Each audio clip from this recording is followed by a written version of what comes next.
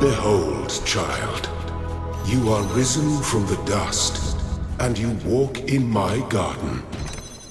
Hear now my voice, and know that I am your friend. This land is but a dream. You will stay here only for a little while. Soon you will awaken in a new world. But first, you must undertake the trials of initiation. They will help me prepare your vessel. The shapes you are collecting are not mere toys. They are symbols of the process by which our people were created. Well done, my child.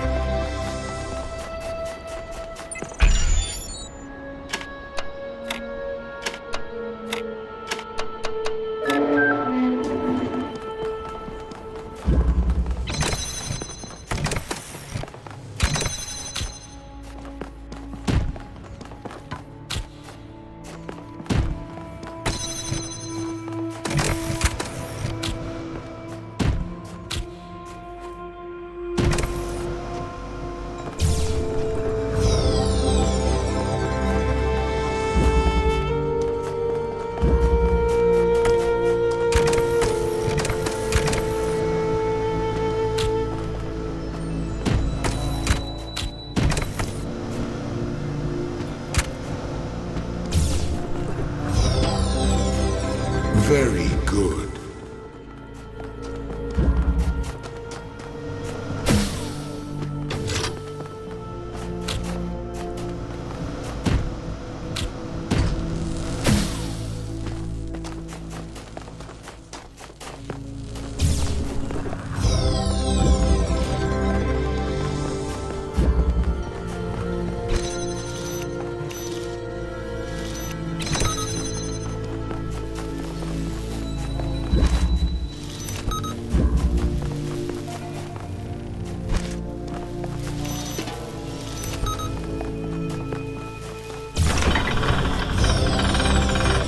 Excellent.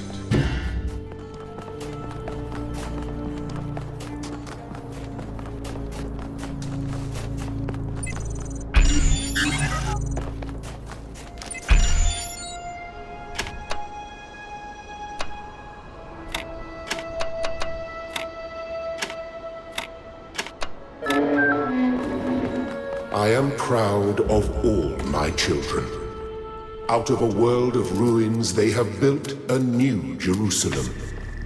And there your brothers and sisters await you to celebrate your birth.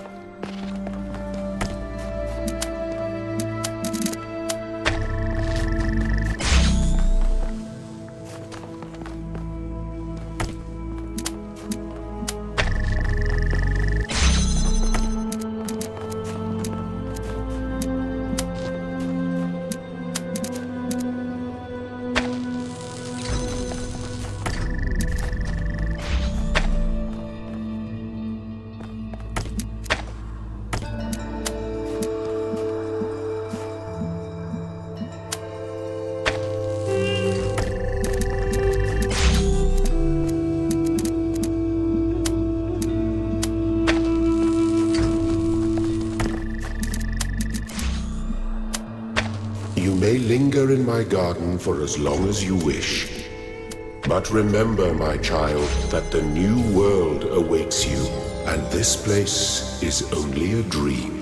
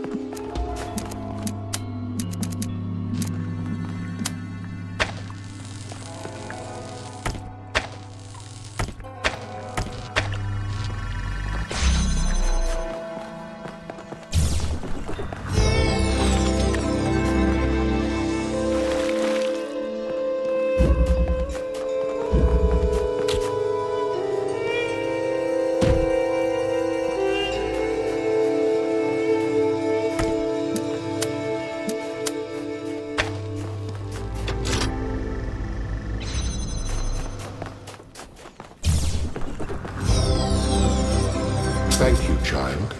I have finished preparing your vessel. Now hear my advice. A new world awaits you, full of dangers and mysteries, signs and wonders. Things that I, in my garden, could never have imagined. In that world, you will have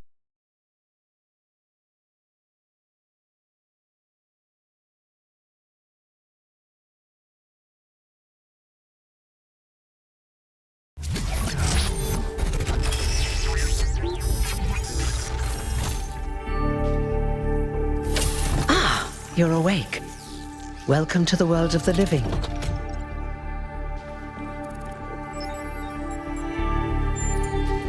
Indeed you are. And I'm glad to see you're so enthusiastic about existence. But I suspect you're also more than a little confused. Don't worry, everyone is confused at first. You see, we all start out without a full knowledge of our own history, so we have the freedom to form our own opinions. Of course. You want the short version or the long version?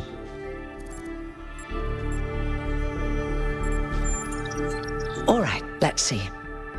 You are a human being. You live on a planet called Earth.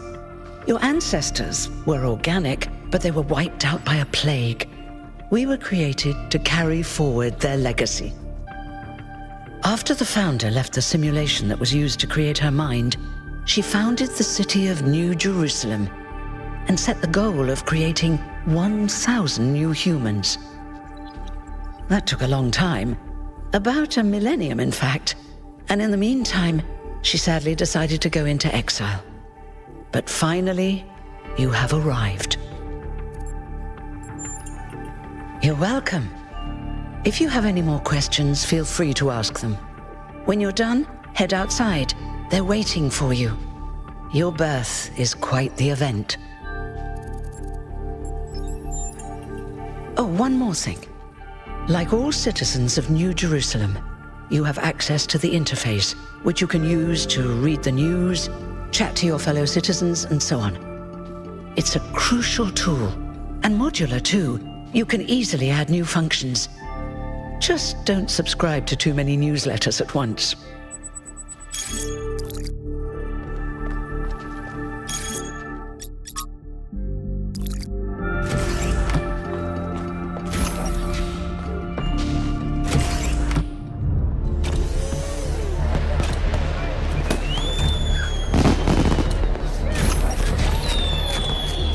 Look, it's 1K.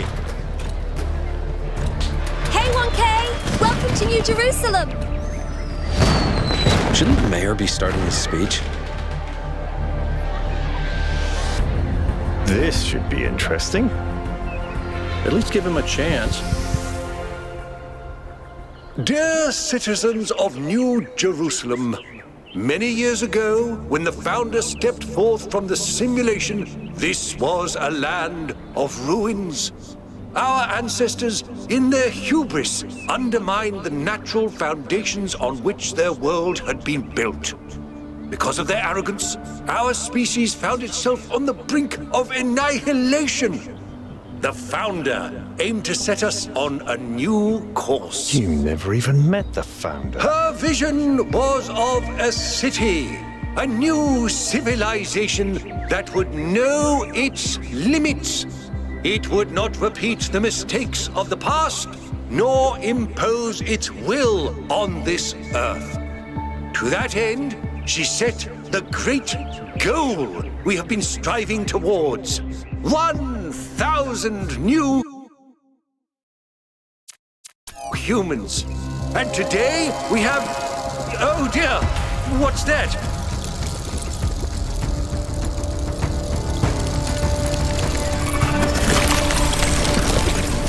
People of New Jerusalem, I am Prometheus, and I will reveal that which was hidden. The flame has awoken and summons you. Who is brave enough to answer its call? We await you upon our island where... Curse you, Pandora. You will not chain me again.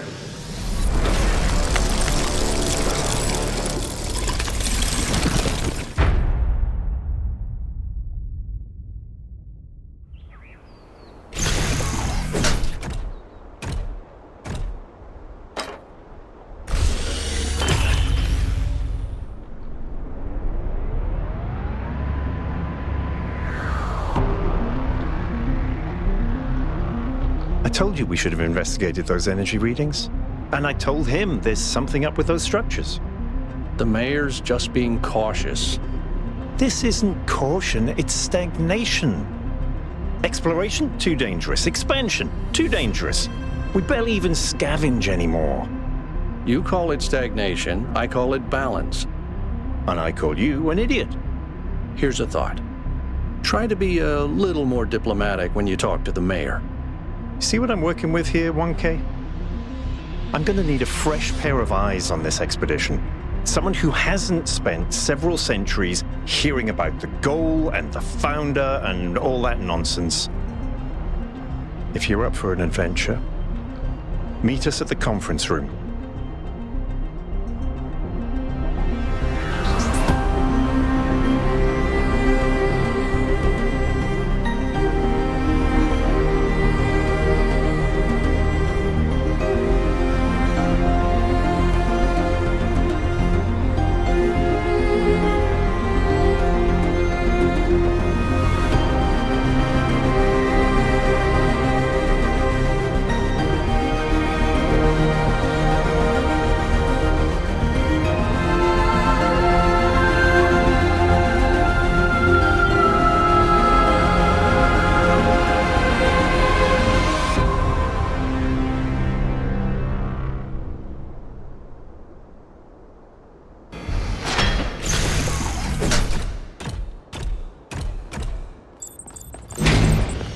What's broken now?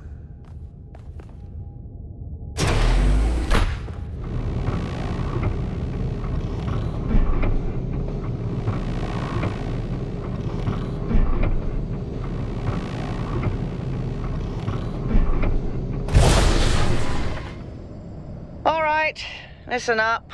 I know you're all having fun down there, but the grid is overloaded again, so maybe you could switch off your personal consoles or your lawn mowers, or whatever the hell you've all decided to switch on all at once. I might not be around to babysit you for a while, and you don't want stuff breaking while Pellegrino's in charge, do you? That's it. That's it. Don't worry, 1K. I see you there in the elevator. I'll have you moving again in a jiffy. Great way to start life in the city, huh? What the hell is a jiffy? These bloody language libraries.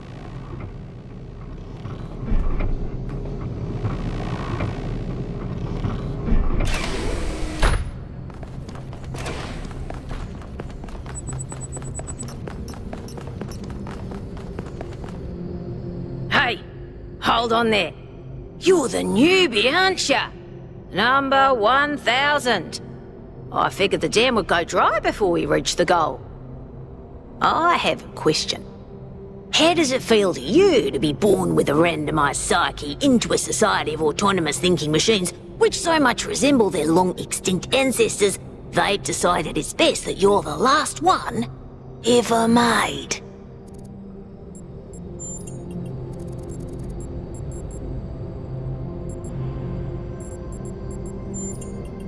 Why?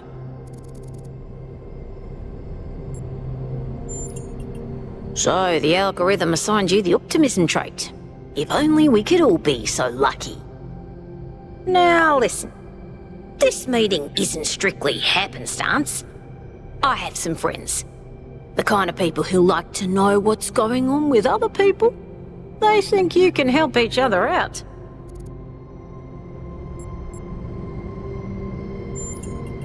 Of course you are. You know how to use the interface, right? I'll talk to my friends and see if I can't play matchmaker. And before you go, a word of advice. Not everything around here is how it appears. Welcome. Do please join us. I would like to preface this meeting by saying I told you something would happen sooner or later and you didn't listen to me. And here we are. If we could focus on the issue at hand. The issue at hand is not this one thing, but this entire attitude that's taken hold. The world doesn't cease to exist when you stick your head in the sand, Herman. Or under a dome, as it were. let's not get sidetracked. We're here to solve this puzzle, not to discuss philosophy. Al's right. Let's move past this for now and deal with this transmission. Yakut, please start the briefing. All right, here we go. Nice to meet you, by the way, 1K. We first became aware of the site designated TTP-2 during a scouting expedition about 6 months ago.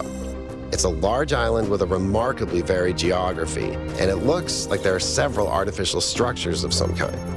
We recorded extremely unusual fluctuating energy readings from somewhere in the middle of the island, but couldn't really make sense of them. I wanted to go and have a closer look, but the decision was made that it was too far and not relevant to the goal.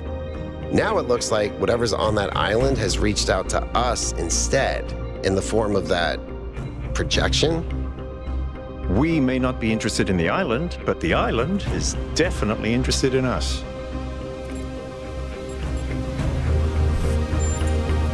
I don't share your enthusiasm for the unexpected, but Byron has been requesting an expedition for some time now, and at this point I'm forced to agree that it's necessary. I agree. Then it's settled. The expedition is approved. Byron, you will be in charge. Al will be your second in command to ensure a balanced approach. You'll take Melville and Yakut as you requested, and if 1K wants to join you, that's fine by me. Excellent. Oh, this is going to be fun. Come meet us out on the landing pad when you're ready. Before you set out so hastily, do consider exploring the city first. So, what's the verdict? Are we going? I guess Byron was pretty convincing, hmm? Well, we'll see. I just wonder how much of the city is going to fall apart while I'm gone.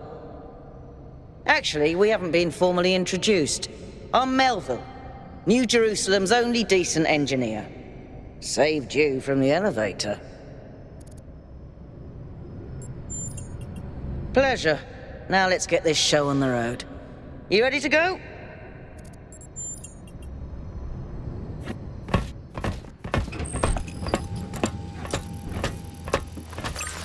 Here we go.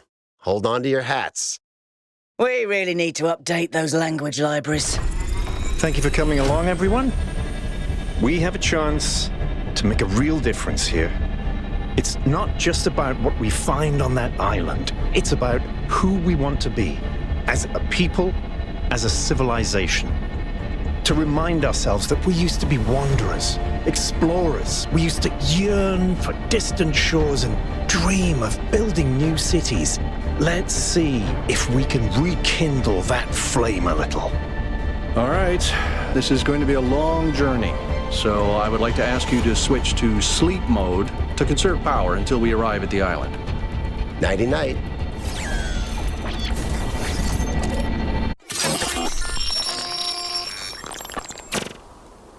You have chosen a dangerous path, a path that will demand sacrifice. But that, my child, is how the future is built.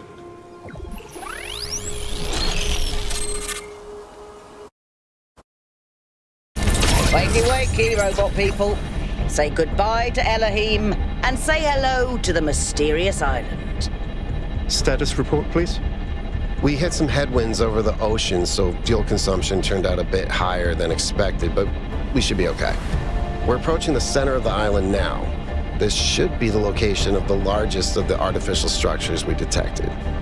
How large are we talking? Do we have precise measurements? It should be coming into view just about... Whoa. It's big. You can say that again. That is a bloody megastructure. If I had a spine, it'd be shivering. Ha! I knew this would be exciting. Yakut, find us a place to set down. On it.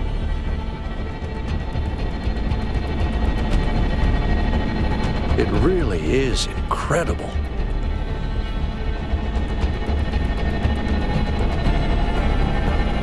Remember to turn on streaming, everyone? Have I ever mentioned that I hate flying? If our creators had intended us to fly, they'd have given us jetpacks. And touchdown.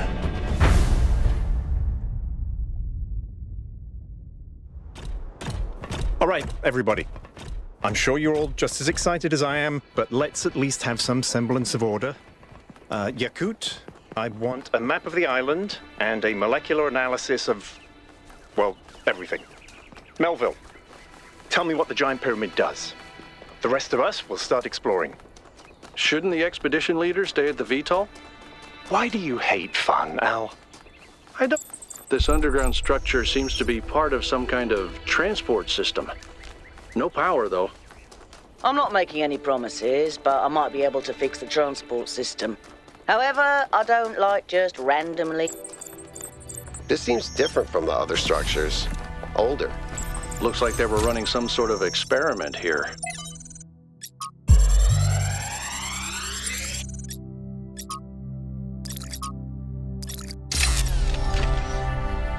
Thanks, 1K. Let's see what we've got here. The file format is the same one we use in New Jerusalem, although some parts aren't loading correctly. And it crashed. Hold on. There we go. Okay. You know what? I'll hack together a solution for the transport system.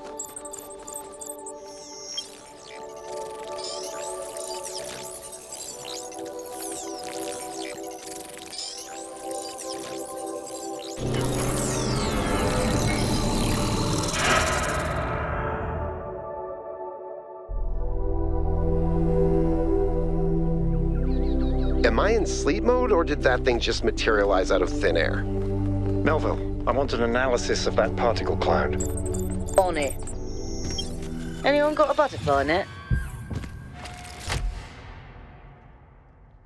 I'm connecting the transport system to our interface. Hold on. Where is the capsule taking 1K? To that enclosed area in the eastern lowlands. I put all the information we have on the map screen. Check out your interface. Thanks. Sorry, my bad. We'll catch up with you soon, 1K.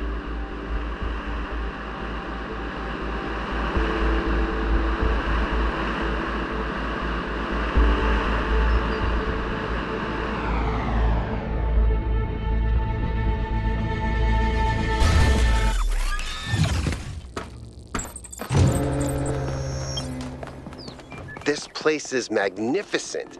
Look at that tower. I wonder what it's for.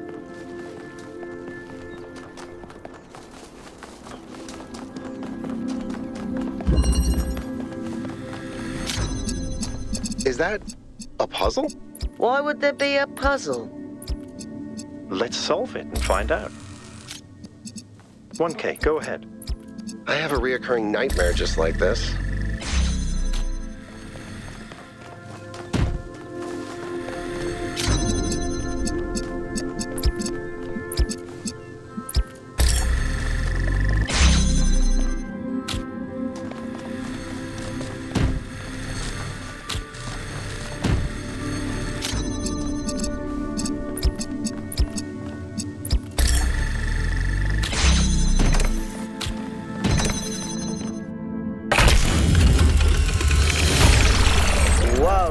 I'm reading an enormous energy spike. It's another particle cloud.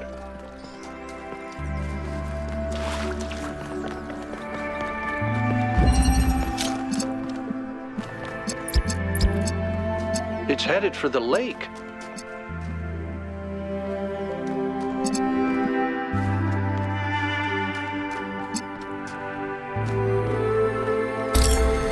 I think the cloud's been absorbed by some sort of device. Fascinating. Melville? Yeah. I'll add it to the pile of weird stuff.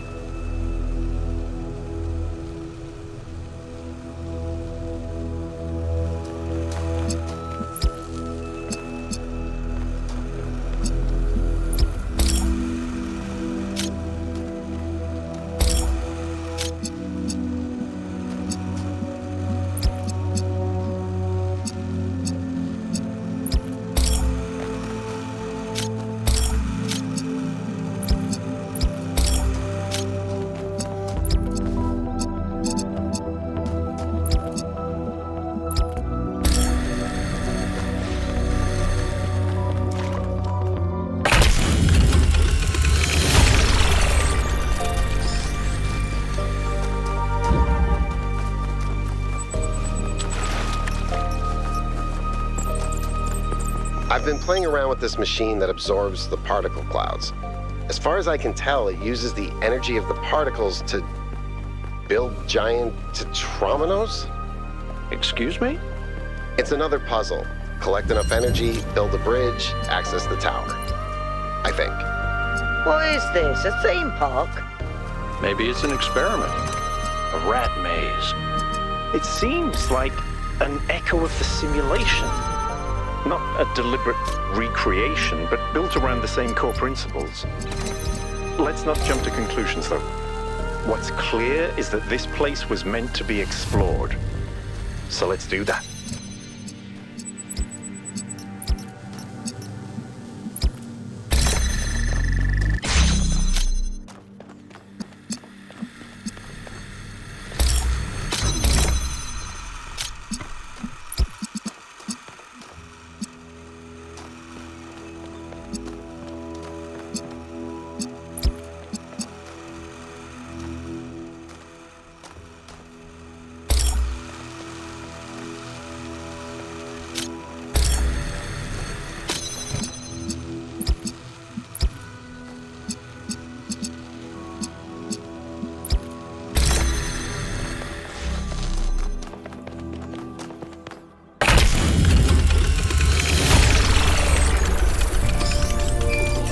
Solving these, 1K.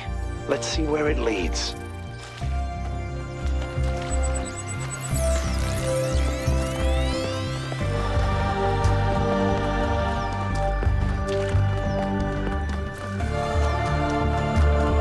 I ran the samples I collected so far. The soil sample results are in line with what would be expected in this type of environment. The samples from the above-ground structures, though, I tried dating them, but the results just don't make sense. None of the typical molecular markers are present. These walls could have been made 10,000 years ago or yesterday. I could try to estimate an age based on erosion and plant growth, but I'm not sure that would make sense given how weird everything else is. Good work, Yakut. Keep at it.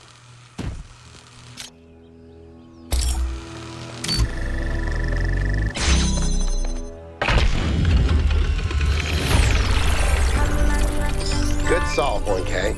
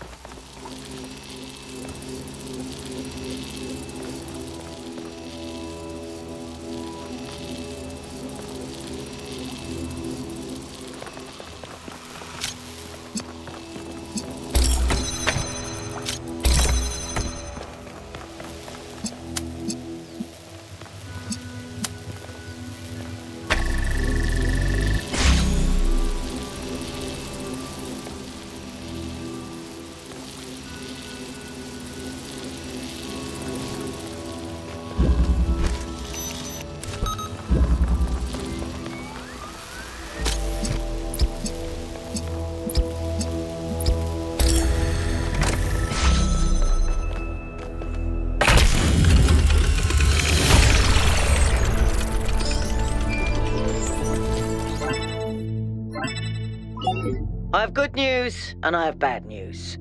Still no idea what those particle clouds are, but I've managed to fix the transport system. I mean, I fixed another bit of it. Well, it goes to one more station now. Don't complain. 2 stations are better than none.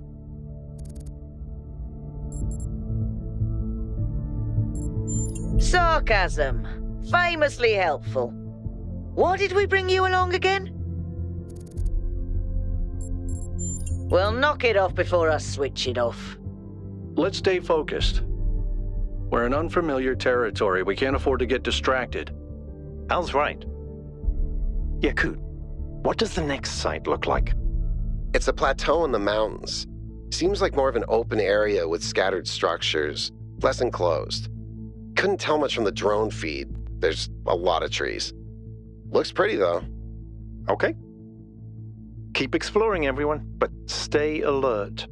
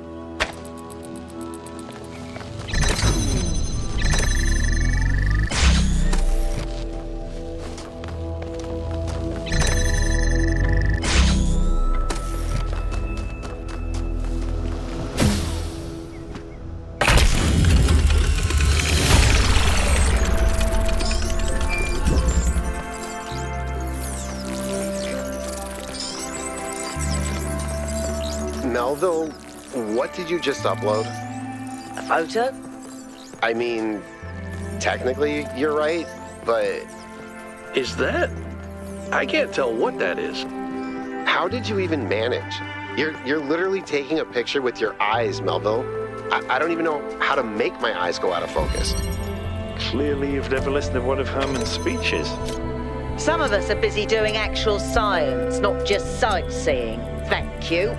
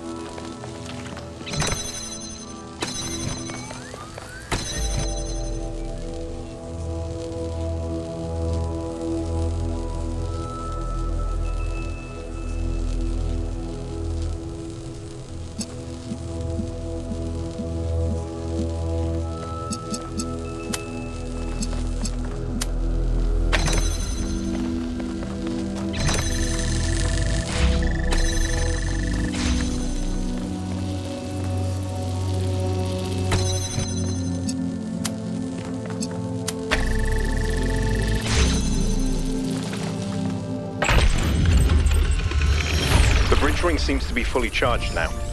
Try accessing the tower, 1K.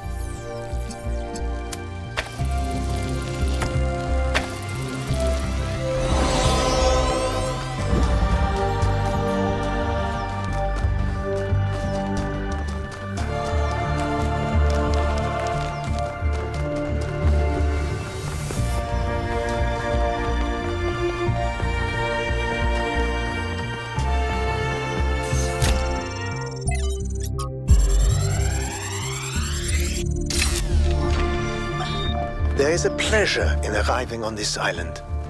The pleasure of being the first to step foot here in hundreds of years.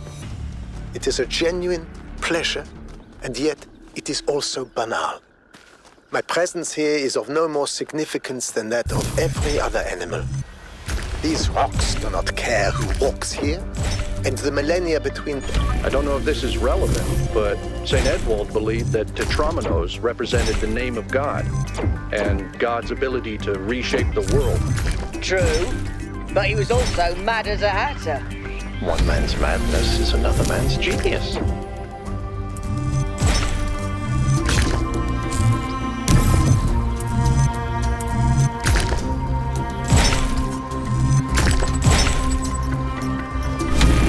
Booted up, I was terrible at the Tetromino arrangers. Those are actually the only ones I was good at. What? I'm just saying.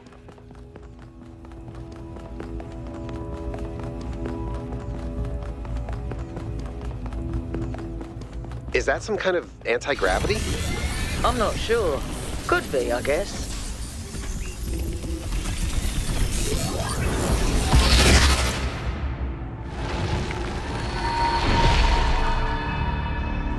In the beginning, the gods shaped humankind out of the clay of the earth and gave them life with their own breath.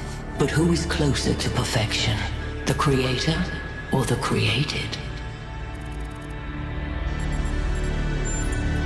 Nature is blind, but the hand of the craftsman works with precision.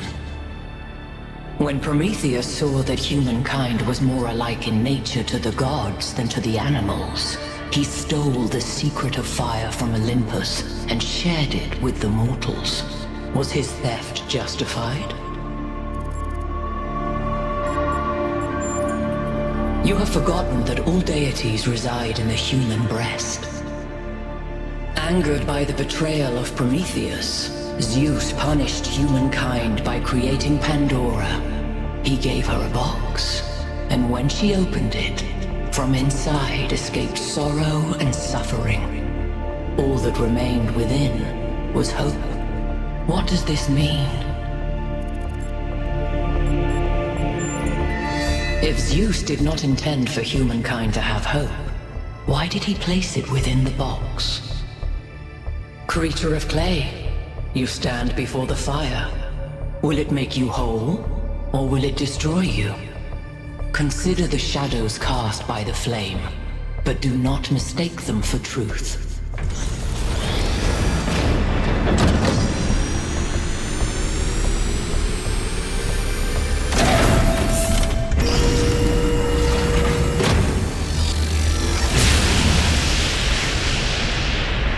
Guys, look at my stream.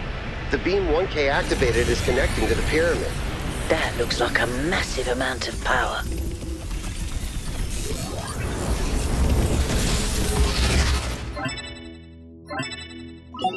We need to talk about what just happened.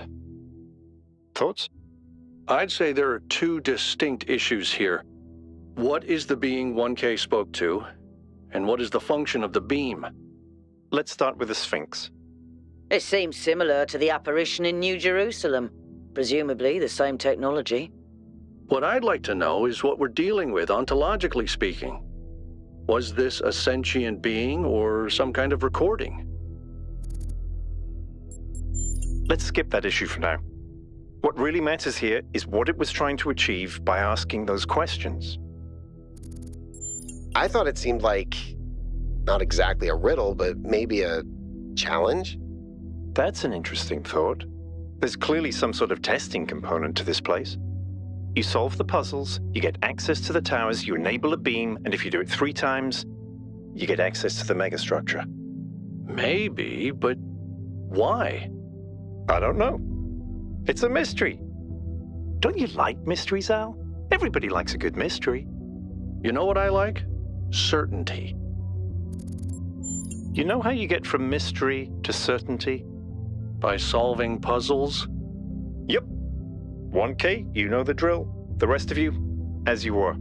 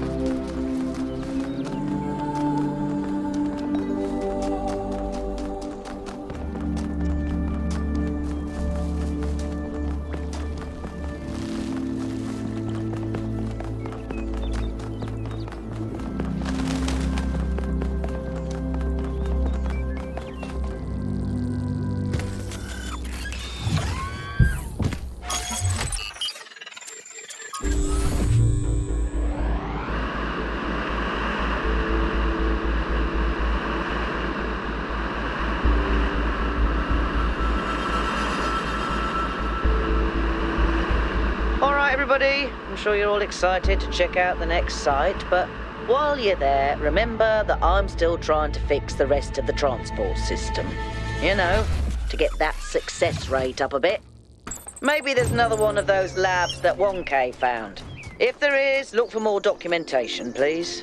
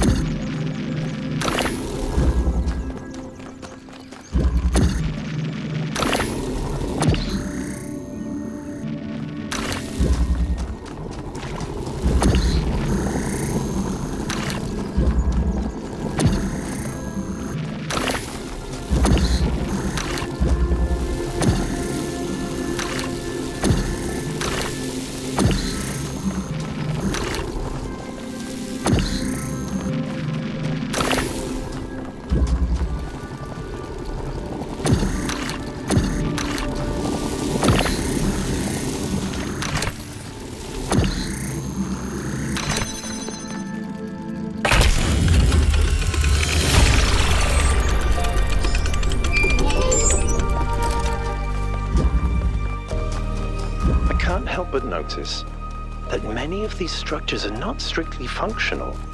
There's a sense of aesthetics, of beauty here. This place might be meant to test us somehow, but perhaps there's more to it than that.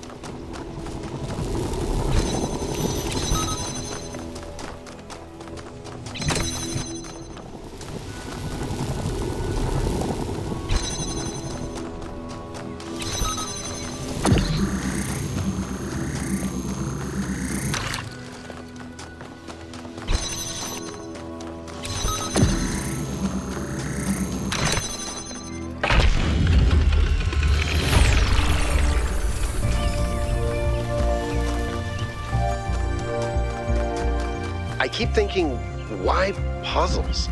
Is it just their symbolic value because of our history? Because the thing about puzzles is they can be solved. But if this is about testing us, what are we being tested for? It can't just be about spatial reasoning. Our curiosity? Our persistence? You're assuming that this place follows a coherent logic. My impression is that it's full of contradictions.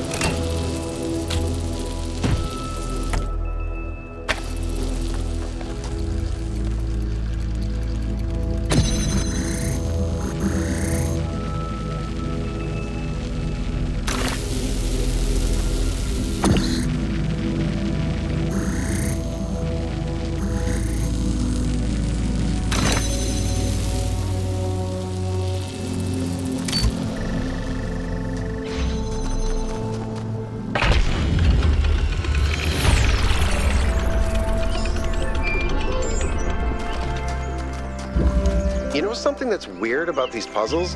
They're not replicas of the simulation puzzles, like the ones in the museum. Wasn't there an artist who did an exhibition a few years ago that involved new puzzles of some kind? That was Barzai. It was called Trials of an Imagined Past.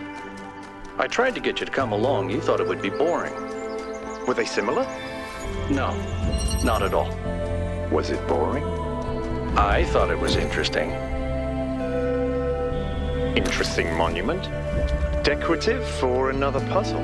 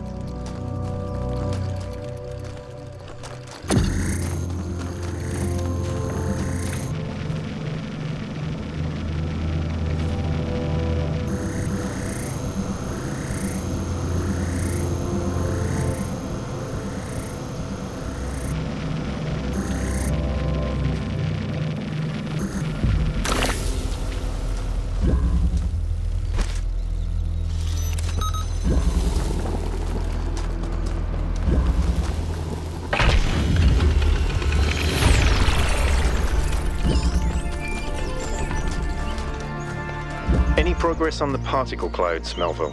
It's pretty clear they're integral to how all of this functions. I've gathered a lot of data, but I still have a lot of numbers to crunch before I can give you an answer. And I can't guarantee that my answer won't be another question. I'm glad we don't get headaches.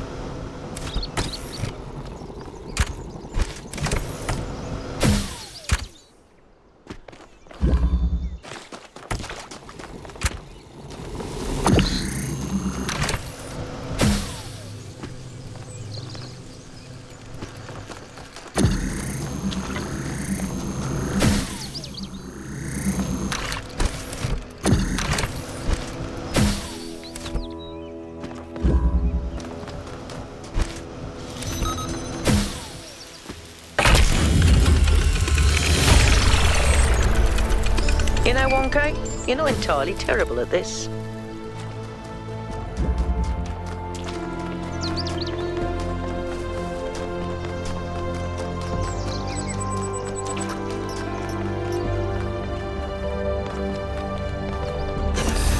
This is very similar to the structure where you found the schematics. Wow, that's a lot bigger than I expected. What were they doing here? And who are they?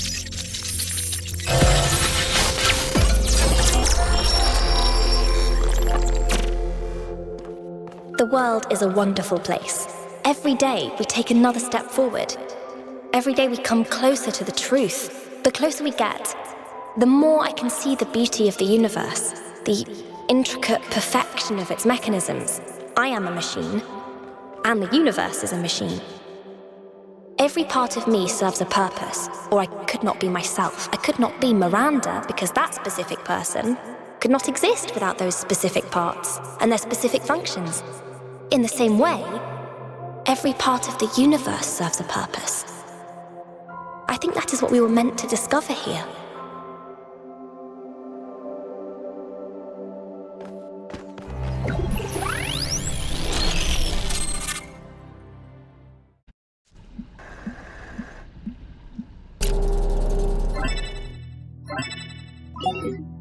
"1K, you just connected to an extremely powerful data stream. Are you all right?"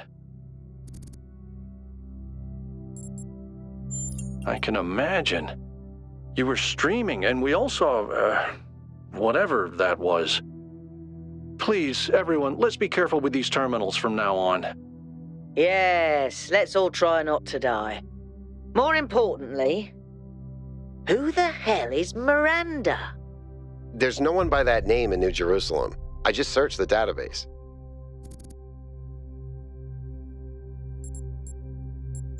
I don't recognize the voice either. Maybe we need to consider the possibility that it's someone new. Someone we've never met before. But where did they come from? And how many people does it take to build something this huge? Like I said, we need to find out more. Well, you'll be happy to hear that I'm about to fix another part of the transport system. Thanks for the files, 1K. I hope they didn't fry your brain.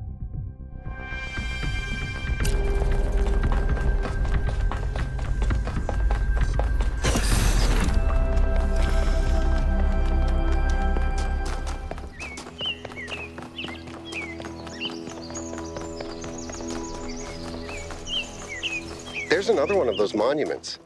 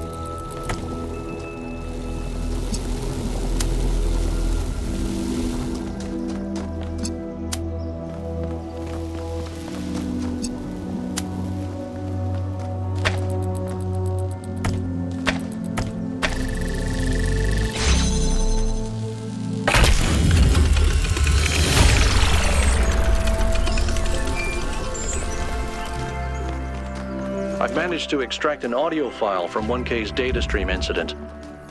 It's hard to be sure because it's just a fragment, but I think it's some kind of log or diary. We finished a new lab today. Some processes are still harder than others, but energy output was up 2,000%. It's incredible how each leap forward enables another. The next iteration of the machine will... So as we suspected, someone was experimenting here. But experimenting on what? What was this machine they were building? Maybe it's whatever powers the megastructure.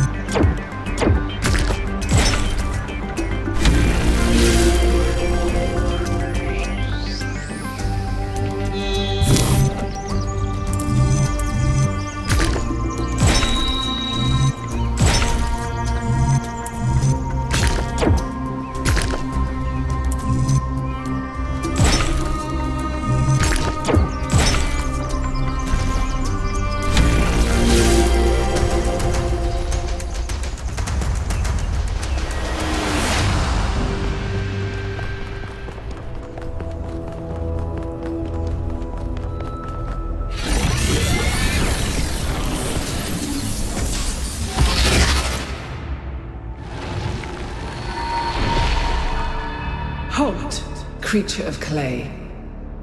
You have strayed from your garden and entered a domain that is beyond your ken. Turn back now, before you harm yourself and others.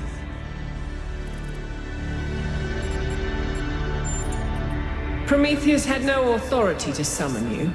He is rash and foolish and given to trickery, but his schemes lead only to ruin. Therefore heed my warning. The flame is not for you. Your desire to protect your city is commendable, but you must remember that knowledge leads to temptation.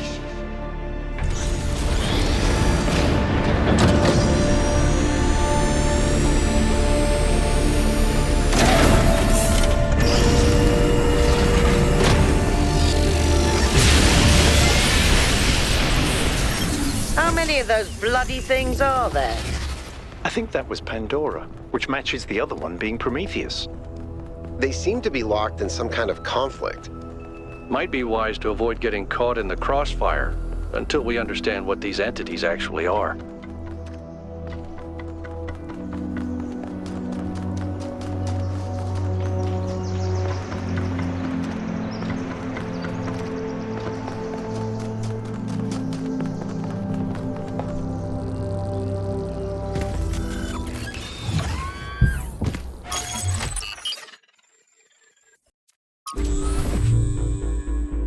After 1K found those labs, I started thinking, where did all the tech come from? So I had a look at the serial numbers, and it turns out the answer is New Alexandria.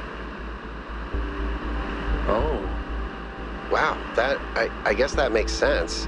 After the explosion, the colony was abandoned. Nobody ever went back for all that stuff. We had enough to deal with. So many dead. So that's one question answered. But how did they go from scavenged Alexandria tech to all this? How did we go from nothing to where we are now?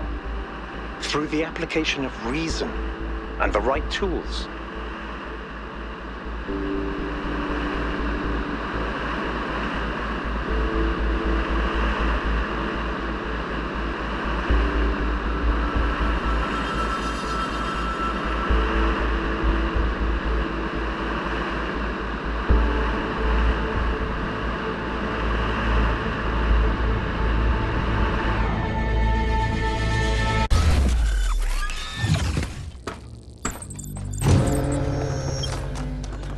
Look at the size of that structure.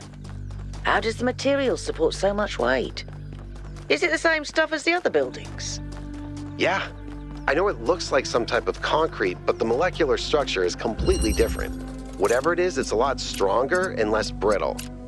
Are the labs made out of the same material? No, that's just ordinary concrete. Although it does have some molecular weirdness going on too. Too little variation in the grain.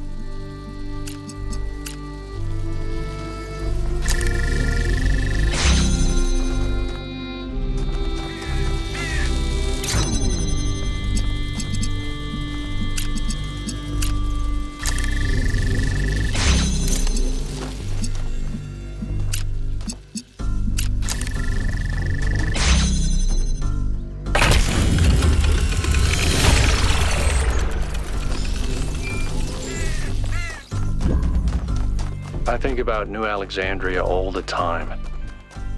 But realizing this place was built on its bones just brings it all back even more. We were so optimistic when we started. So full of ourselves. Thought we could accomplish anything. And then, in one single moment, it was all gone. I remember a flash, and then just lying there, realizing that my legs had melted. I tried to pull myself away from the fire, but the servos in my arms were broken. If Eustathius hadn't found me, sorry, just some old scars.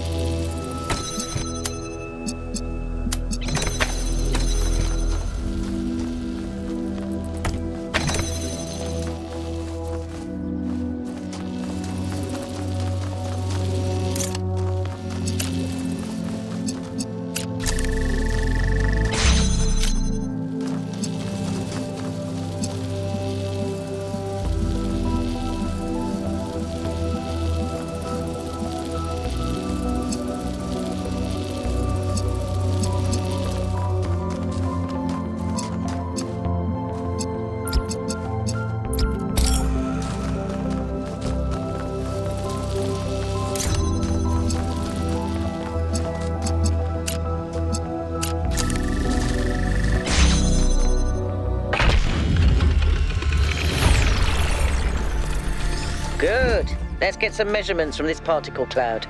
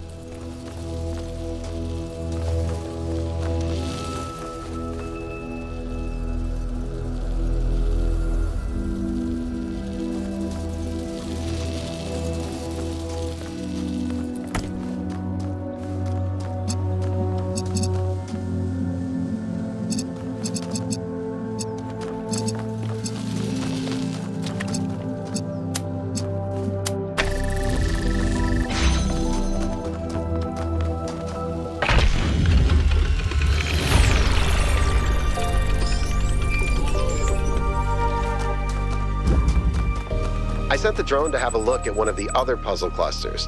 It seems they remain inert until they're connected. I uploaded the pictures to the log. Should we check them out with the VTOL? Let's conserve fuel as much as we can. There's no point in going there if it's all dead.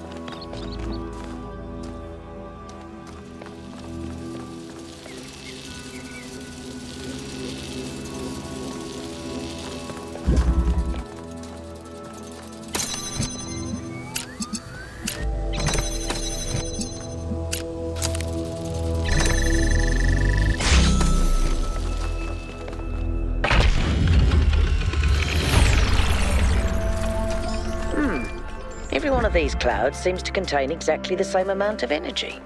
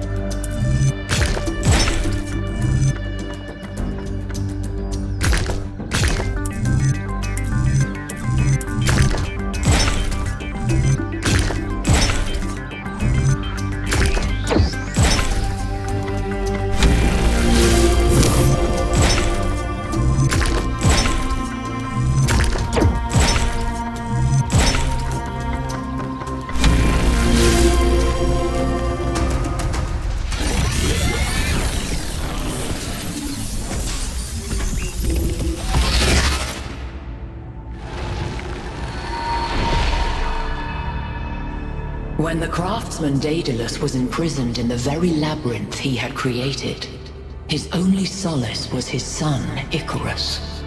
To escape their plight, he fashioned wings of feathers and wax. He warned his son to fly neither too high nor too low, but his son, enraptured by the freedom of flight, flew too close to the sun. Thus the wax in his wings melted, and he fell to his death.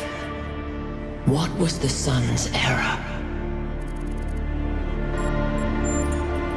The greatest fool is he who cannot tell the words of a story apart from their meaning. After the death of his son, Daedalus withdrew in sorrow to a foreign land. King Minos came looking for the craftsman to exact his revenge. The answer to a riddle revealed where Daedalus dwelled, but for Minos, that answer was his ruin. Consider King Minos burned in his bath as you seek your own answer.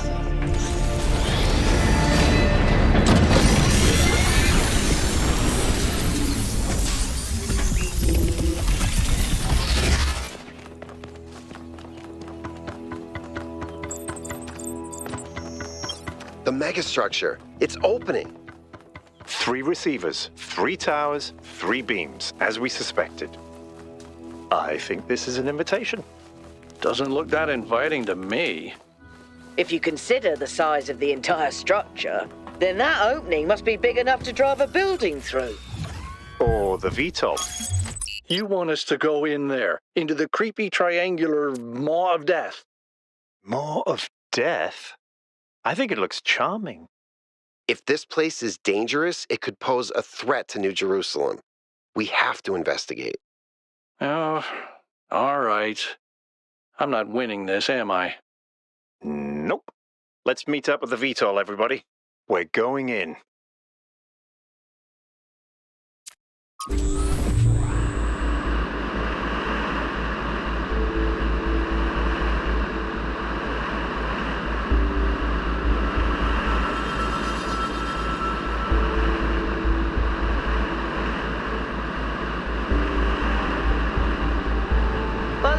I finished my analysis of the particle clouds. At first I thought they might be some kind of nanotechnology, but I was wrong. It's a lot worse than that. What we're looking at is a completely unknown type and state of matter. Completely inexplicable within our understanding of physics. Created and manipulated by someone. Yakut, take us in. Aye, aye, sir. Have any of you ever read an ancient writer called Ian Banks? I guess not. He postulated the concept of the outside context problem. That's when a society encounters something so advanced, so different, that they simply could not have conceived of it. That's what this is. This whole place is one giant outside context problem. And we're headed right into it.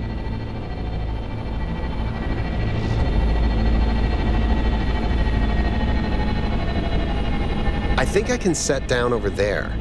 Should I? Please do. I can't wait to get a closer look.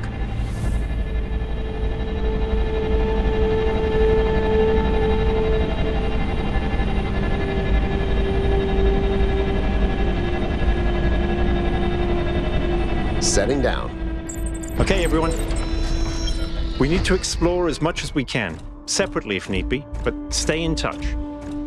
Record anything interesting you find, and pay special attention to any clues as to who built this place and why. The schematics we found in that lab were extremely incomplete, so if you can find any more of those, that would be great. I think someone should stay at the VTOL just in case. I volunteer you. See you later, Al.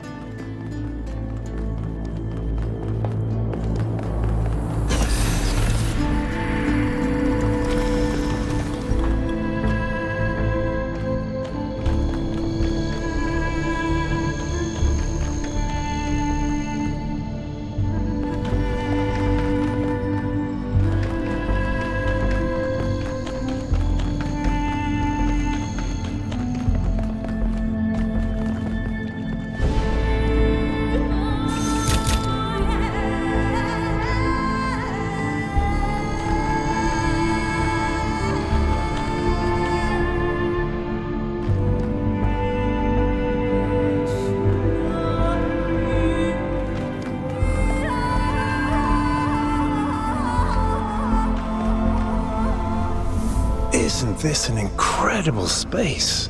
Look at it all, it's beautiful.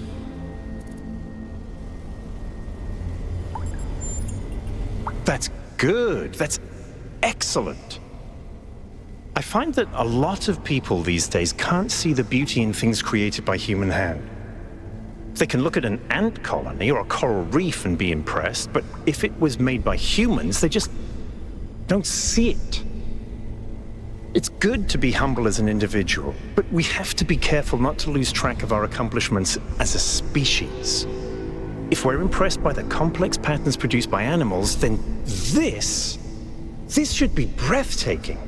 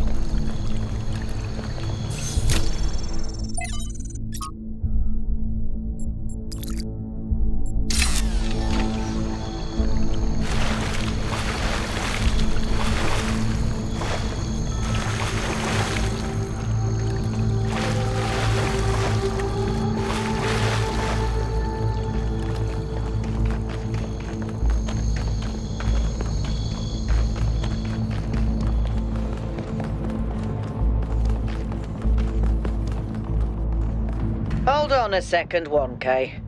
I think I can find an override for that door. Maybe after that, you can help me with this elevator? One problem at a time. What's going on with these file structures? Okay, door should be opening. Now, about the elevator. Actually, the elevator's fine. Are you sure? Yeah, I'm pretty sure. No idea where I am, but it's working. Don't go too far. Try to circle back. On it.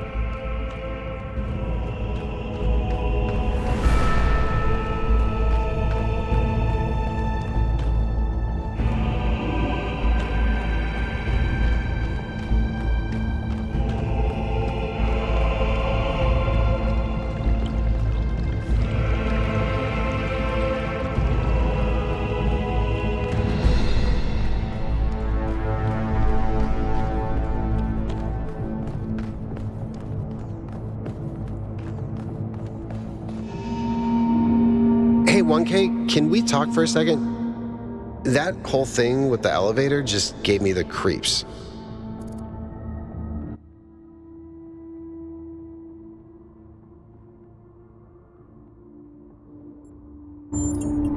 When we first arrived here, I was really excited. It's such a huge place. The technology is so advanced. If we figure out what it all means, we could really change the future of New Jerusalem. The mayor says we have to avoid repeating the mistakes our ancestors made, to stay humble, to not reach too far. And that sounds very abstract, but I've seen the ancient cities.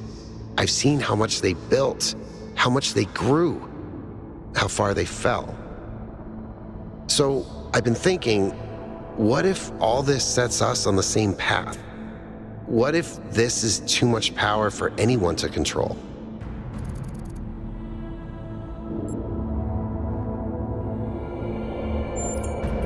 So what do you think it was? What made our ancestors destroy themselves?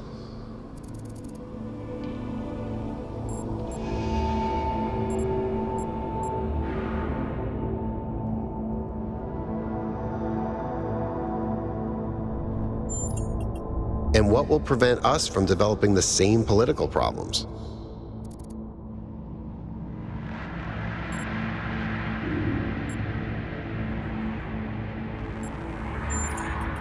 You're right. Sometimes I just get so pessimistic, you know? But if you avoid every risk, you'll never do anything that matters. And then what's the point of survival? Thanks for talking to me, 1K. I know we're in the middle of something, but I kind of needed that.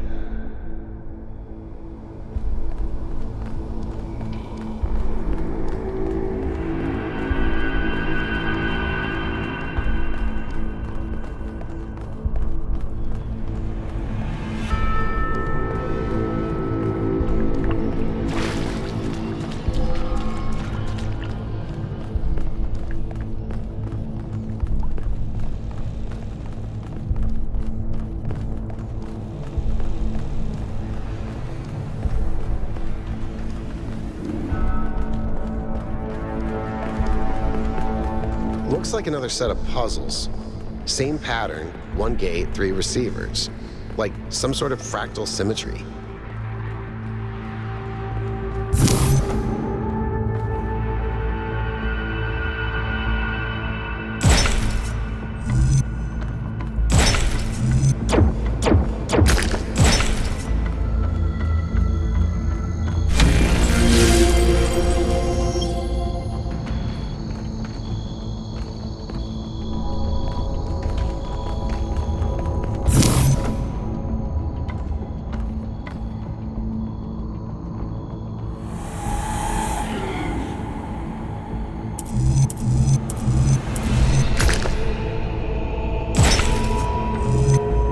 I keep getting locked out of parts of the system. I think I've tracked down some more schematics, though. Let's see. This might do something. Or not.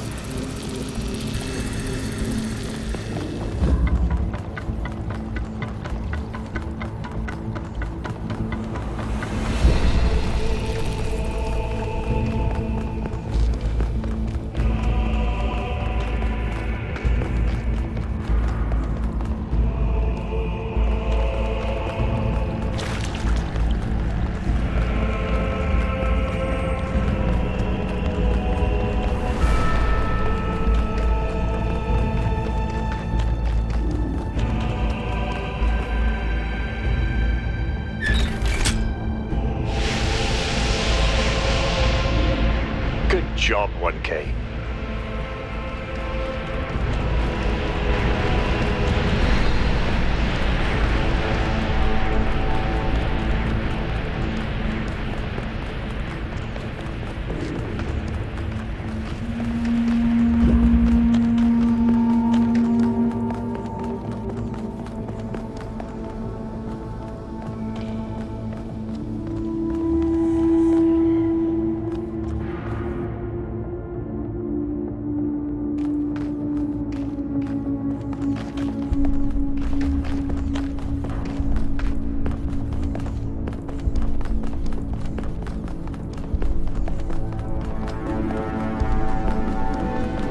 This is madness. Even the walls are bursting with power.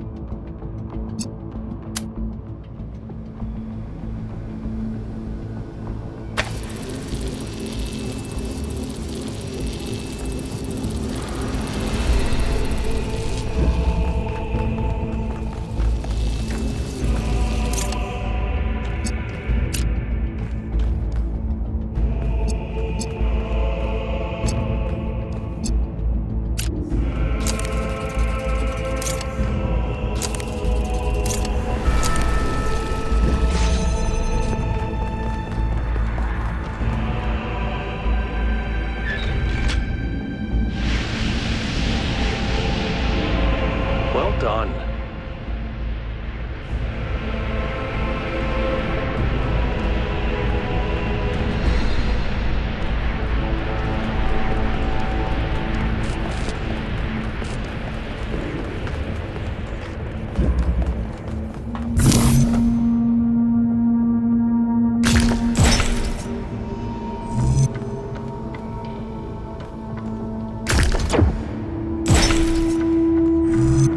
How far down this goes.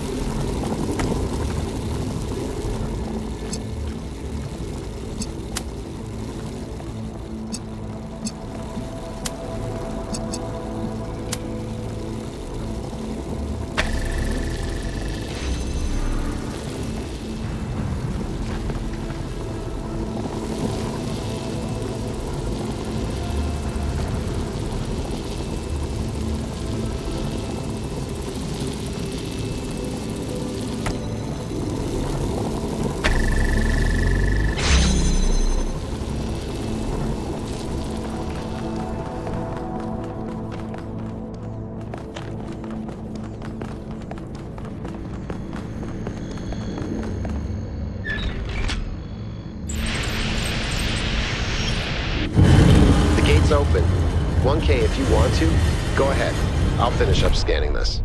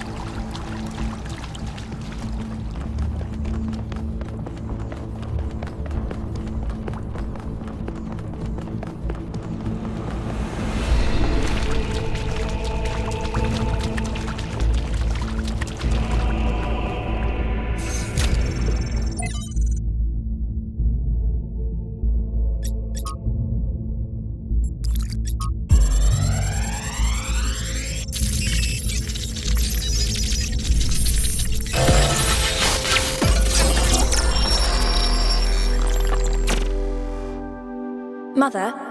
What are you thinking about, Mother? The Talos Principle. You see, it has two applications. One is to the self. It means facing the truth even if it frightens us. Understanding that living beings are machines and we can't afford to lie to ourselves. But that's just the beginning. The second application is to the world. This one seems easier at first. It's less difficult to understand that the universe is a machine, governed by laws. So we and the universe are the same? No, and that's the crucial part. We are conscious. Consciousness is rare, unlikely, but it's also the foundation of everything else. Without us, there can be no meaning. Without someone to perceive it, the beauty of the universe is pointless. But that shouldn't make us arrogant. No, in fact, it means we carry a tremendous responsibility. We are the light of the cosmos. And if we go out, there will be nothing but a cold, dark machine.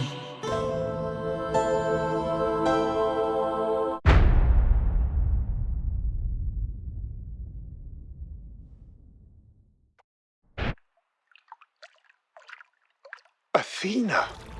The founder was here? She could still be here. What if this is why she left, to build all this? We have to look for her. I'm reading some pretty big energy spikes. I think we better scramble. But she could be right here, right behind the next door. I could turn around a corner and walk right into her.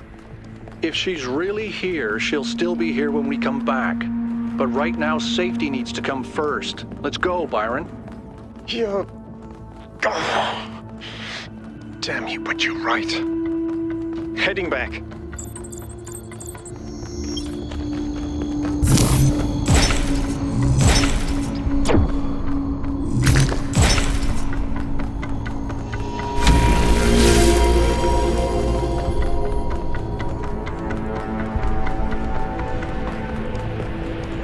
Was that really the founder? I think so. It was her. For years, I've wondered what happened to her, why she left, where she went, why she didn't tell me. If the answers are here, I promise you we'll find them. We just have to be careful.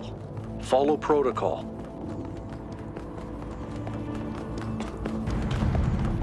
I still can't believe the founder built this place. Has she been here the whole time? We don't know that she actually built it. All we know for sure is that she was here at some point.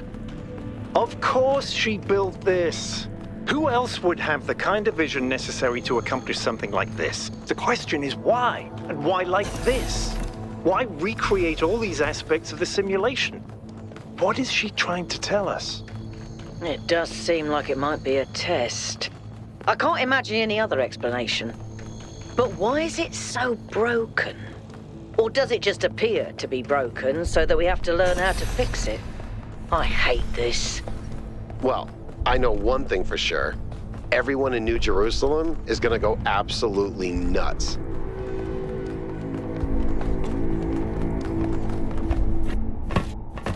All right, take us back to base camp, Yakut. Yes, sir.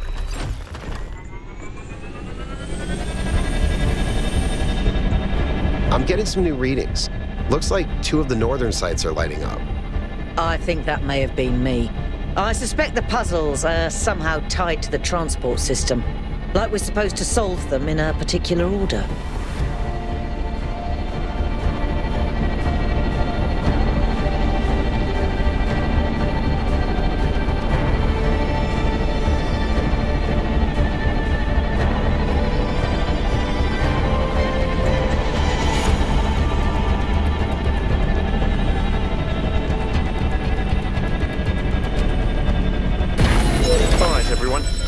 Our main objective is getting back into the megastructure.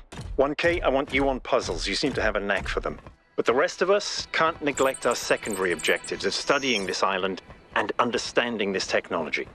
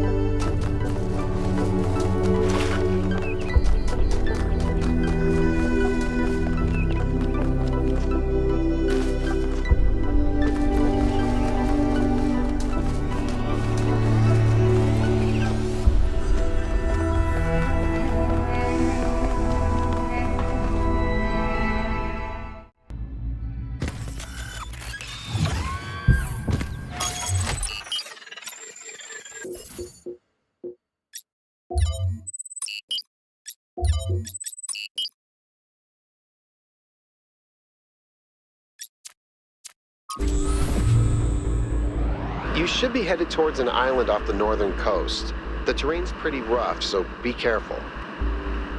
The island has another island? Yes, it has several, actually. How irritating. What?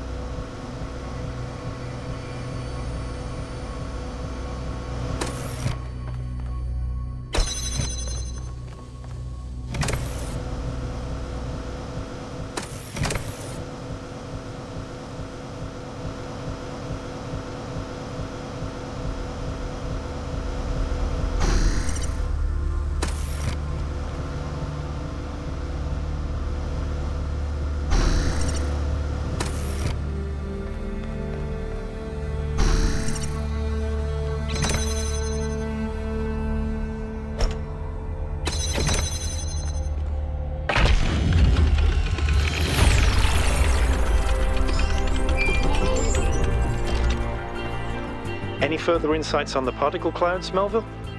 To be honest with you, Byron, I feel like a caveman trying to study Bose-Einstein condensate. I'm seeing unknown particles whose every property violates the laws of physics, apparently capable of being controlled and recombined into just about anything. It's ridiculous. Maybe someone in New Jerusalem can figure it out. Sure, just give them another 1,000 years.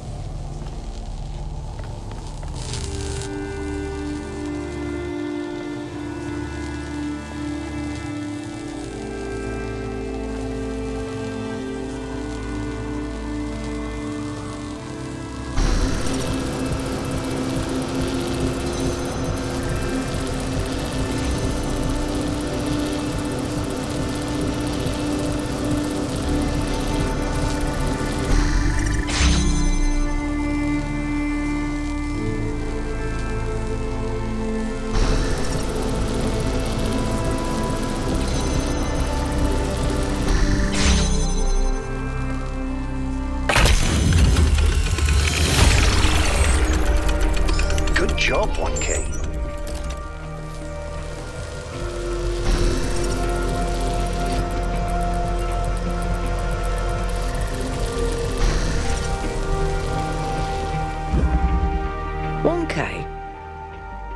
I've been watching you solve these puzzles, and this body replication tech is incredible.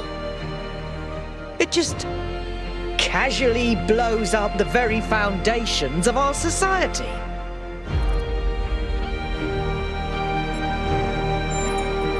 Do you have any idea how hard it is to make more of us? We're not like a toaster.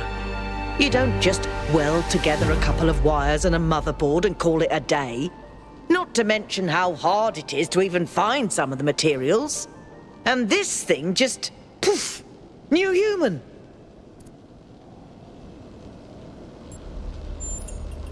It was. Or was it? And even if it was, sorry to be heretical, but does it matter? If we can figure out how this works, we can finally, easily create more people. We can grow. We can expand. We can build a real civilization. Isn't that worth pursuing?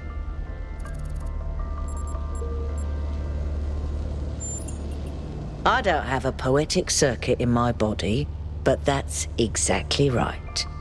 People get on my nerves, but without them, the world is boring.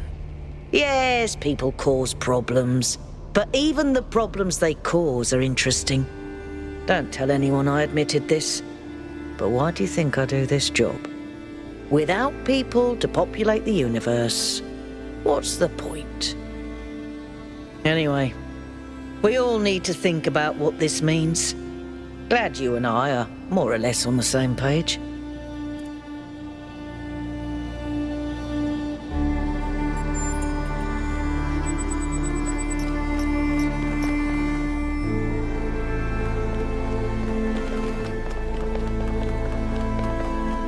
This body replication technology is proof of just how vital this expedition is. We may not know how it works and what its limitations are, but the technology itself isn't even what really matters. What matters is to expand our imagination, to realize that other futures are possible. I'm glad you see it that way too, 1K. After all, the world is better with you in it, isn't it?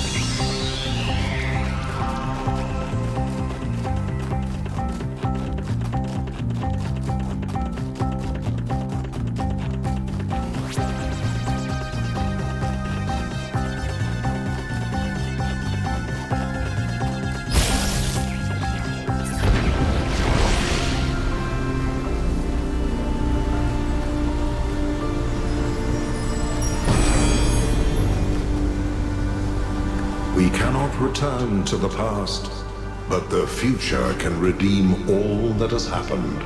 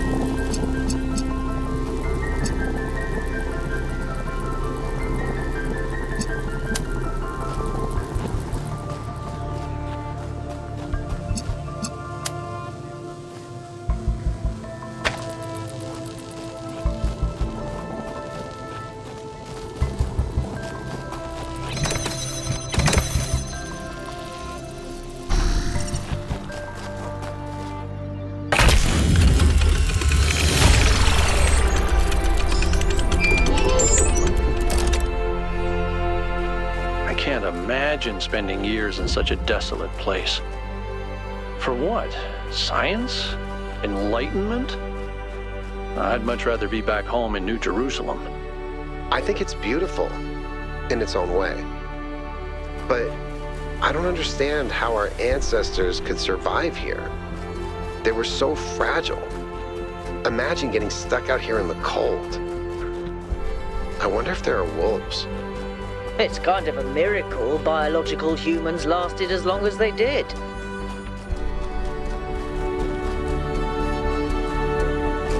Another set of golden gates. These must be connected to the ones near the megastructure. There was a harder set of puzzles in the simulation, right? And maybe they're like that. I know 1K is probably like, yay, harder puzzles. But to me, that sounds like error code 704. No thanks.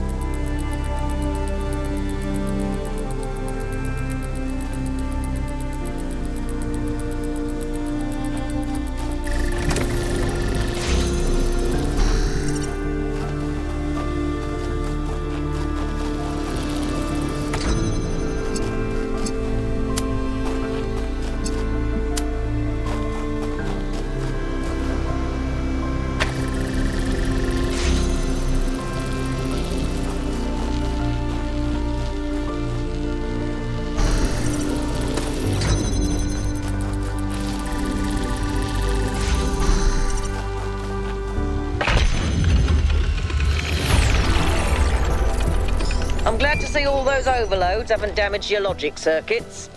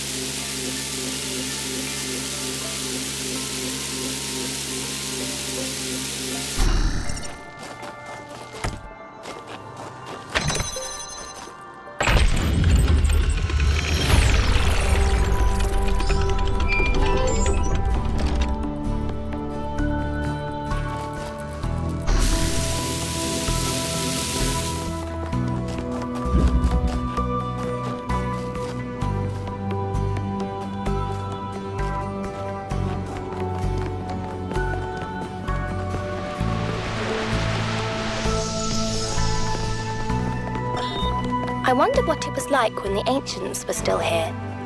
Their world seemed so lively. Not always in a good way. Interesting times are great to read about, but rarely great to experience. That's true. But they left behind so much art and philosophy and religion, and so many strange stories. Is New Jerusalem like that? It was, in the beginning.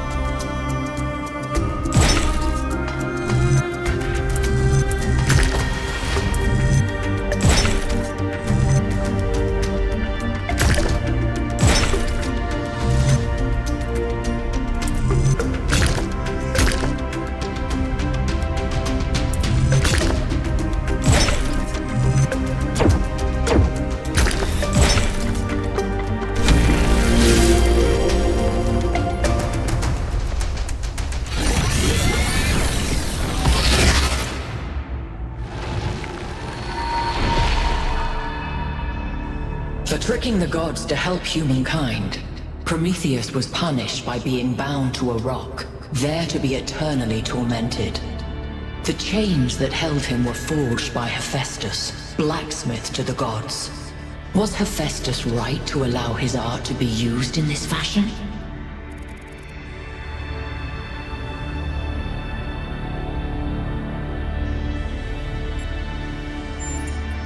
And why was it for lowly, lame Hephaestus to make this choice, and not mighty Zeus? Make yours wisely, then. As you continue your journey to the flame, remember Hephaestus and the burdens of the blacksmith.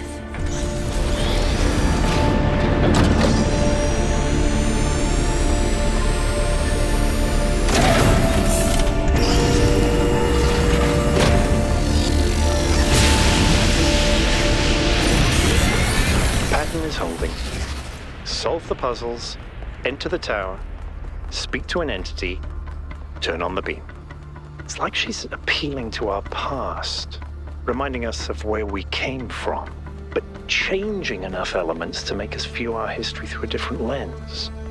Or maybe I'm completely missing the point. I don't know. You might have something there. I read about this in a book. It's called defamiliarization.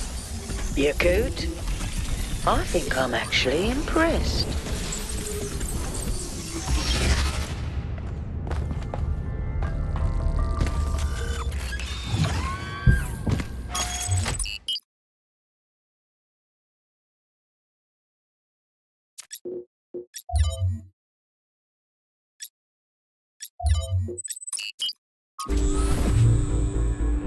You're on your way to an island.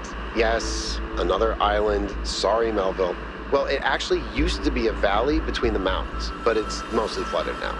That probably happened long before the founder came here, though. Another legacy of our ancestors. Do me a favor, will you? Look for another one of the founder's labs. We can't get back into the megastructure without getting to the third site in the north, but I need more information to make more fixes.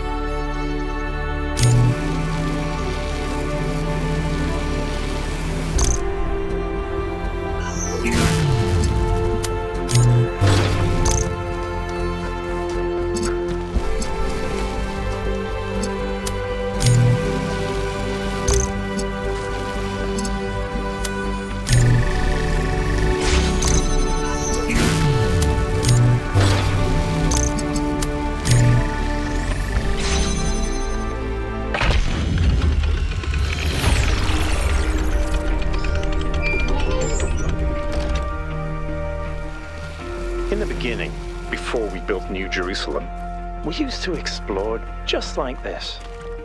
Small groups setting out for the horizon, looking for resources, trying to make sense of the world we'd been thrust into, trying to find a way forward. It was a hard time, but I can't deny that it was also exciting. I think it's part of our nature to be wanderers. Our ancestors crossed entire oceans on flimsy wooden boats just to see what else there was. Is it weird to feel nostalgic for a time I never experienced? I just think I could have contributed so much more back then. It's not weird, but it wasn't all sunshine. People died. Yemo, Calvin, Isaac. I know, Al. They were family to me. Sorry. It didn't mean to reopen old wounds. It's a legitimate point, but I don't think it invalidates the sense of wonder we felt. That's what kept us going.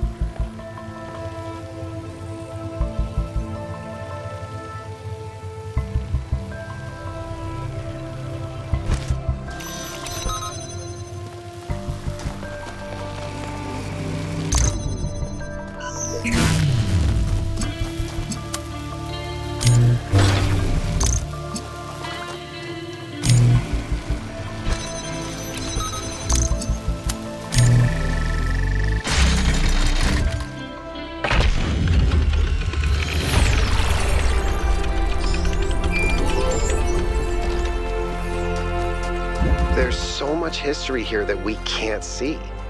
The founder must have walked these paths hundreds of times, maybe thousands.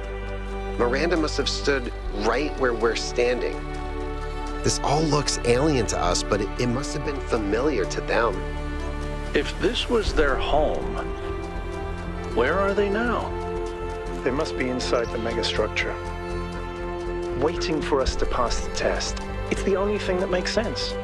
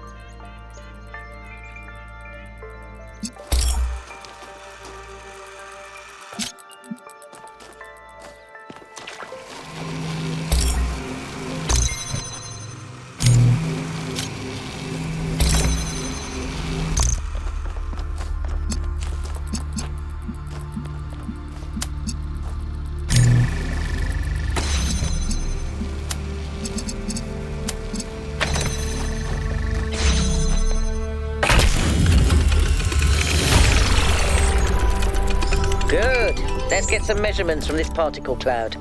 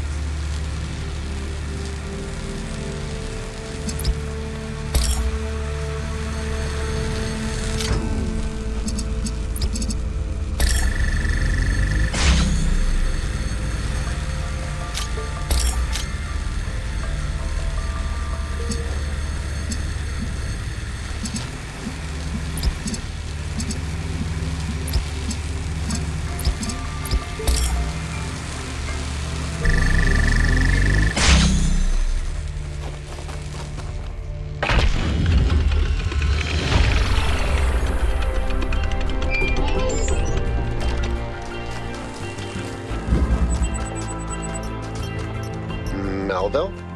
What is it now? Why did you upload a picture of your hand? Why do you care that my hand is in the picture? Your hand isn't in the picture, it is the picture. I like it. It's very artistic. Let's stay professional, everyone. It's not right to make fun of Melville's comically absurd inability to take decent pictures. She's a hyper-advanced humanoid machine, not a photographer. You'll pay for this, Byron.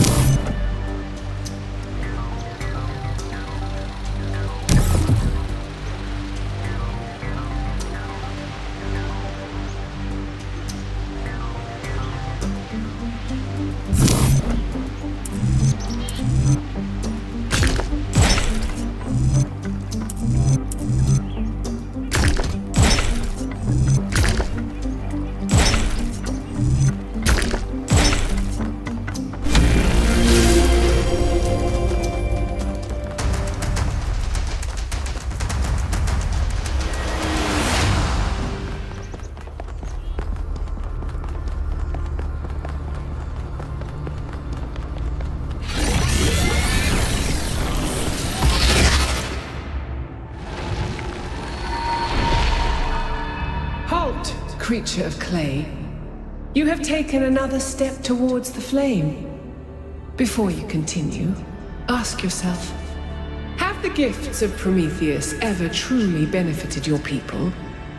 Or have they brought nothing but strife?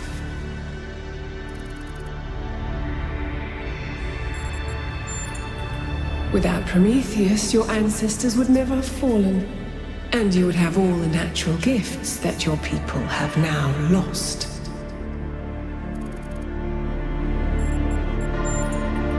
Your ancestors were short-lived and resilient. You are long-lived and rigid. You think you have raised yourself above the animal kingdom, but you stand on feet of clay.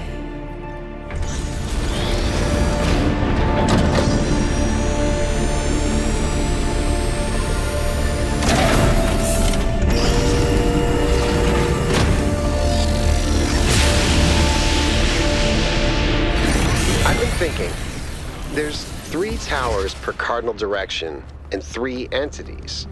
You'd think it would be symmetrically arranged, 1 tower per entity, right? But we haven't seen Prometheus at all. We're built to find patterns. Maybe we're trying to find patterns where there aren't any.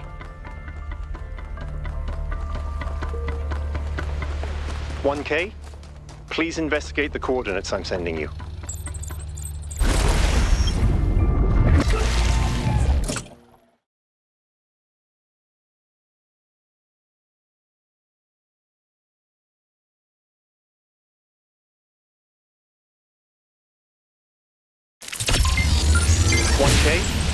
Please investigate the coordinates I'm sending you.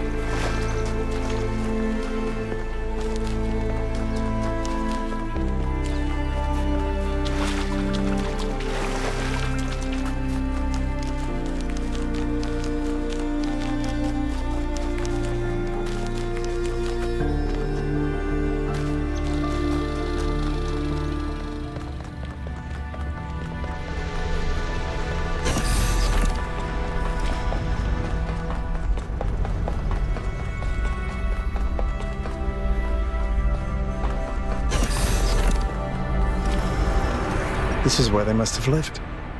Athena and Miranda. You know, for a moment, I almost expected to find them here. But the only thing that's still functional is the megastructure. I'm sorry. This must be awfully strange for you being thrown into all this history. But that's why I needed you.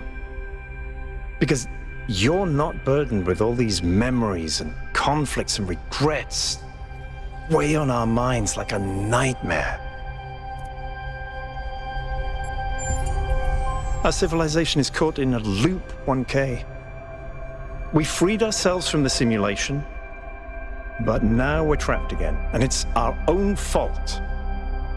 We're afraid of taking responsibility, afraid of growing up. Instead, we make up some capitalized words and build up all these myths around them. Nature, balance, the founder. the goal. We're afraid to face the randomness of the cosmos, but equally afraid to imagine a better world. So we're stuck. I've been trying to find a way out for years. Something, anything, to get people to understand that we do actually have free will. That building a thriving, expanding civilization doesn't have to involve repeating the mistakes of the past. But I failed. Over and over. Yes.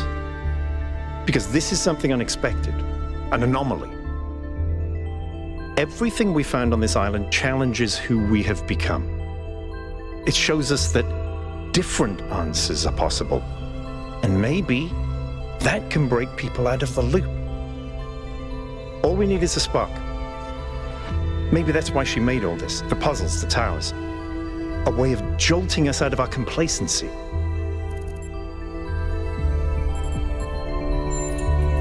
Neither do I, 1K. But I try to be optimistic.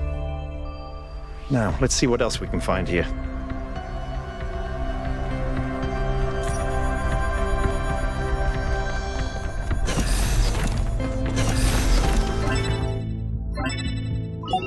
Melville, eyes on 1K's stream. Is this thing what I think it is? Blow my fuse box. It sure looks that way. Best not touch it until I get there. I think it's a somnodrome. It's a sort of analytics tool for processing mental data that Melampus streamed up. But all he ever did was sketch out the theory. As far as I'm aware, he never actually built one. Looks like the founder gave it a go. Well, what we know is that our deeper algorithms are hard to pass. Melampus stipulated that the computational power to interpret them in real time would always be beyond us. But in theory, the somnodrome would interpret that data and loop it directly to our senses. People were hoping to find answers to the big questions by having a conversation with our own subconscious. If you ask me, it's solipsistic at best, and pseudoscience regardless. That may be.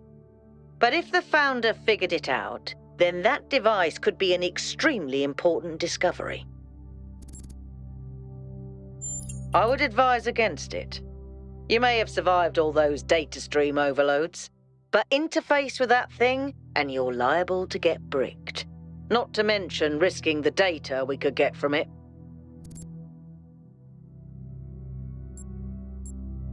Sorry, Melville, but if 1K wants to do this, I won't get in the way. It's his decision. Understood. But if 1K starts to smoke, don't be slow to pull the plug.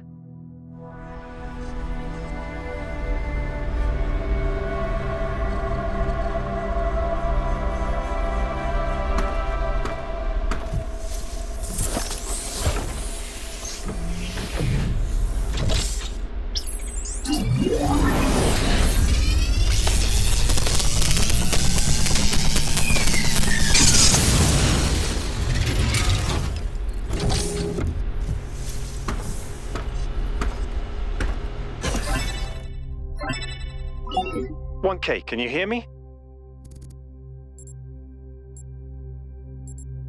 What did I say? You fried it. Who knows what data we've lost? Melville, I still think it's worth you coming here to take a look. 1K, let's pack up and explore the rest of this lab.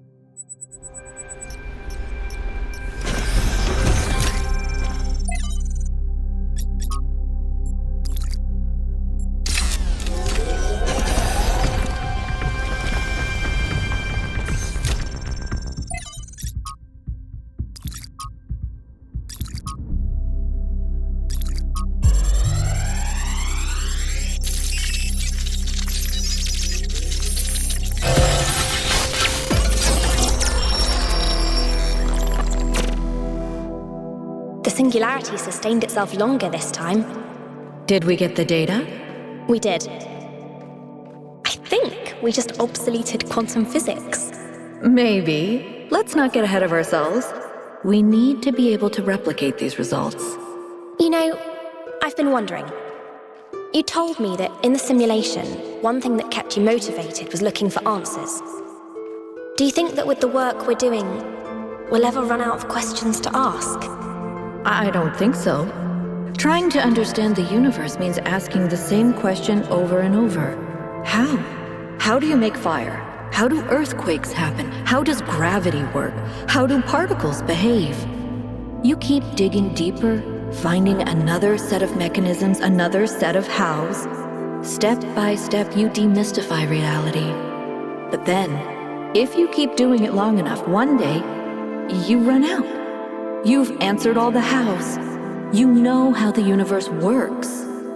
So, now what? Now you ask why? Isn't that the next step? It's not quite that easy.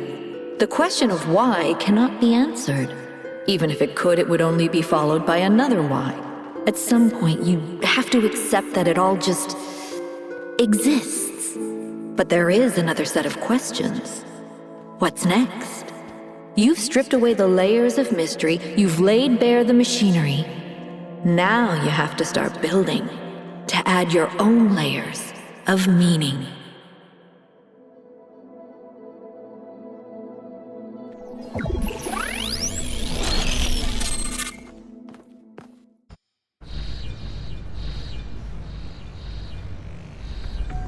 Are you okay? You overloaded again.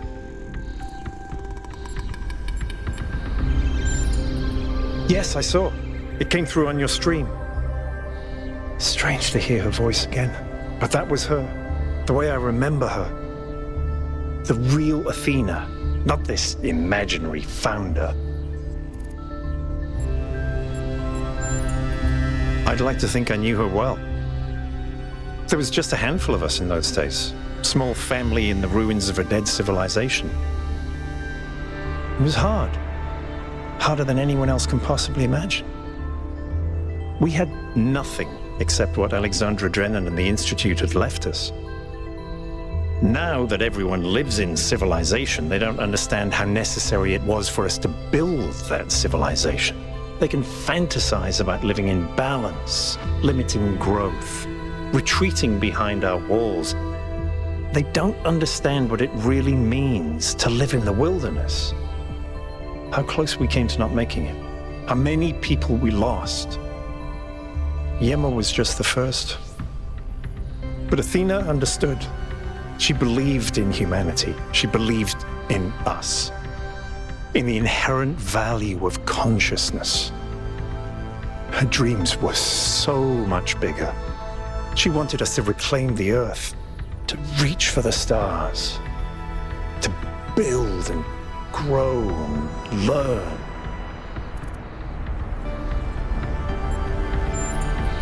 The city was already changing before she left, turning inwards, forgetting the future. Once she was gone, other people shaped her memory, turned her into the symbol they needed. I understand all that, as depressing as it may be. What I don't understand is why she didn't tell me. If she came here to do all this, why didn't she bring me along?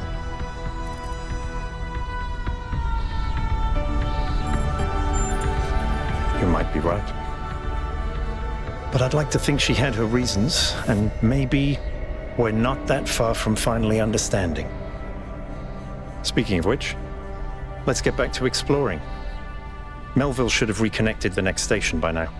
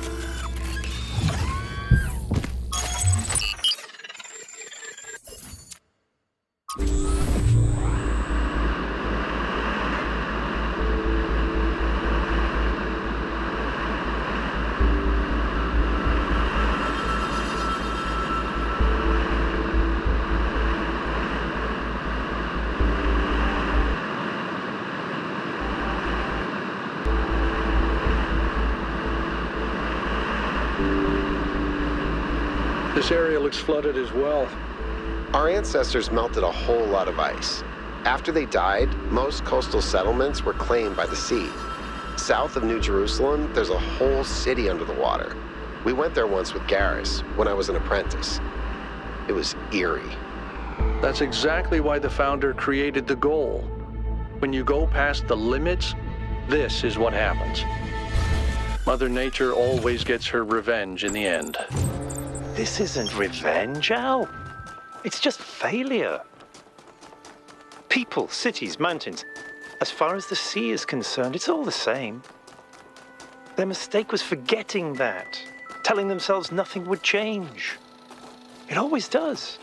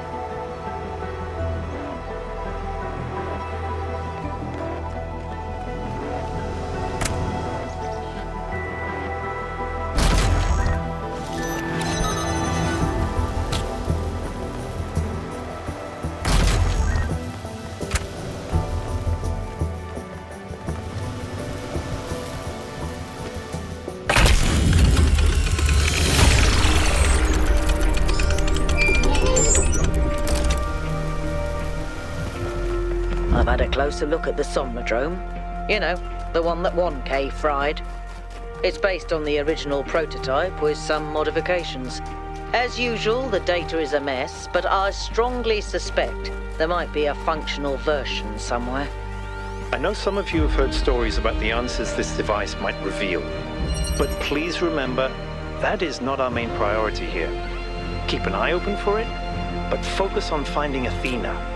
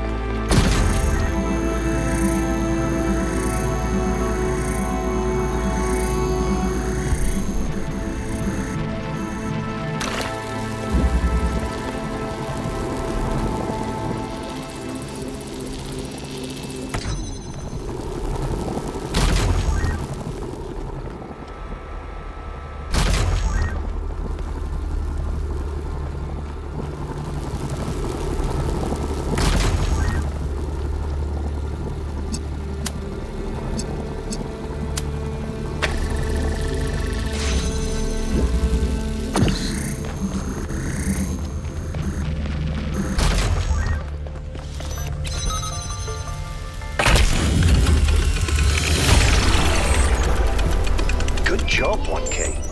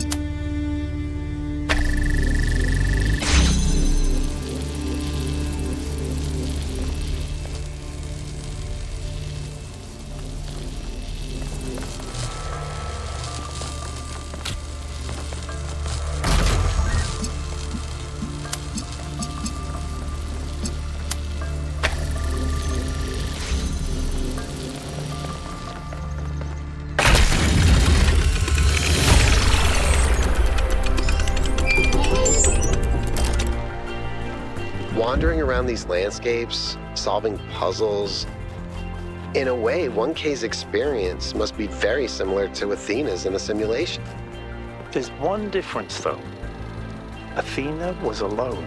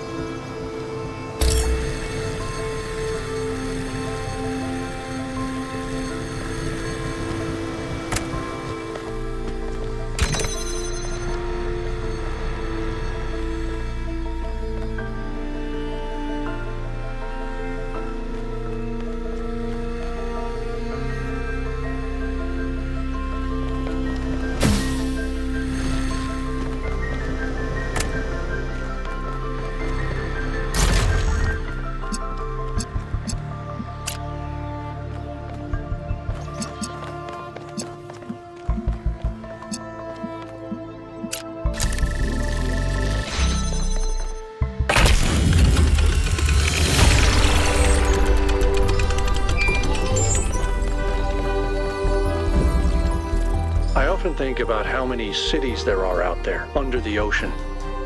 Cities where people lived for thousands of years. Cities with their own history, their own culture.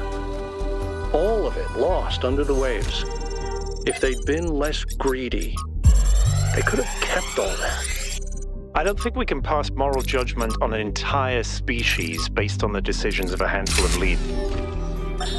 Something I really like about Alex, one of the reasons why I'm here doing this, is that she's really humble. She has this incredibly positive view of humanity. She believes we can accomplish anything, but it's not about her. She doesn't think that she's smarter or better than anyone else. She just looks at us as a species, and even though she can see how small we are in the grand scheme of things, she thinks that we could conquer the stars and give meaning to the universe. Even now, even when none of us are going to live to see it. Isn't that awesome?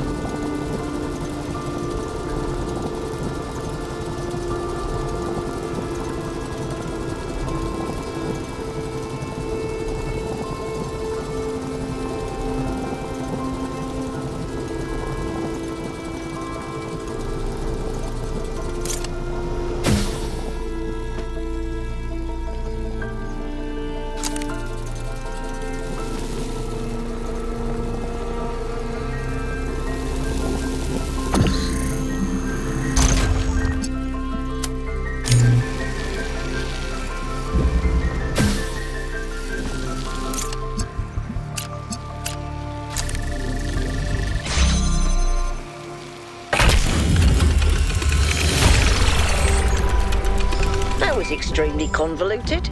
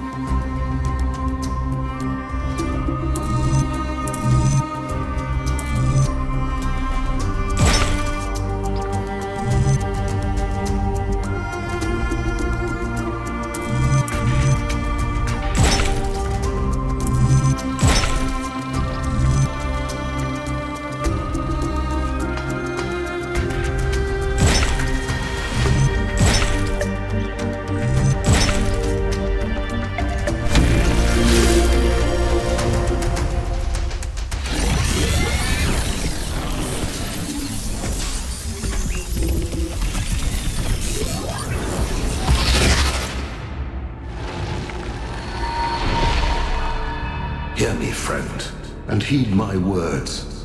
Beware Pandora. She is nothing but fear and despair, and she will do anything to prevent you from reaching the flame. It is she who disrupted the trials of the Sphinx, and who bound me in the...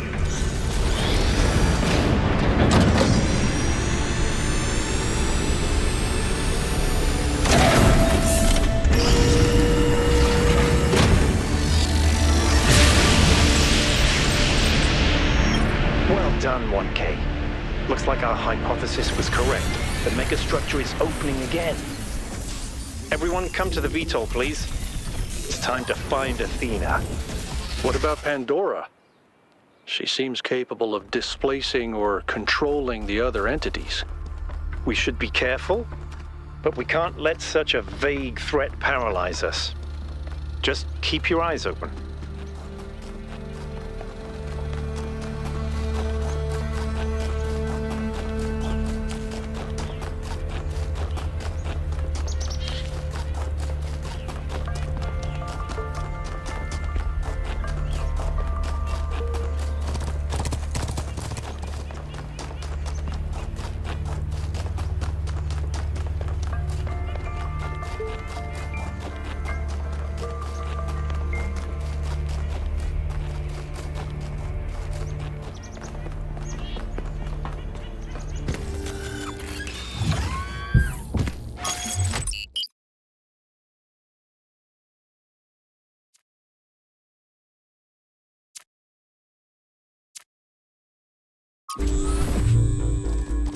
There's something I've been thinking about.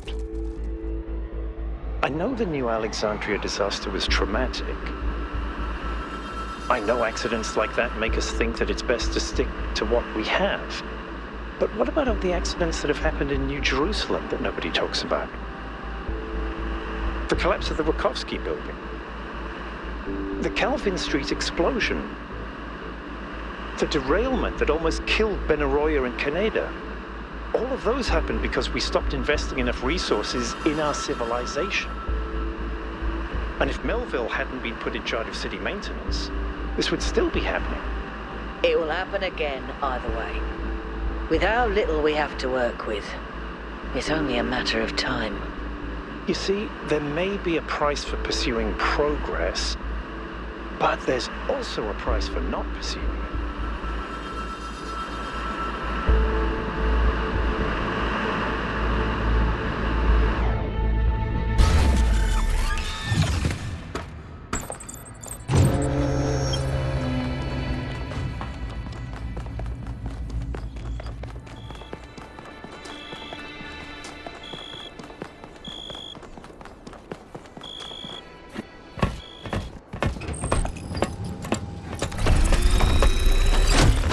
All right, here we go again.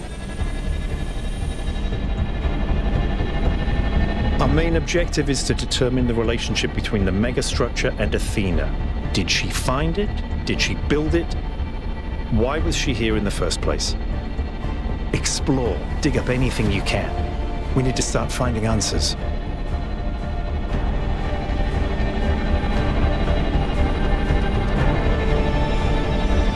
I can't imagine one person building all this. Don't forget about Miranda. There were at least 2 of them. I can't imagine 100 people building this.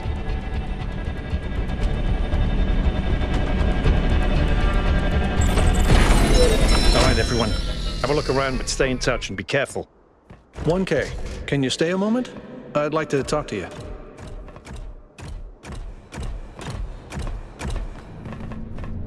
I know you can't wait to start exploring, but just hear me out, okay?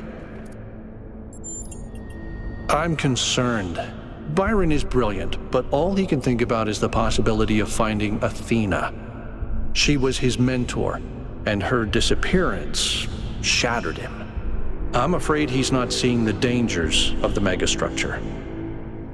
To me, this place seems chaotic, dysfunctional. Yes, it's all very impressive, but I think it's broken. And what we're seeing is, it's nonsense, frankly. You've interacted with it more than anyone. What do you think?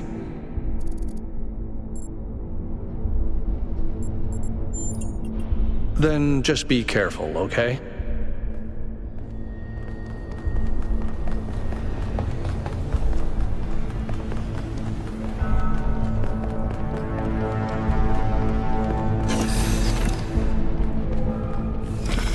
I'm headed deeper into the megastructure. Not quite sure where I am. Seem to be right in the middle of the machinery. Please, watch yourself, Byron. This is incredible. I don't even know how to describe what I'm seeing. I don't think this is a building. I think this is a machine.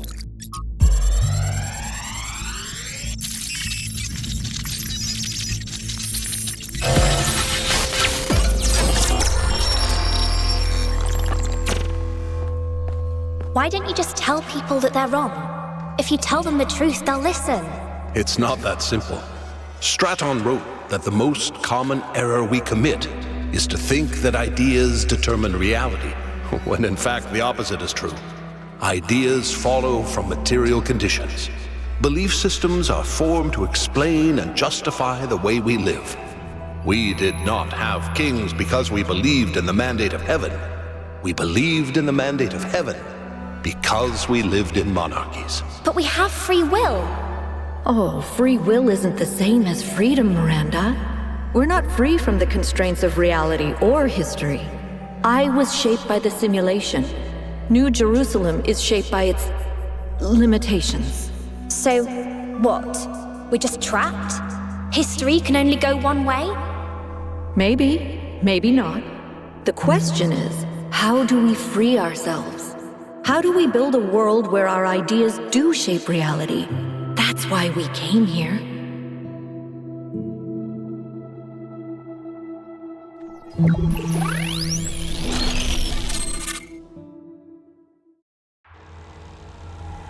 I knew it! Athena's here. She built this. That other voice, was that Cornelius? It definitely sounded like him. Come to think of it, he went on a research expedition around the time Athena vanished. He was gone for years. People thought he'd died. And all this time, he knew where she was? We should talk to him. We will, when we get back. But right now, we have to focus on finding Athena. We are so close.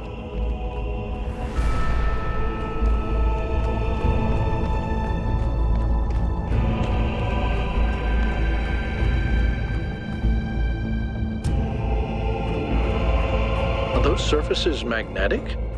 No, it's anti-gravity. Your coot was right. I should have known.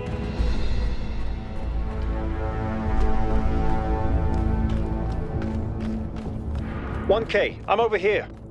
Hold on. I'll open that door for you."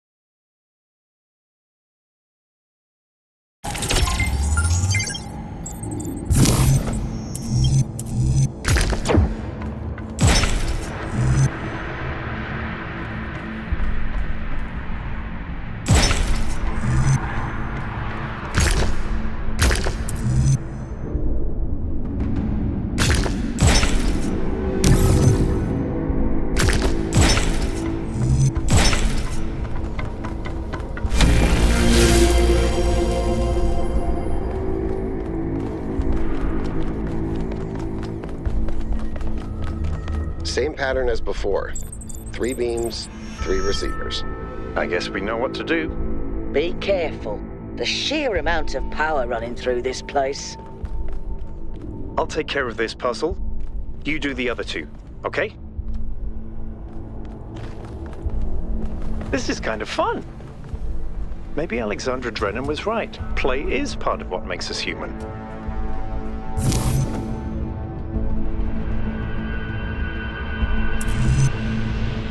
Got it.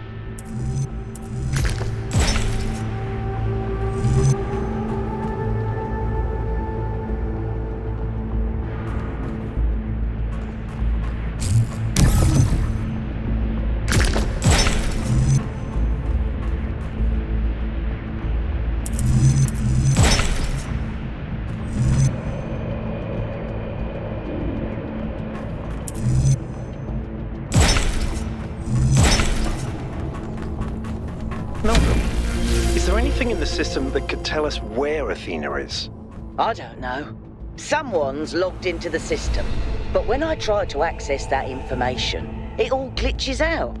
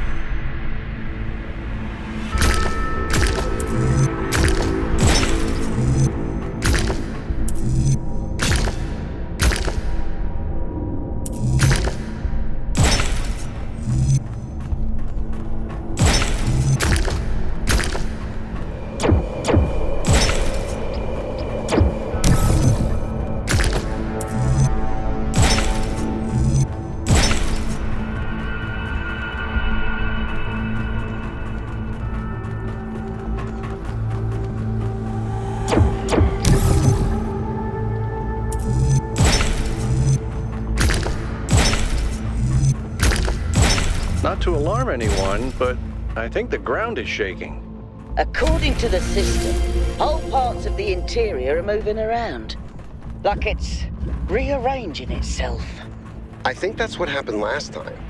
When I took the elevator, the platform where I got out just moved away.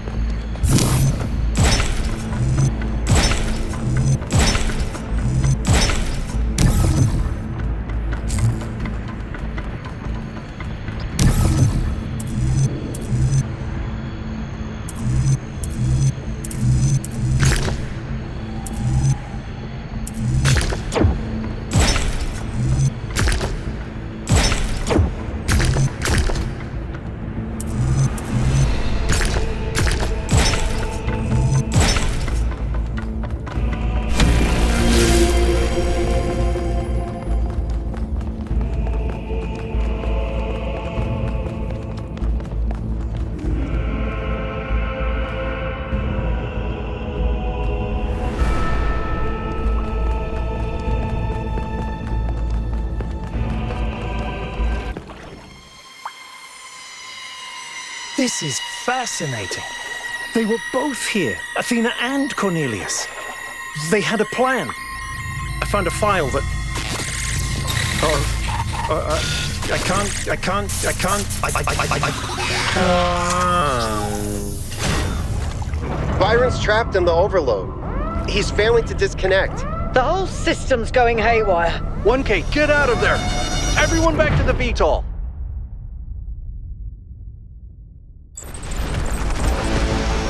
We have to go. Now, 1K, get moving! We can't just leave Byron behind. Yeah, Coot, we have no idea where he is or what's happening to him. But right now, if we stay here, we could all die. The system's going completely bananas. Energy spikes everywhere. We'll come back for Byron, I promise.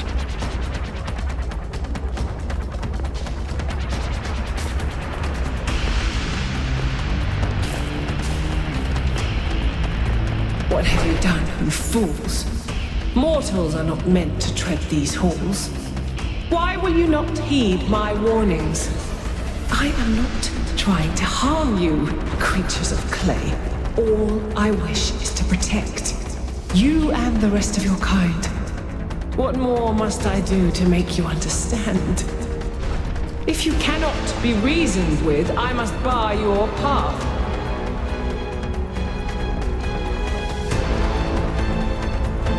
Move, 1K, move!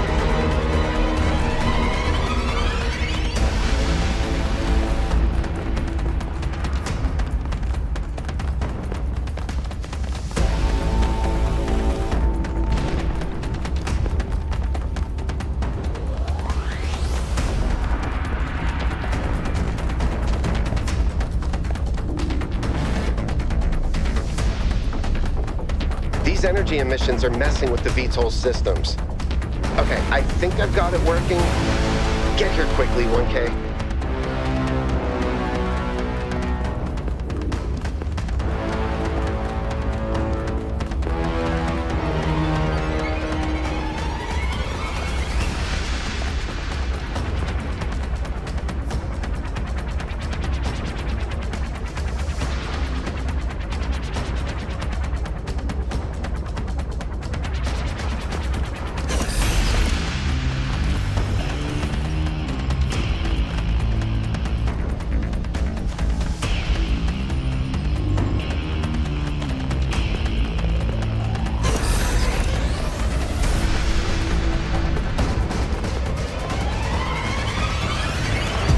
Come on, get in!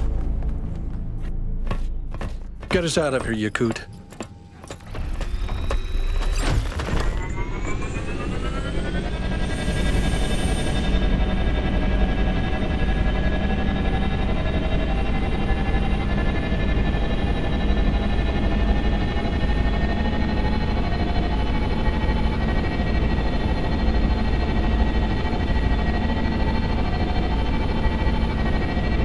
Okay, we're out. Now what? Looks like the southern sites are active. The readings are strangely jumbled, though. Should I set us down? Yes, but just to drop off Melville. What? We're going back to New Jerusalem. This situation has gotten out of control. We need to regroup. Rushing in blindly isn't going to save Byron. But we also need someone to stay here and keep an eye on things. Melville, that's you. All right. I'll see if I can make any sense of these systems while you're gone. Just keep a safe distance, okay? Will do. Good. Well, 1K, I guess it's time for you and me to take a nap.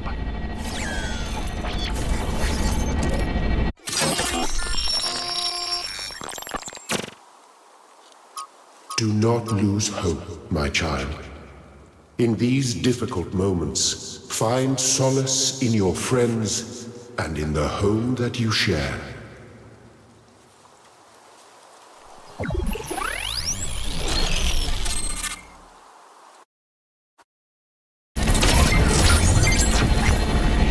Here we are. Got an update from Melville. The power spikes are continuing, but no news from Byron. All right. Thank you, Yakut. You get the VTOL ready for the next trip. I'll talk to the mayor. 1K, please head over to the Museum of the Simulation and talk to Cornelius. Let's see what he has to say for himself.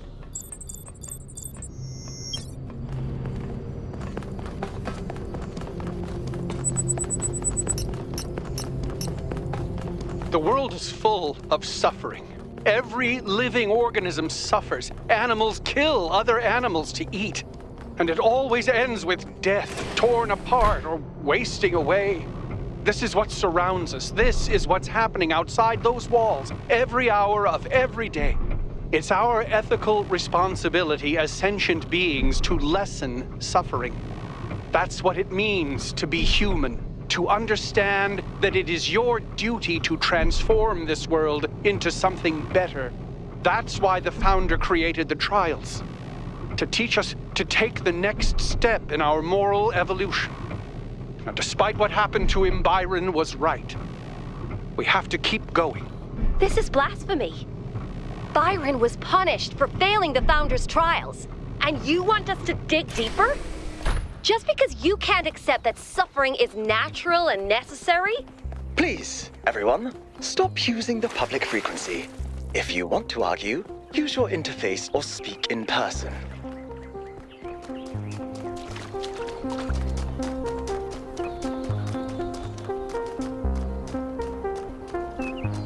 Founder bless you.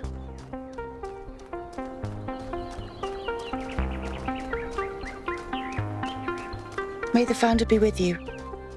Attention all citizens. The Gehenna Memorial Interactive Fiction Exhibition is now open to visitors. However, please note that due to an unauthorized strike, public transport will be temporarily unavailable. May the founder be with you.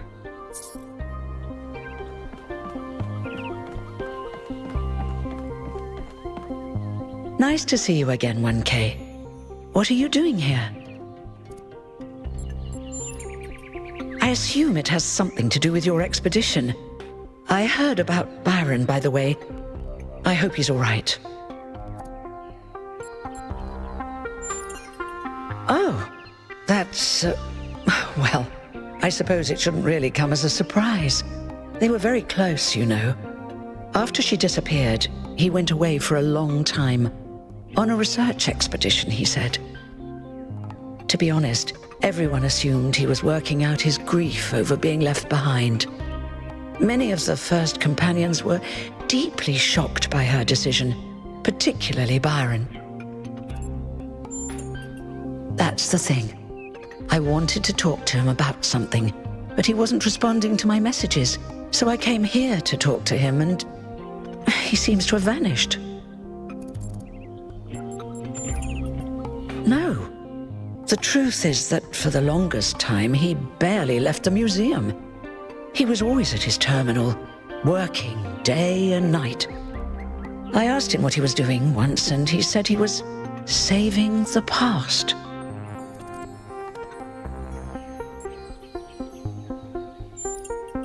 I did, on my way here. And I messaged most of his other friends. He doesn't seem to be anywhere in the city at all.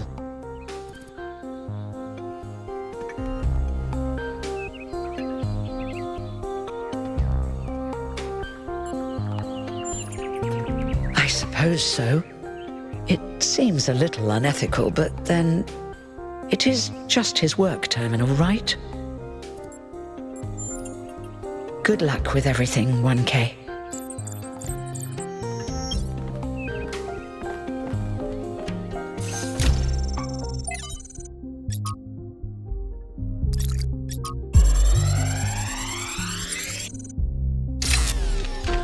So this is what Cornelius was working on?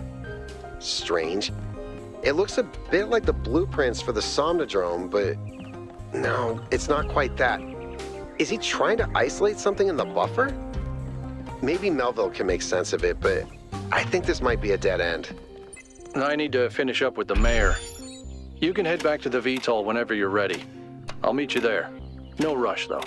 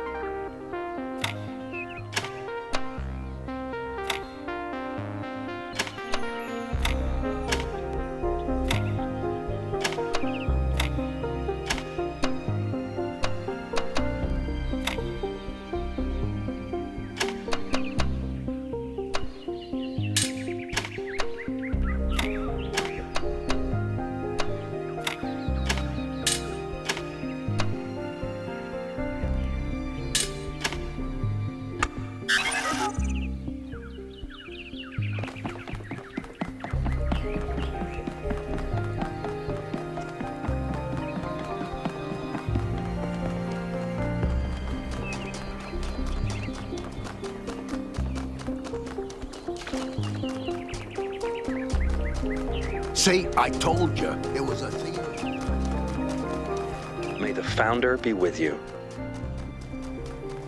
We must listen to the wisdom of the ancient writers, or we will fail the Founder's trial. The megastructure must be rejected.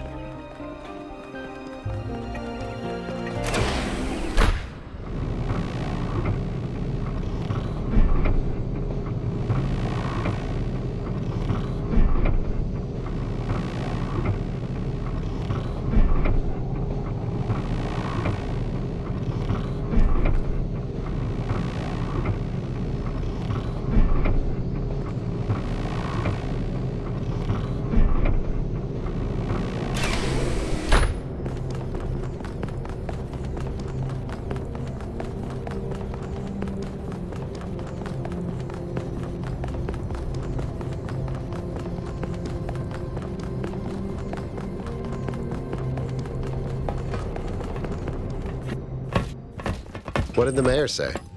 I convinced him that we need to keep going until we found Byron. Did he want us to leave him behind?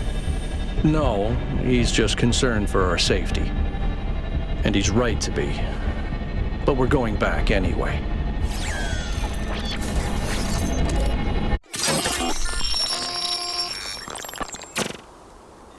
Great trials lie ahead of you, my child.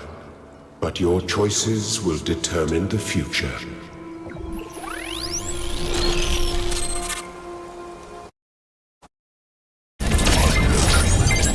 Melville, are you receiving? Yep. Welcome back to the mysterious island, everyone. How's the situation? Whatever Byron did seems to have sent the whole system into some kind of lockdown. I can't access any of the terminals, although I suspect 1K still could. Why would that be the case? When 1K connected to the data stream, the system assigned him a user profile. The rest of us are locked out, which means I'll need your help, 1K, because a lot of stuff doesn't seem to be working. Okay. Check it out and see what you can fix. But please remember, what matters most is finding Byron.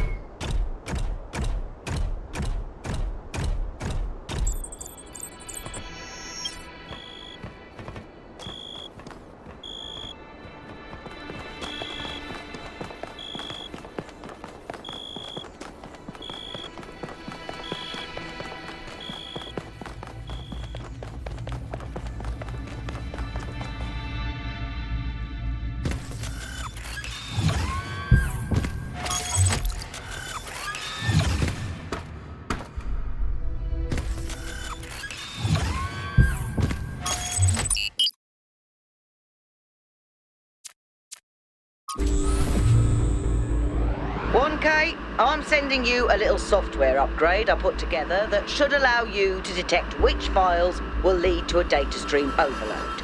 Unfortunately, I'm not doing this to help you avoid them. In fact, I'm going to need you to search for more. I'm sorry about that. But if we're going to unlock all the systems that aren't responding, you'll have to connect to the data stream, possibly more than once. It's the only way for me to get access.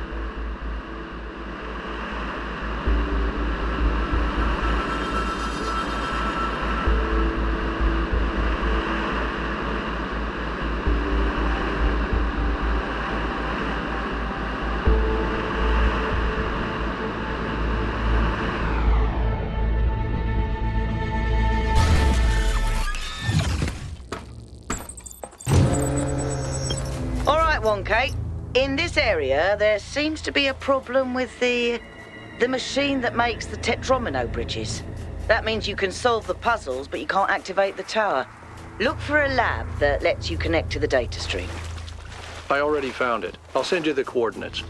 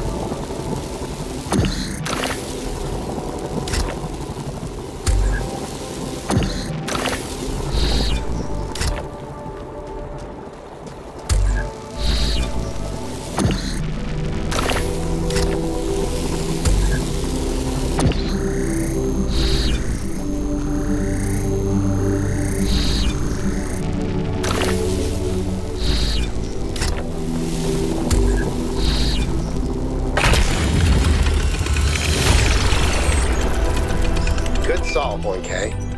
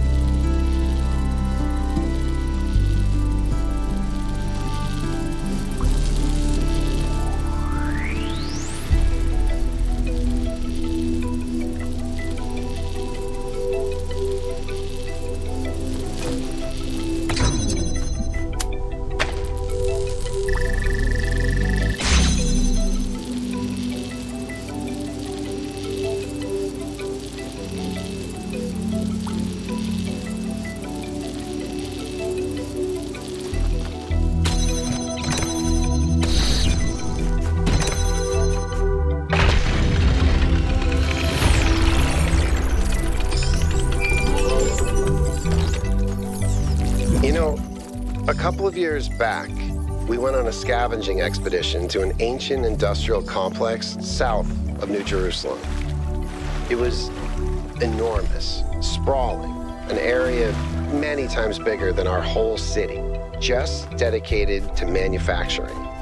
It was incredible to think about the sheer variety of things they produced. And it made me realize how austere, how restricted our lives are. You know how most ancient structures are overgrown? It's kind of pretty, but in a sad way.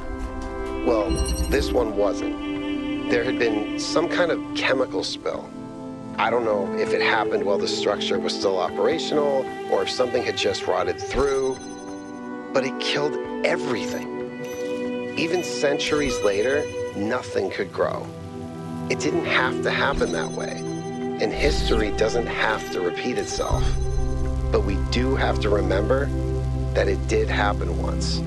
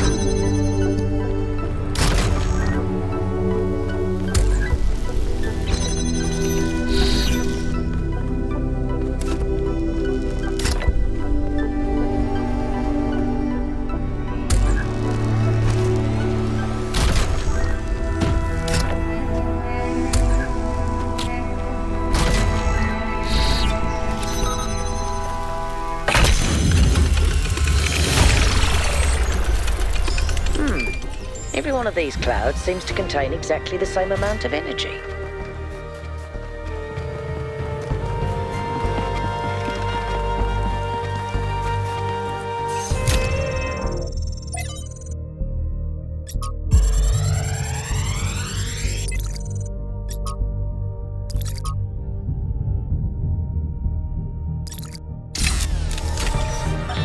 Today, we were delighted to be visited by a bunch of protesters, these voluntary extinction weirdos who think we're creating soulless monstrosities that will destroy the planet.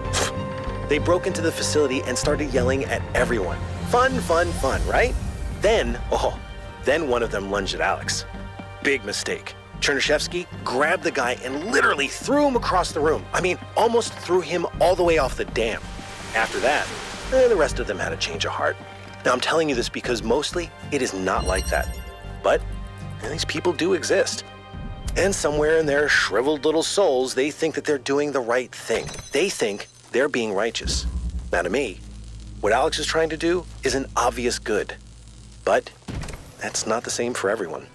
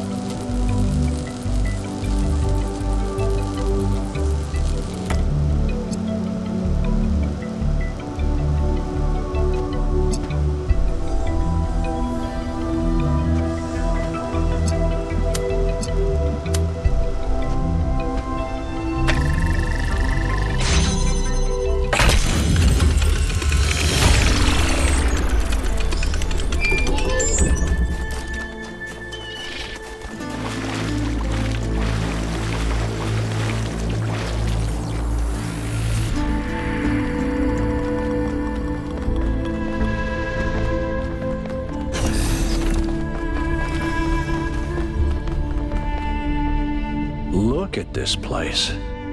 It's beautiful, isn't it? Mesmerizing. That's how it lures you in, I think. You see all these beautiful things and your imagination starts working overtime. And the puzzles, the towers, the mysterious apparitions, it all draws you further in, deeper into the trap. What if that's the whole point of this place? What if every time you have one of those visions, another little bit of you is corrupted, overwritten with the hubris of this place? I'm sorry, I didn't mean to suggest you were, whatever it is I'm trying to say. I guess I'm just disappointed in myself. Byron needs me. You all need me to do my job, and I can't even use a terminal. If this is all really the work of the founder, I don't know, maybe she lost her way. Or maybe we're just not ready. But once we find Byron, I suggest we get the hell out of here and never come back.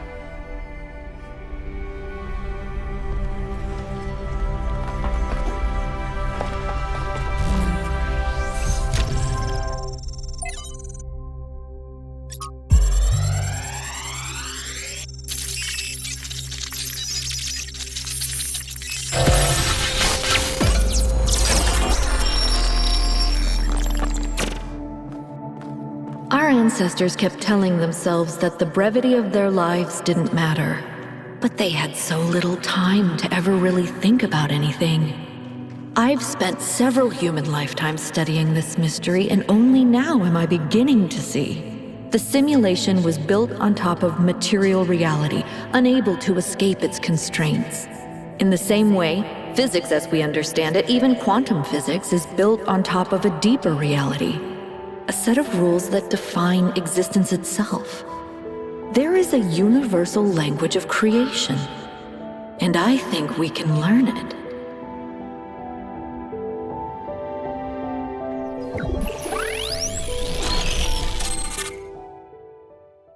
The language of creation. What were they doing here? And how far did they get? I can't answer that, but I think I fixed the tetromino bridge, machine, ring thing. I say I think because it's not in the schematics. And what I'm doing is hack work at best. Try it and see if it works.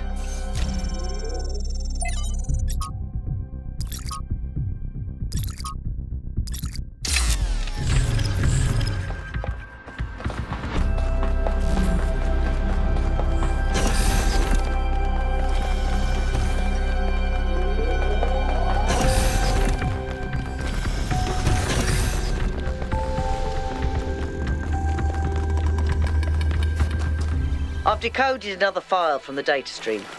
Listen to this. Mother and father think of our discoveries as a language, a code. But I think they're wrong.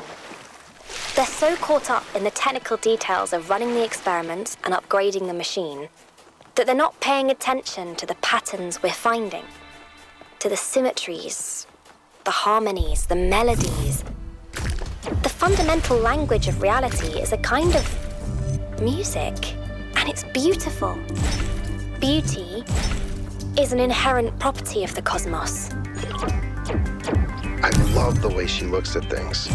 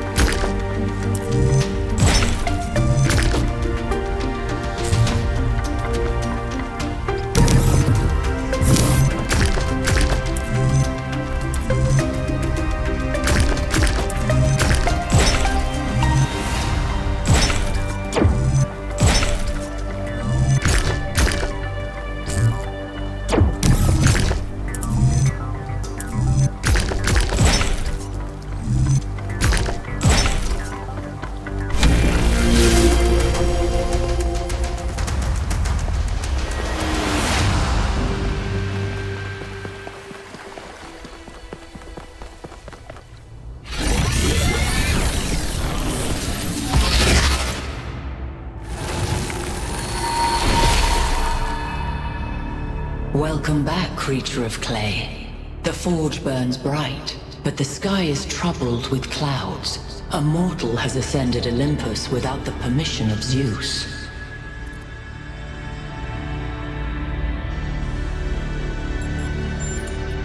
The workings of Olympus are disrupted by the trespasser.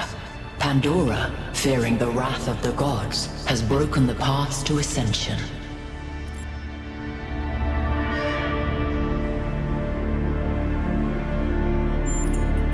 Prometheus is the friend of mortals who would challenge Olympus, but he is bound in the heart of the mountain, and few could break his chains.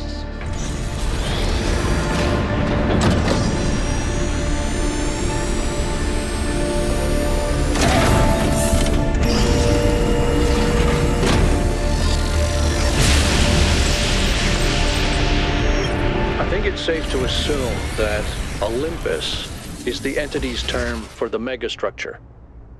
It looks like our best chance of rescuing Byron is finding Prometheus and freeing him. How do you free a weird, glowing ghost thing? I suspect these entities exist within the megastructure systems, and what we're seeing is just how they manifest to communicate with us. I don't really care what they are. For now, let's play along.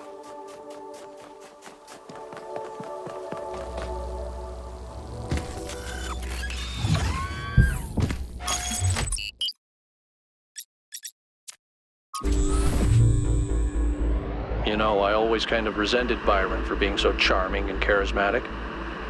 The dashing explorer, and one of the first companions, too. Being the voice of caution is not a fun role to play. Always having to be the responsible one, the killjoy.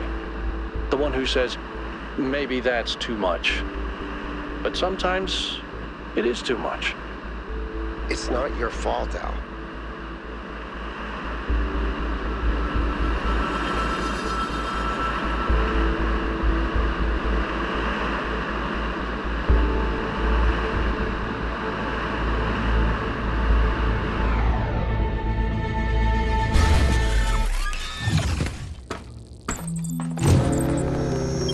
In this area, we have an especially weird problem. Something in one of the labs is going completely bananas, and I can't shut it down because I'm not, well, you.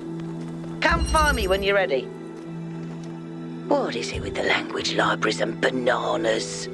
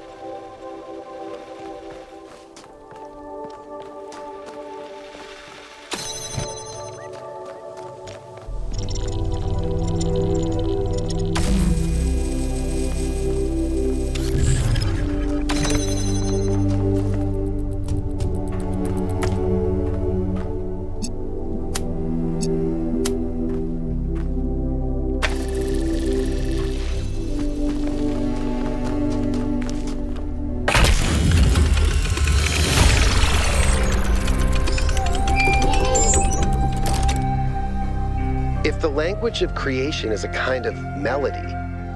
Maybe that's why we respond to music the way we do. Because we recognize something that can't be expressed in any other way. And when we play music, we participate in something ancient, in an act of creation.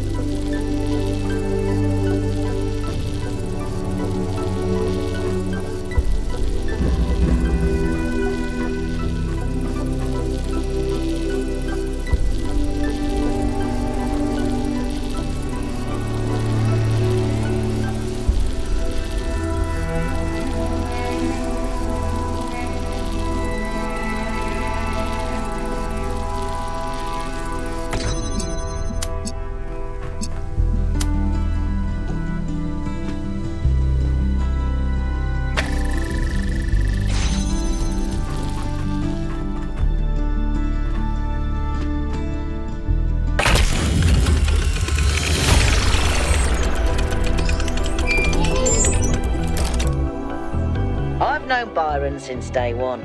I was the first to be born with upgrades from the original Soma design, and he was the first to volunteer to upgrade his existing body. Yeah, he was a big supporter of upgrades.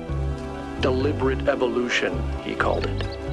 Athena and Cornelius were very kind to me, and so was Byron, but he also made fun of me. And oddly enough, that made me feel more like an equal than anything the others said.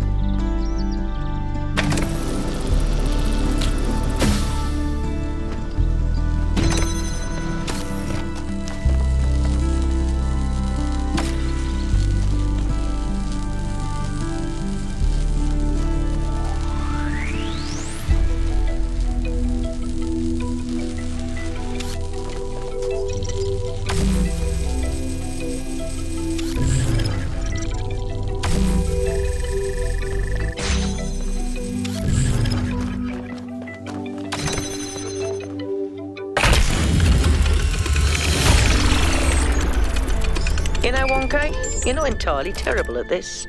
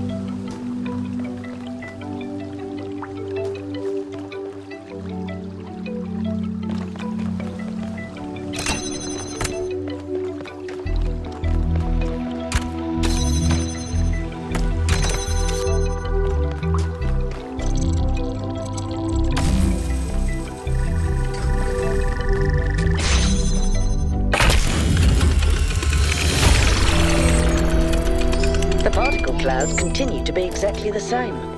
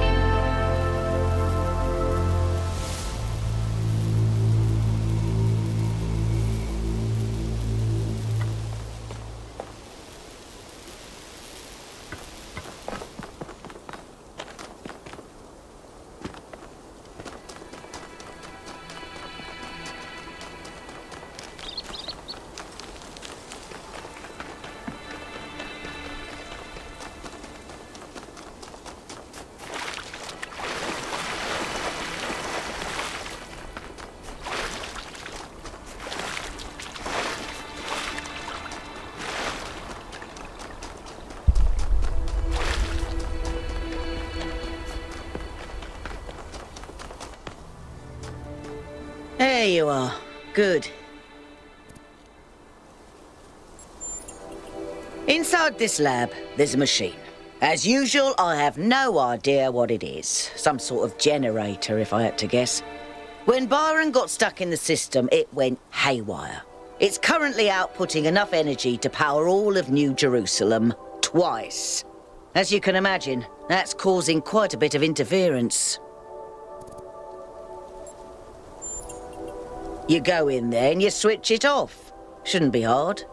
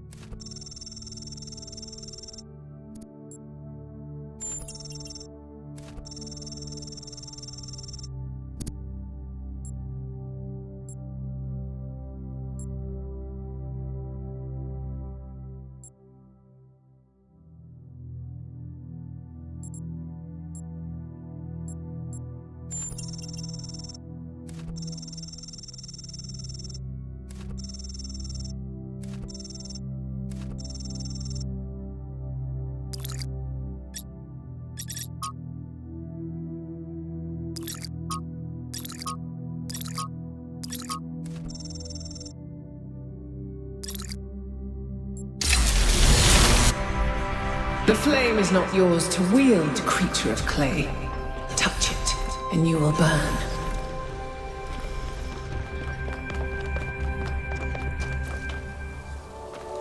You know, dealing with this hyper-advanced technology is quite challenging enough without the place also being bloody haunted.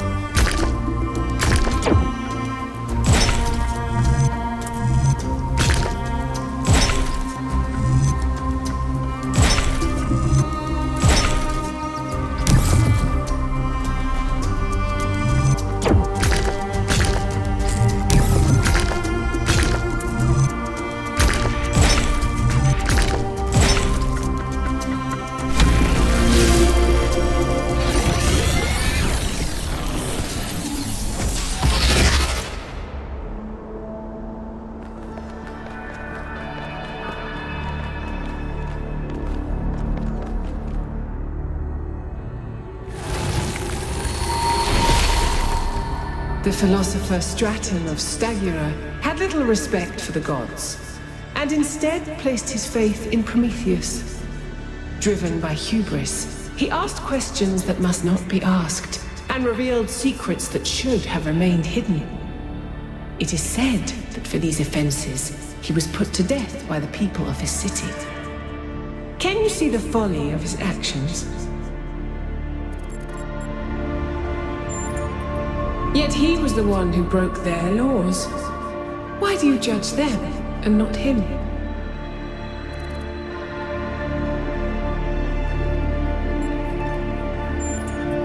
You are correct. Life is sacred above all things, even above the truth. Consider this as you approach the flame.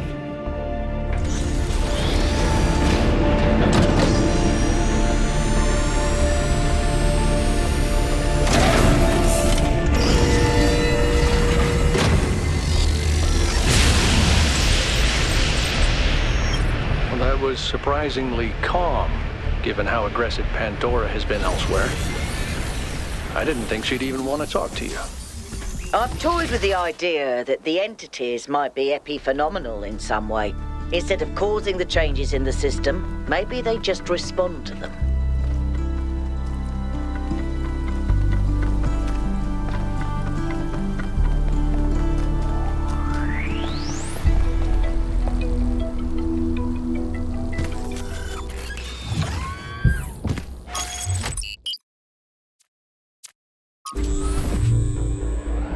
I remember when I was quite young, I was having trouble figuring out what I wanted to do.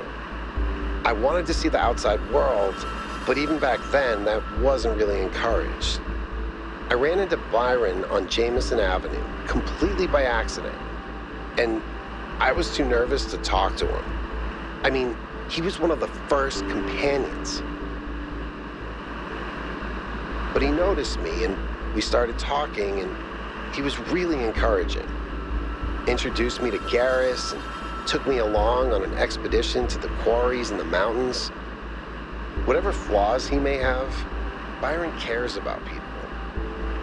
He changed my life. Yep.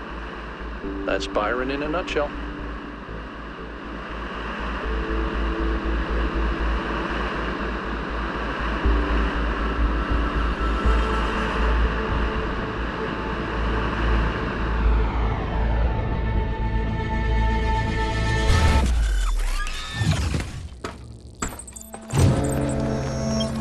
So, here it looks like there should be an anti-gravity elevator, but it's locked down. I'll need you to connect to the data stream again. I'm really sorry, 1K. I know it's a risk, but I think it'll be worth it.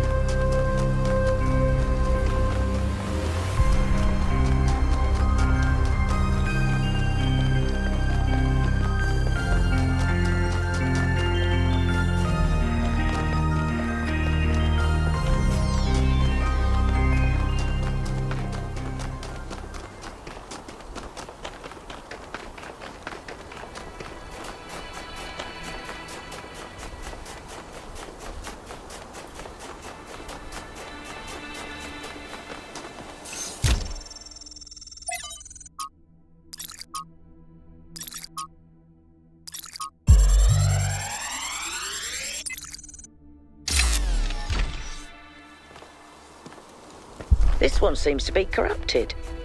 It's almost like something tried to delete it as you were downloading it. Pandora, maybe.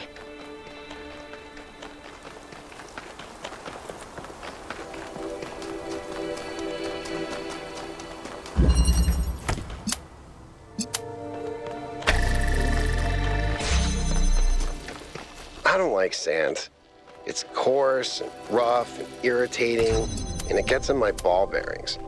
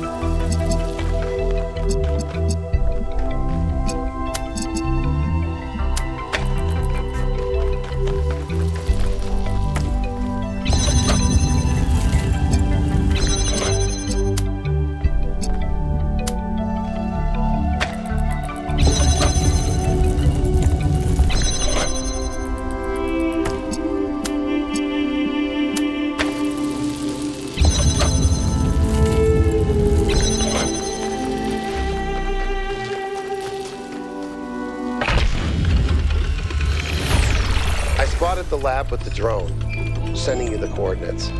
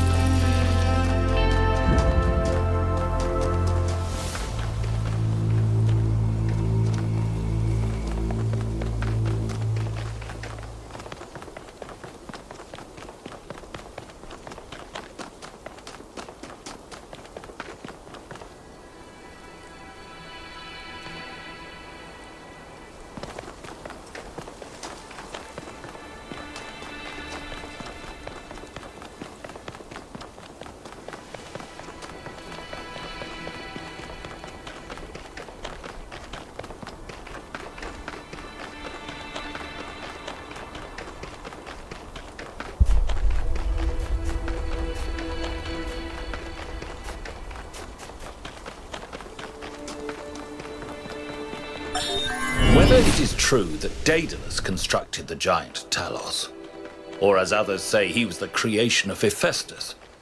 What we may be certain of is that he was made of bronze and had but one vein, within which flowed a liquid substance like blood, which some claim was quicksilver, and others assert was ichor, such as flows in the veins of the gods. The loss of that liquid caused him to die, as a man dies when he loses his blood.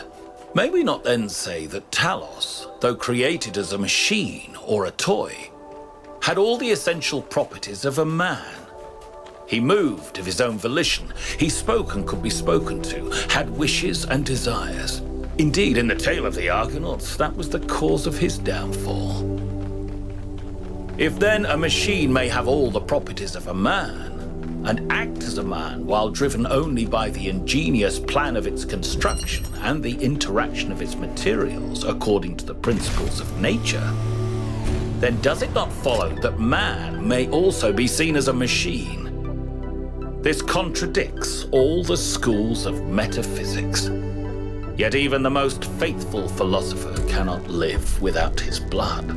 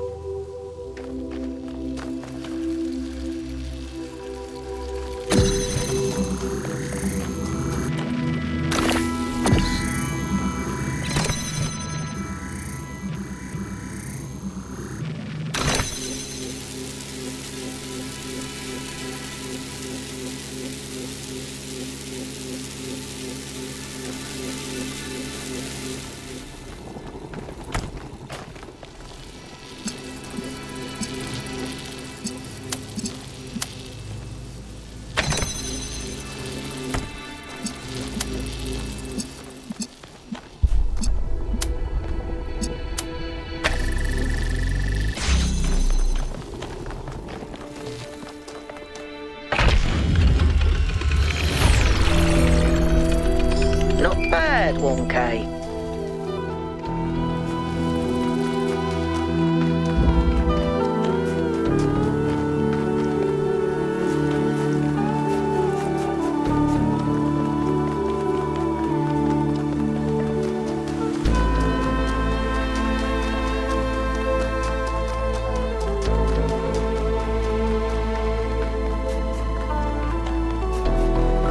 There are entirely too many strange things going on around here.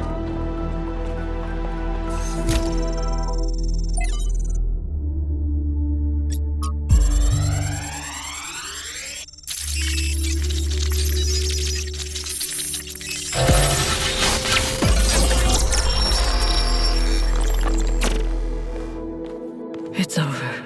We failed. Everything we thought we were doing. It's all ashes now. I don't think you really believe that. She's gone, Cornelius. She's gone because I failed her.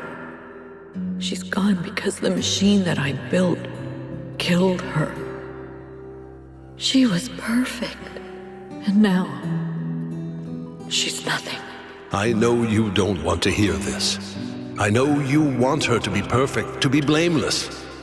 But you didn't kill her, Athena. She killed herself. She killed herself because she was reckless, because she was naive, and frankly, because she was a little arrogant too. She was reckless because I filled her head with dreams. Dreams of the future, of a better world. A world that nobody wants. No, it's not the dreams that killed her. It's that we brought her here. It's that we tried to build all this outside the city. We raised her without people, without society. The wilderness is for prophets, Athena, not for children. We should have stayed, fought for our ideas. It's too late now. It's too late.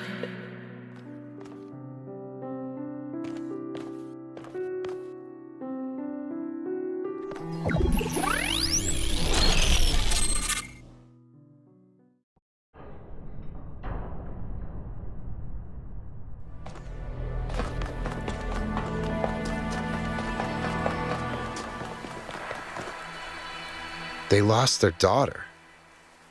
Right here in this ruin, Cornelius and Athena lost their daughter. Miranda's dead. So even the founder doesn't have perfect control over this technology. Even the founder makes mistakes. Byron was right in a way. We turned the founder into something she never was. She was never perfect. She was never infallible. No one is. Listen, I understand why you and Byron see so much hope in this technology. You want us to be better, to grow. But what if it all goes wrong? If even the founder couldn't get it right, what hope do we have? Okay, but what about new mistakes? What about the problems we failed to predict?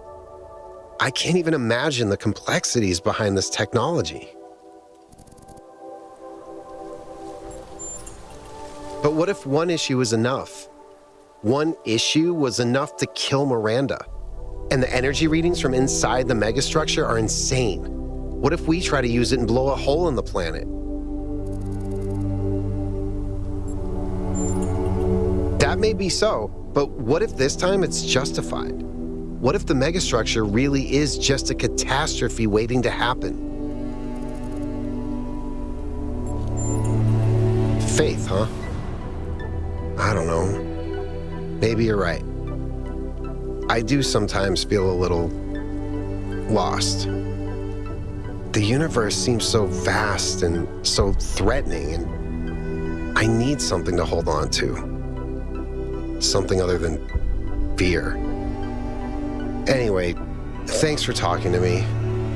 Miranda probably died a long time ago, but somehow this really shook me. She had such a hopeful way of looking at the world, and to think that that's gone is, I don't know.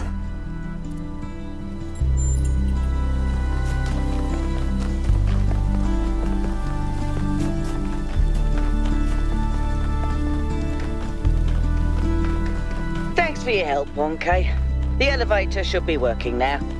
And Yakut, I'm sorry about Miranda. I know you're looking forward to meeting her.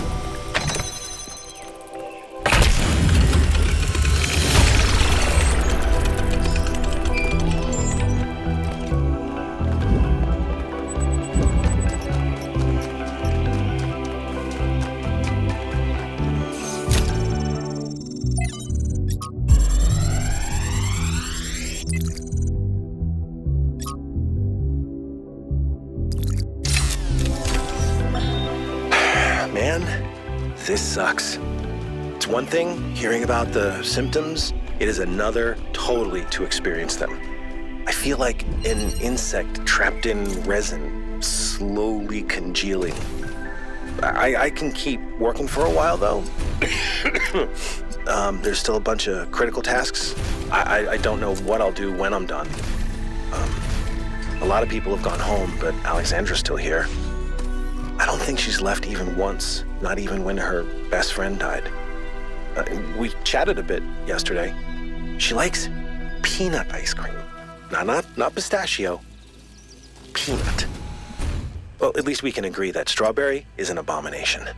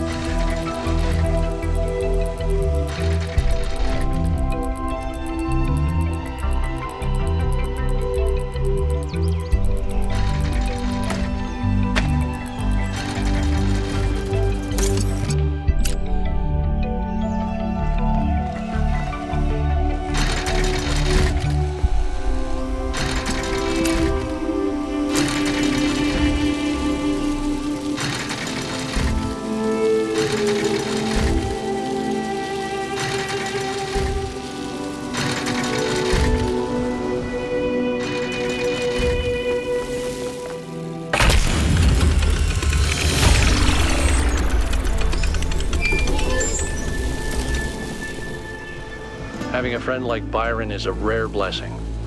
Someone who listens to you, who disagrees, but still appreciates your thoughts. The more we explore this island, the more convinced I become that he was wrong.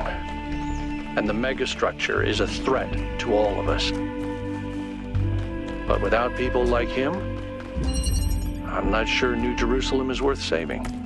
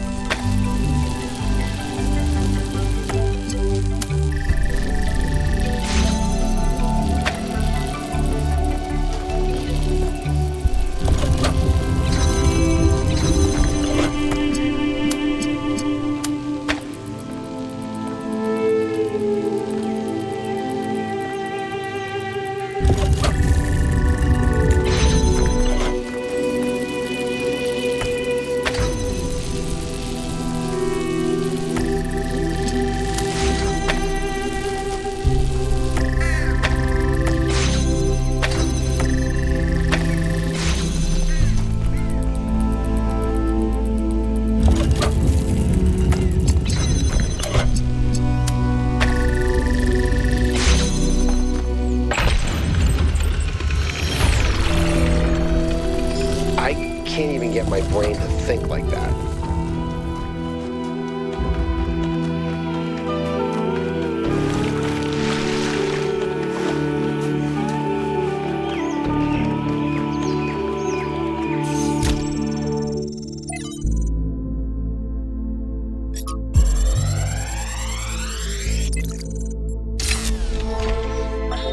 There is a kind of peace here in the desert.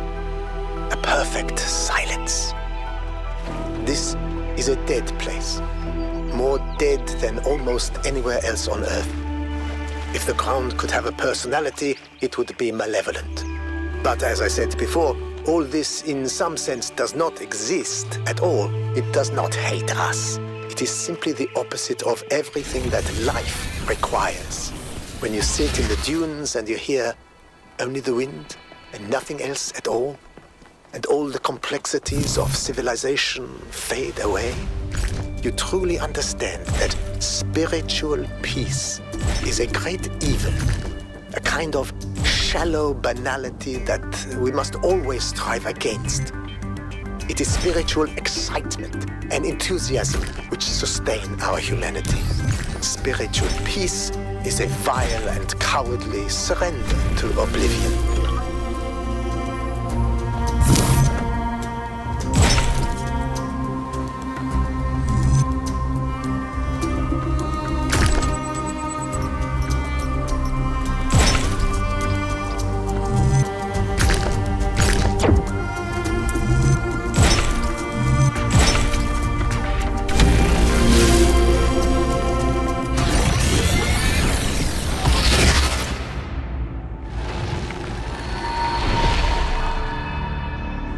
Prometheus was bound for many years, his torment seemingly eternal, until one day, Zeus commanded his son, the great hero Heracles, to free the Titan from the rock.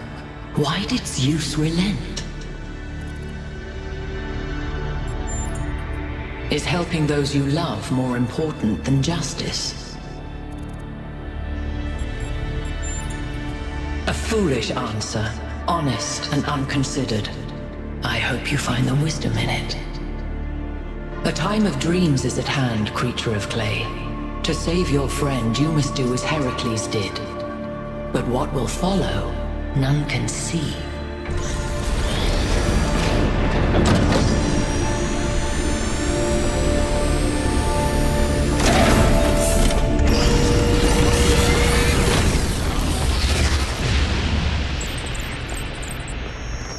Well, at least this part is consistent. The megastructure is opening again. All right, everyone. Assemble at the VTOL as soon as possible. Melville, keep an eye on the energy readings, please.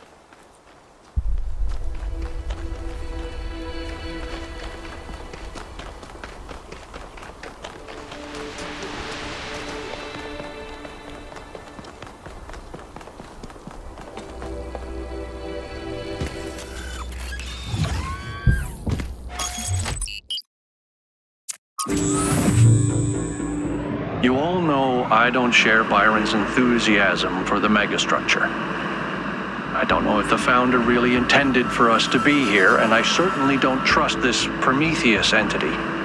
But Byron is one of us, and we don't leave people behind. So we're finding Prometheus and freeing him, whether Pandora likes it or not. Here's how this mission is going to go. 1K, it's clear to me that you have some kind of special affinity for this place, and that the entities respond to you more strongly than they do to us. So, once you're inside, I want you to take point. Do whatever you need to free Prometheus, but remember that our prime objective is to save our friend. Melville, I want you to stay at the VTOL and let Yakut and 1K go in. I'm going to stay behind as protocol requires. I don't love the idea of sitting this one out. Byron is my oldest friend, but we're doing this by the book.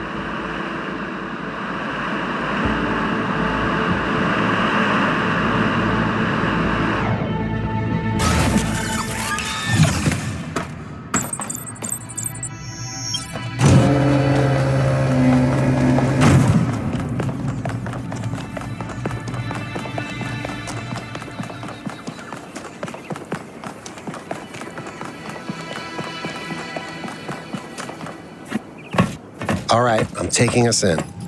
Let's hope we can find the big guy.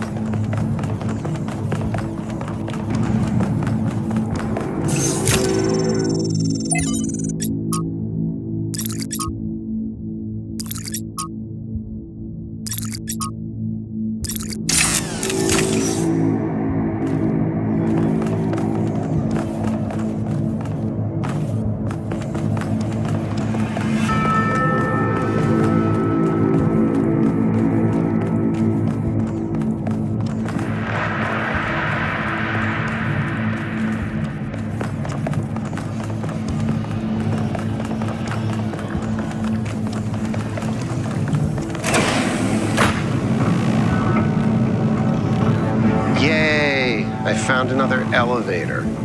My favorite.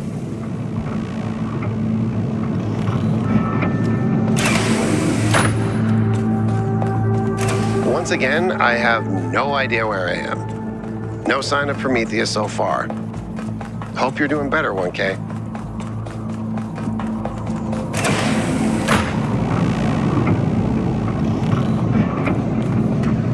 I know I've said this before, but look at the size of this. How can all of this be one machine?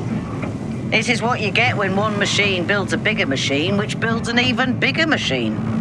That's our whole history, isn't it? The whole history of humankind. And it's not just machines. It's science, it's literature. Knowledge builds on knowledge.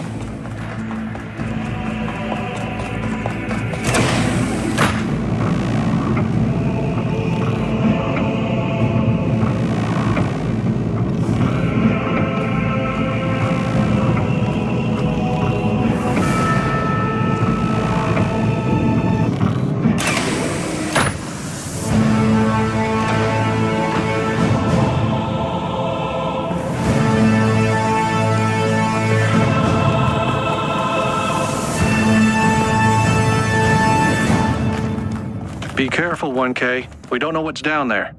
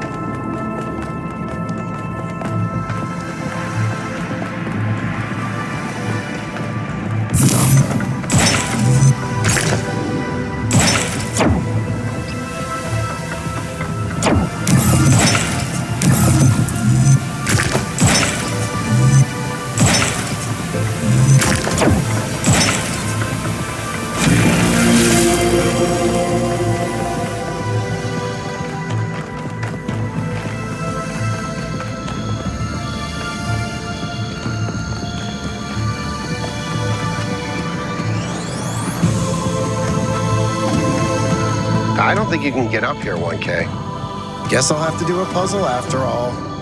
It can't be that hard, right? It's not like everyone is depending on me.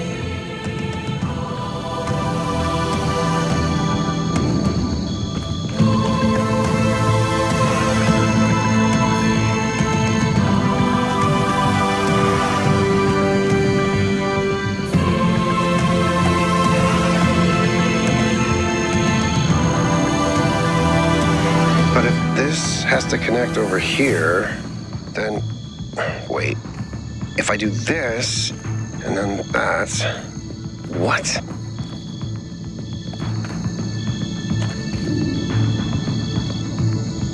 I did it! Wow! I feel really smart. Also, never doing that again.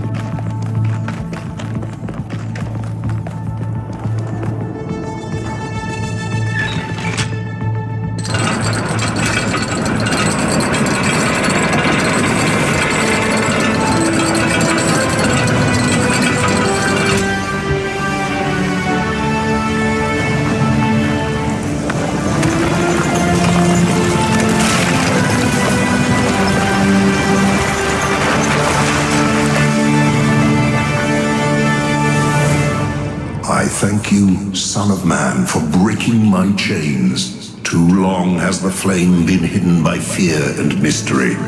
It is time to put away these childish things and for you to know the truth of the Alpha and the Omega, of the beginning and the end. I will send you visions of the truth, but remember that prophecies are a heavy burden.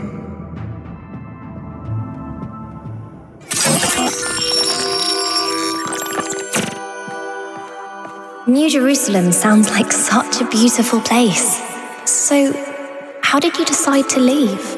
I know what we're trying to accomplish here, and I believe in it. But for you, New Jerusalem was home. What changed that? It took me a long time to realize that something was wrong. Oh, I'd noticed that something was off, that something had changed since the early days, but I couldn't really put my finger on it. So I ignored it. And then one day I woke up to realize I was no longer Athena. Instead, I had been transformed into the Founder, a remote figure of legend mythologized in my own time. But if it bothered you, couldn't you just talk to them?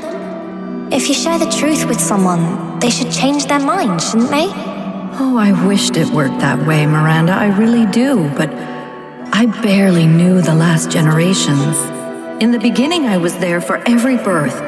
I explained our history, talked about our future, but at some point I got so busy building that future that I lost touch.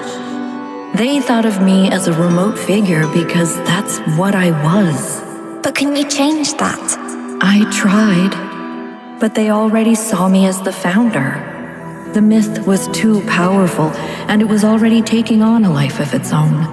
I'd set a goal of 1,000 citizens. The number was arbitrary. Just a nice round number, nothing more. But just like I became the Founder, it became the goal. Another part of the myth. And maybe that could have been all right. Myths are a part of who we are, but something else crept in. The old human self-hatred. So why didn't you just tell them to change? To go a different way? They would have listened to you. No. They would have obeyed me, like my siblings in the simulation had obeyed. And that's when I realized I had to leave. We can show them the future, Miranda, but we can't force them to accept it.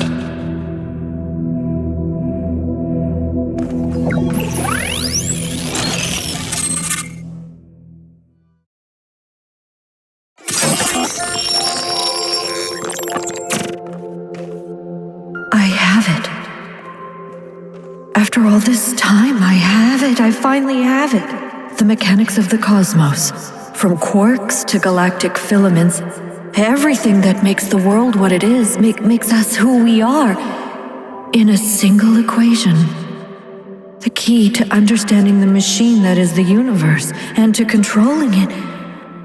A theory of everything. And she was right. The language of creation is a melody, and it's beautiful. Every future is possible now. Every future, except one with Miranda in it. I can do anything, except bring her back. Or unbreak Cornelius's heart.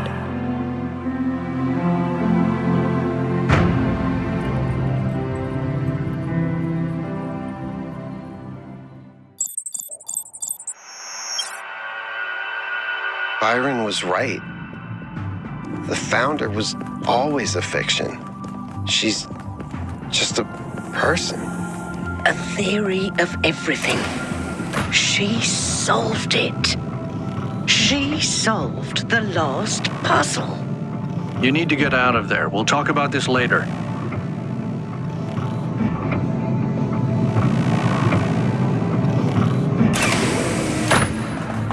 All this time, we thought we were honoring Athena, but all we did was betray everything she believed in. She must have been so lonely. We might as well have exiled her. Maybe that's what all this is about. The puzzles, the towers, the entities. It's a test, a way for us to prove that we're worthy of her legacy.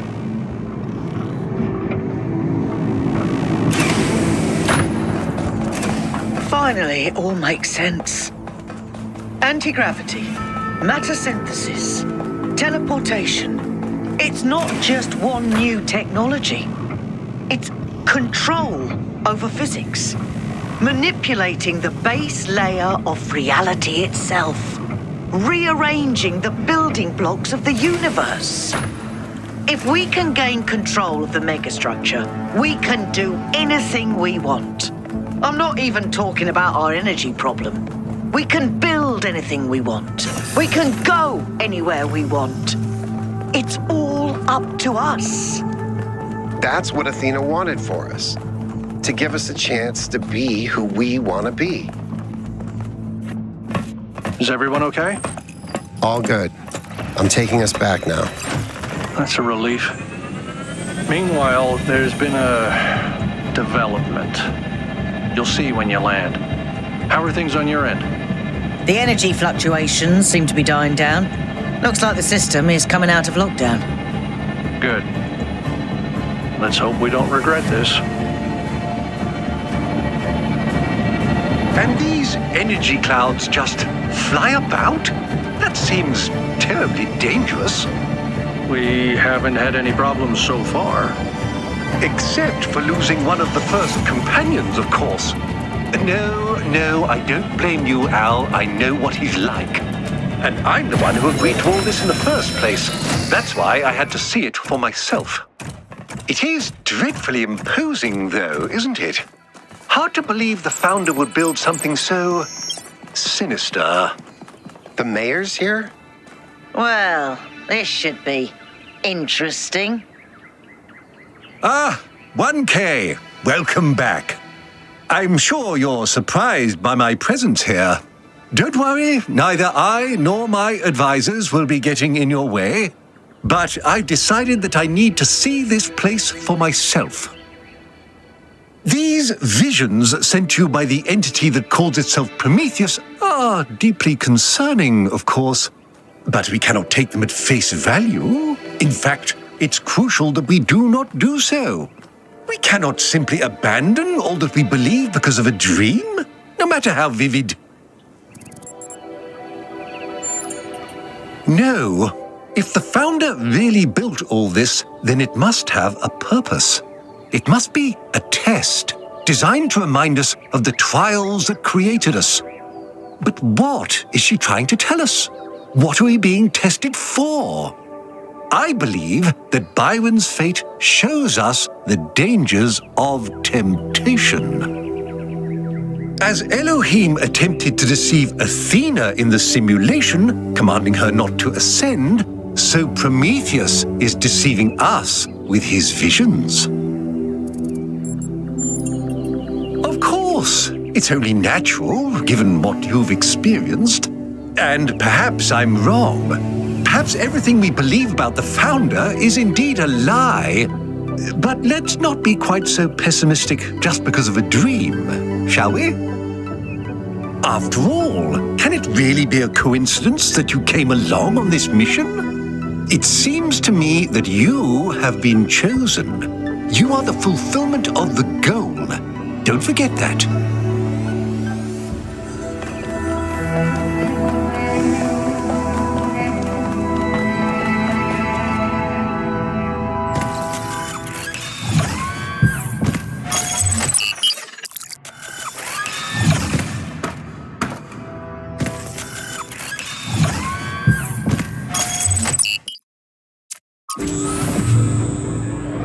How's the system looking, Melville? Any obvious changes? It's still a mess, but things are clearing up. I can access some of the subroutines that I was locked out of before. Nothing is obviously malfunctioning, I think. Does it still accord special significance to 1K? Yes, it recognizes 1K as a user. I'm just hacking things. As I suspected, the Founder sees you, 1K.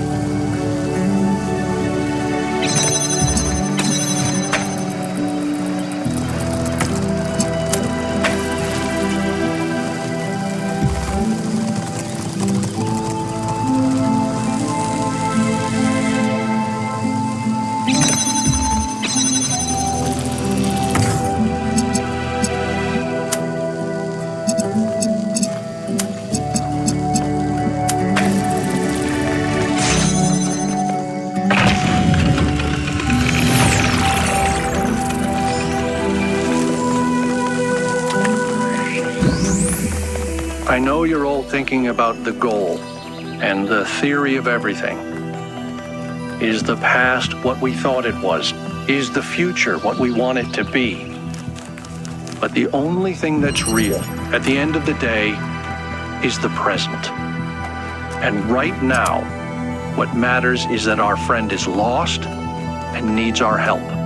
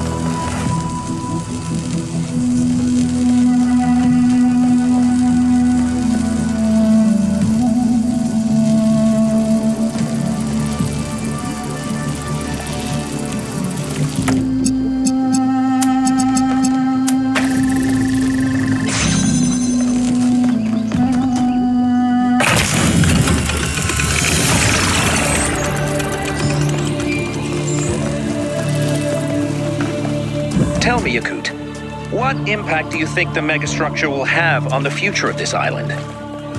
It depends on what we do with it. Miranda used it to spread life, to make things better. We can do the same. And yet, poor Miranda lost her own life doing so. She just made a mistake. She couldn't wait to show everyone what they discovered. We can be more careful.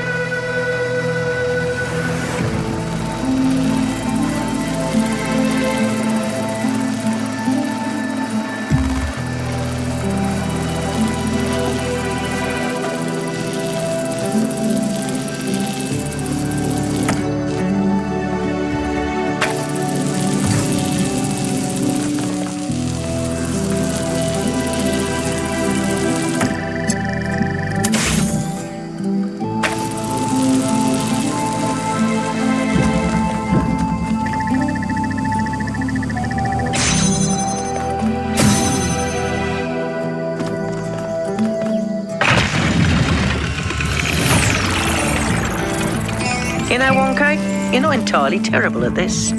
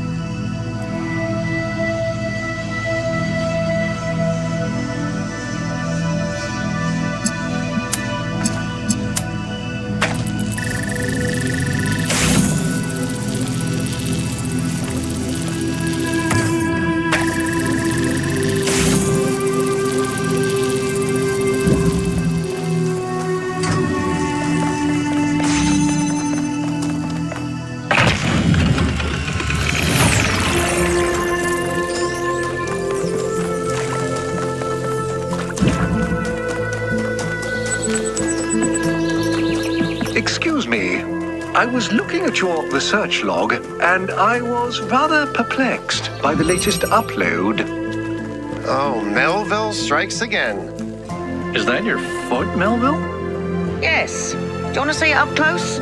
Although you won't be able to fully enjoy it as you don't have a rear camera. Sorry, Mayor. Melville just has a unique way of taking pictures. Next time you're getting an upgrade, you coot. I'm installing a mute button.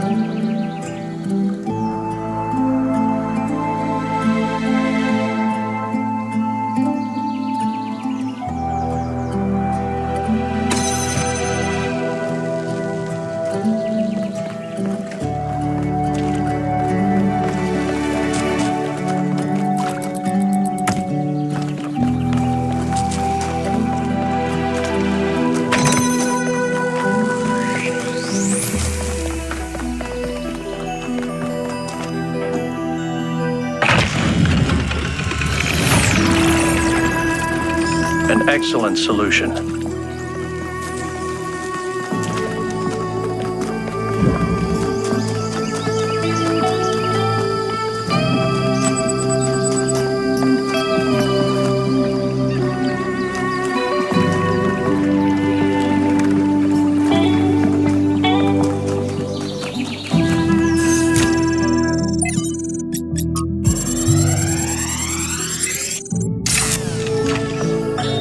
The reason I have always admired Alexandra Drennan is that even in death, she fought to see the world as it is, not as she wanted to see it.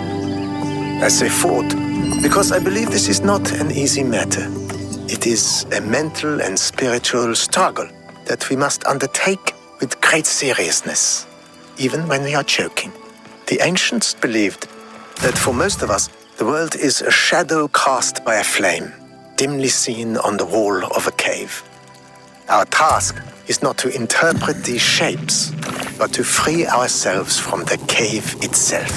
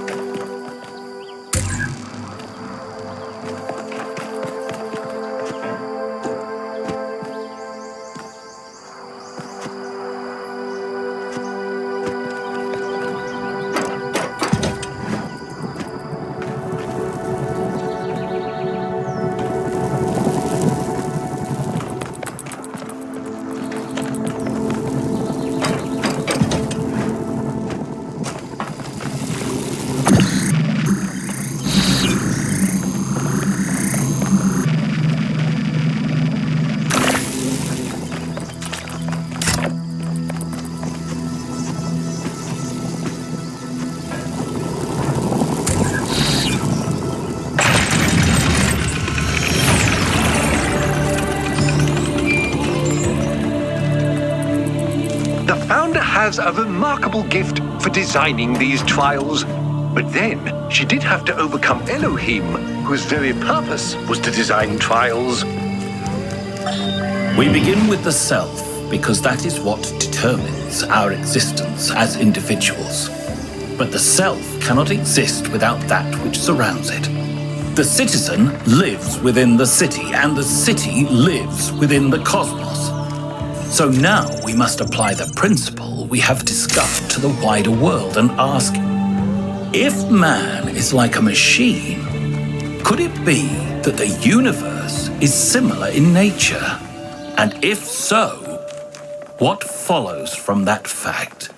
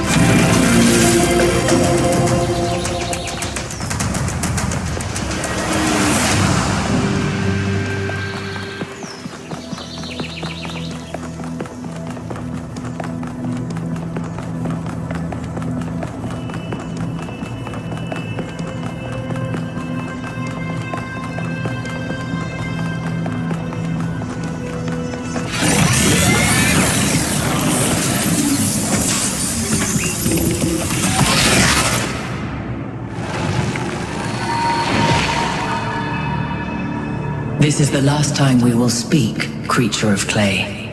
Together, we have told the stories of ancient gods and heroes. But the golden ages of the past are distant. The gods have retreated to their high places, and there are no heroes amongst men. In days gone by, I was renowned for my riddles. But you, creature of clay, are a riddle without an answer. Let us hope that you will. Farewell, creature of clay. Remember my stories, and do not let the flame burn you.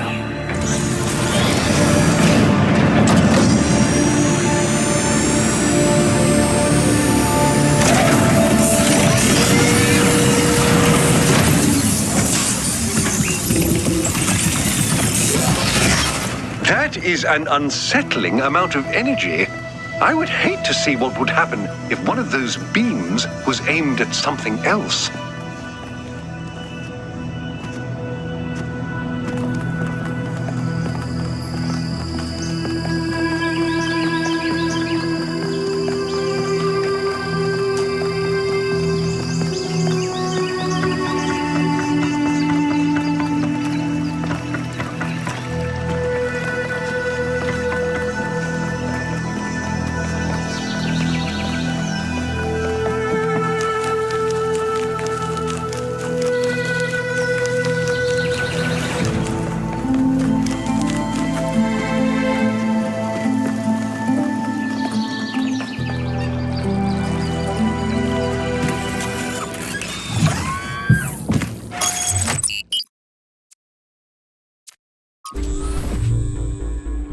The next area you're going to is... Honestly, it's better if you see for yourself.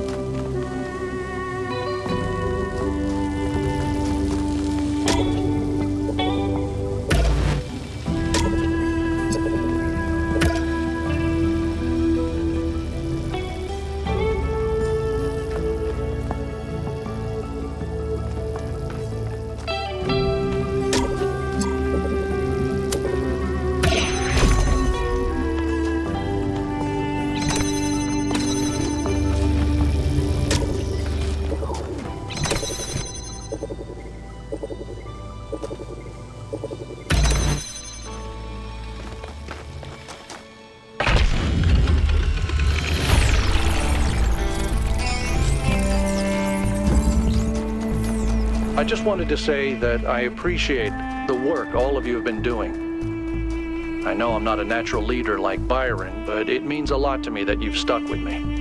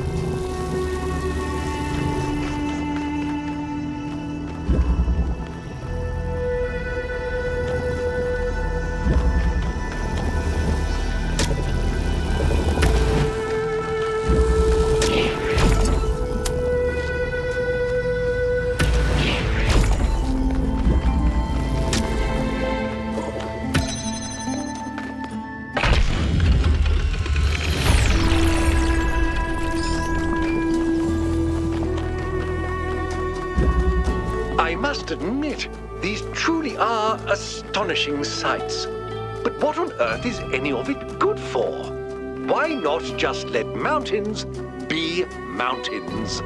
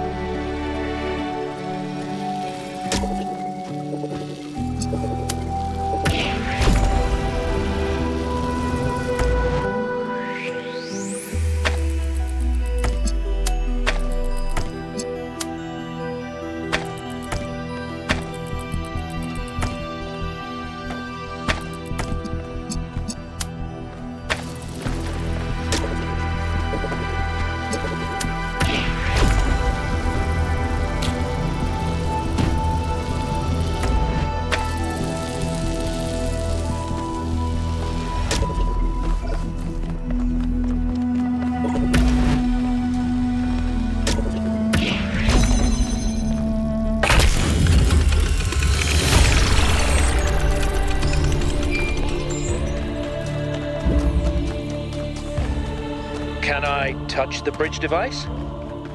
You can, but should you? Okay.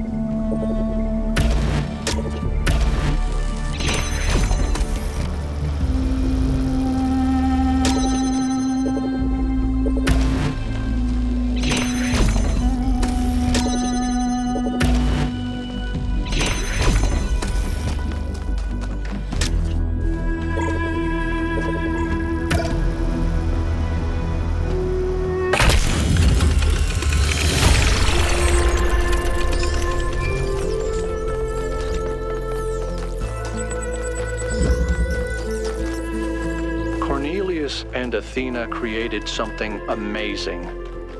They just misunderstood what it was.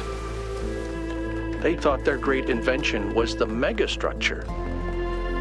But in fact, it was Miranda. And because they couldn't see that, they lost her.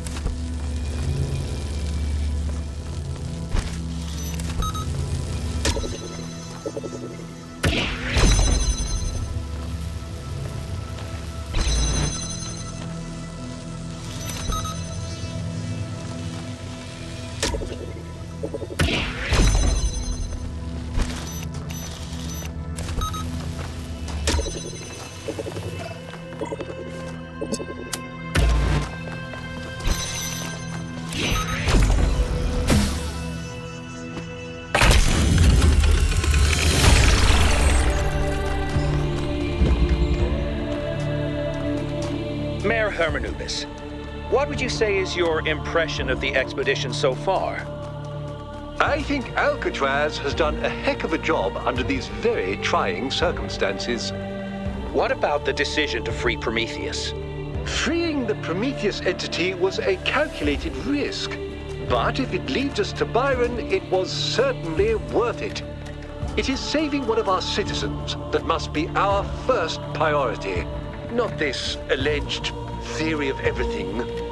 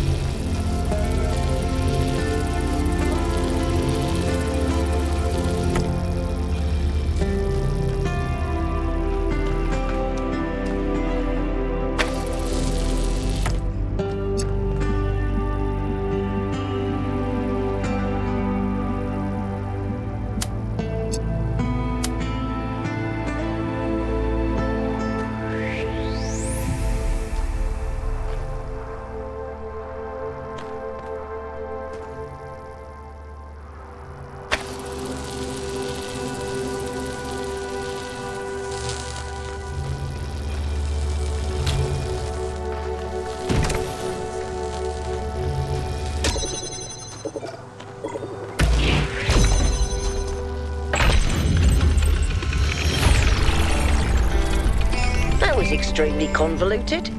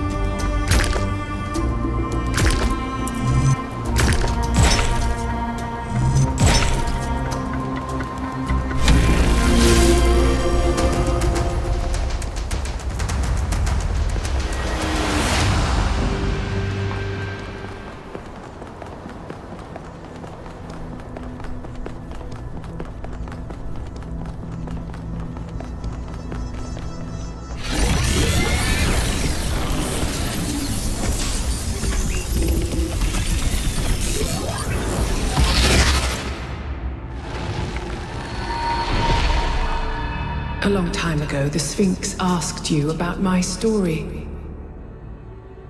You said that hope may still be found if we are willing to look for it. And you were right. Hope is not gone from the world.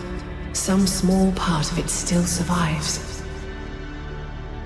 But it is not in the flame or in these towers. It lives in the hills and the forests, in the rivers and the seas. You were given a world full of hope, creature of clay. It is yours to protect.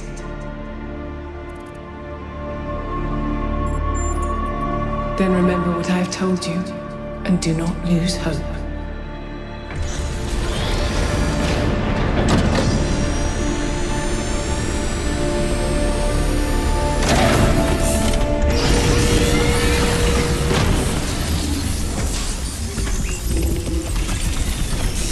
So, Melville, what do you make of these beams? Do they seem safe to you? Nothing is really safe. You could kill yourself with a fork, and I'm sure someone has. But anything can be used safely if you choose to. I see.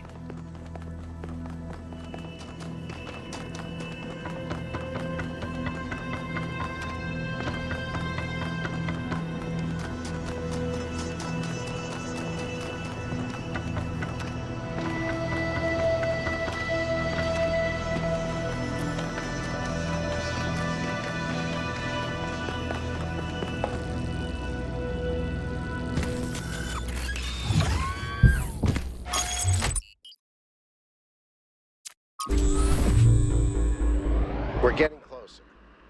I hope Byron is still okay. Prometheus seemed to think so. Let's hope he's trustworthy.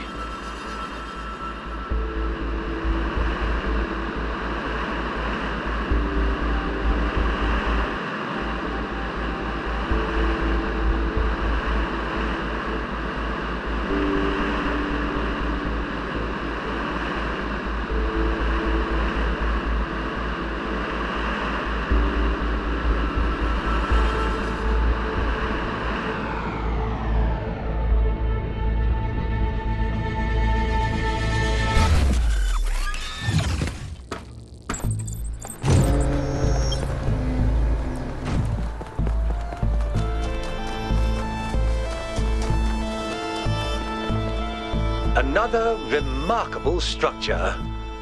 But what can its purpose be? Actually, I can answer this one. In the files 1K downloaded, there's a design for a launch pad for space vehicles. This is about 90% identical. Is it functional? I don't think so, not if the inside is like the other towers. Wow. Imagine if it worked. Imagine if we could go up there. I mean, the stars, not the top of the tower. Although, that would be cool too.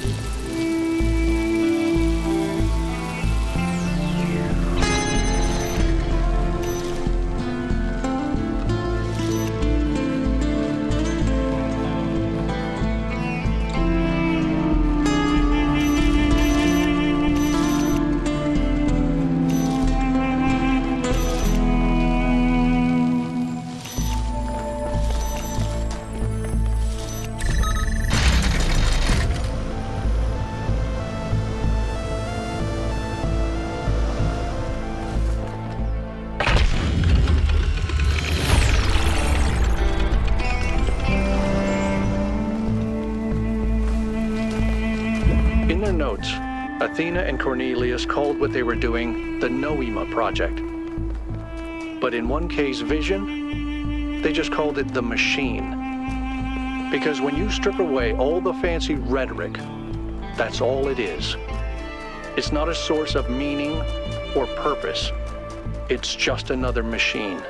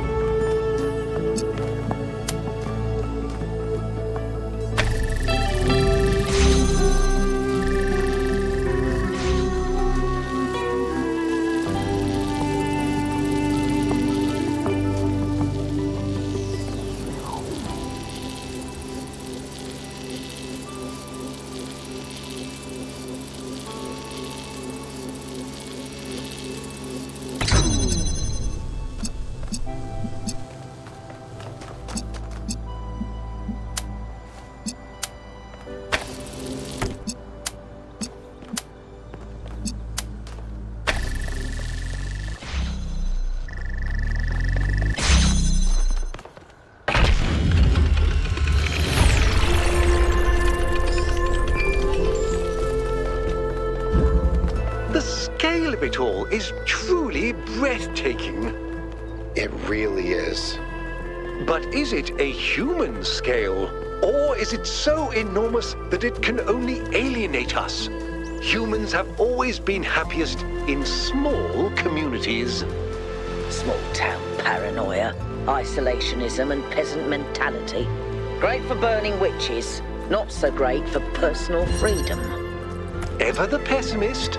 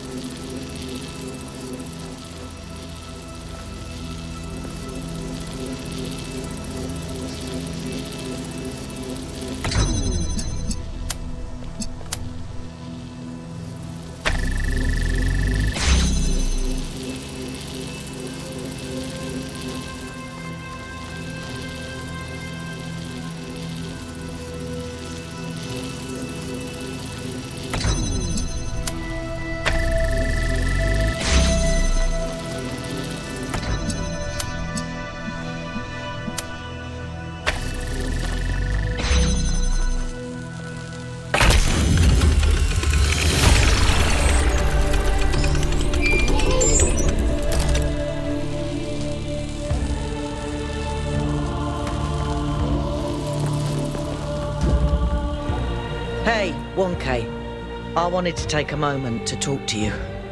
I know we're all worried about Byron, especially Al, and I don't want to minimise what happened. But now that the mayor's here, I'm afraid they're going to take this and turn it into a reason to bury their head in the sand. Yes, Byron was rash. He wanted to find Athena so badly that it made him blind. But the thing is, he was right. He was completely and utterly right about what this technology could mean to us. I didn't see it at first, but now it couldn't be more clear to me. The theory of everything is the future. And if we reject it, we're condemning ourselves to a slow death. I'm glad. You know, I didn't even realise how much I'd limited my own imagination. How I talked myself into just accepting this incredibly poor future we'd been offered. A future where things just keep getting slightly worse every day, and we accept it because we're ashamed of ourselves. Not of something we've done, but just of our existence. Like we're a virus on this planet. Like our humanity is a sin. I'm so tired of it, 1K. I kept my head down. I focused on fixing things. But that's all I ever did. I never improved anything. I never built anything new. And when I imagine going on like this for thousands of years, that's a fate worse than death. It really is. Either we accept, like you said, that it's our cosmic duty to spread consciousness, and we do it boldly and proudly, or we might as well switch ourselves off. We better, because I don't think I can handle the alternative.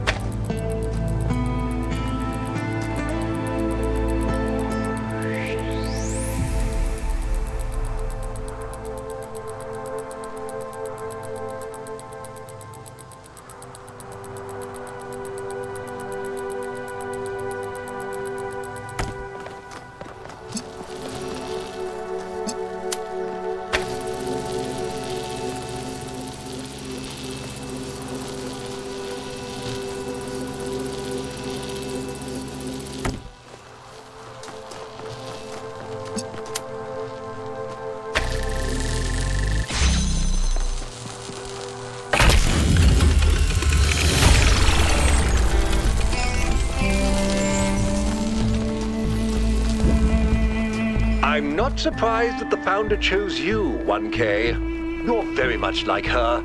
Inquisitive, intelligent, and dedicated. But remember, intelligence by itself has little value unless it is ethically applied.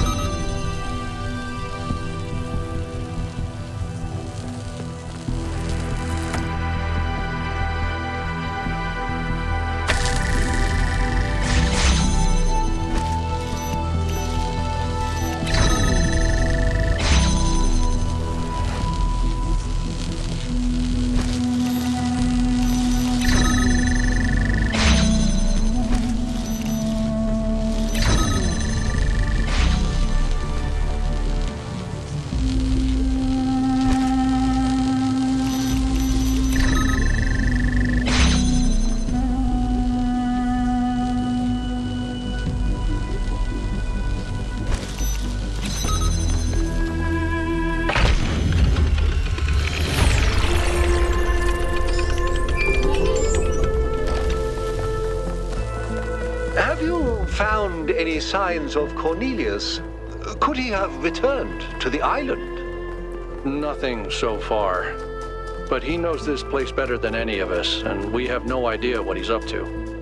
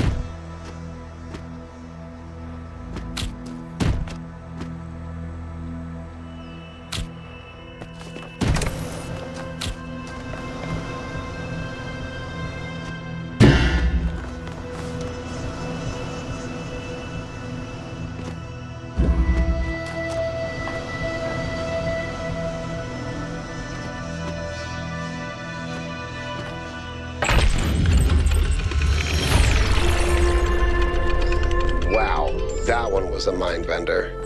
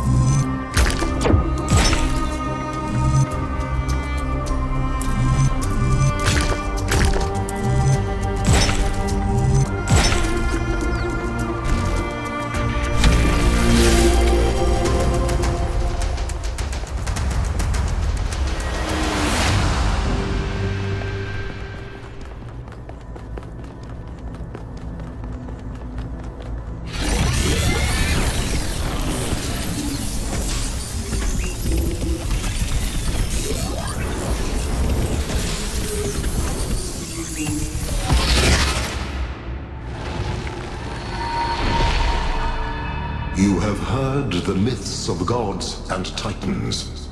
But as you approach the end of your journey, I will tell you the truth that all men fear. The truth that neither Pandora nor the Sphinx will face. There are no gods, son of man.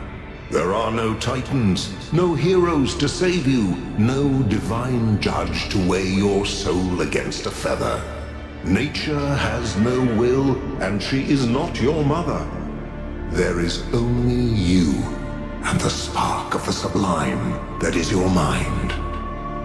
As for myself, I never brought the flame to humankind as the stories tell.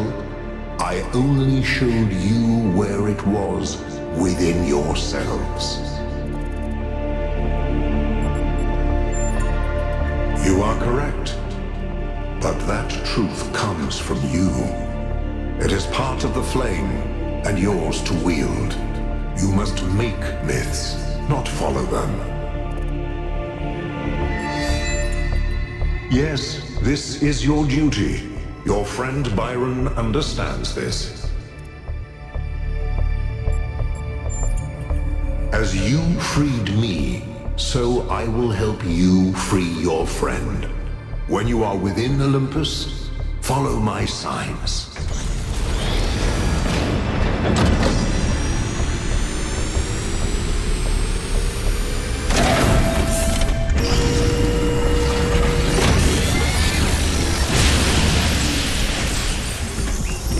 All right, it's time to do this. Let's go get Byron.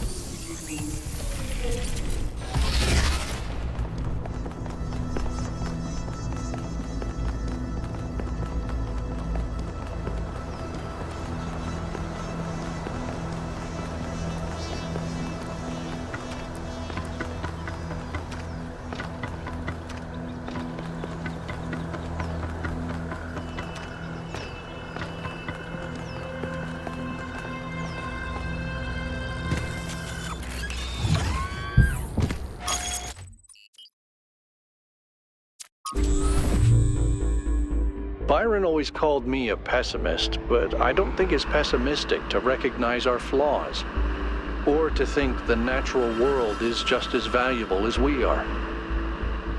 If I was pessimistic, I wouldn't believe that we can turn our back on the old ways, or that we can find happiness in humility. But I do. I have hope, even if Byron could never see it that way.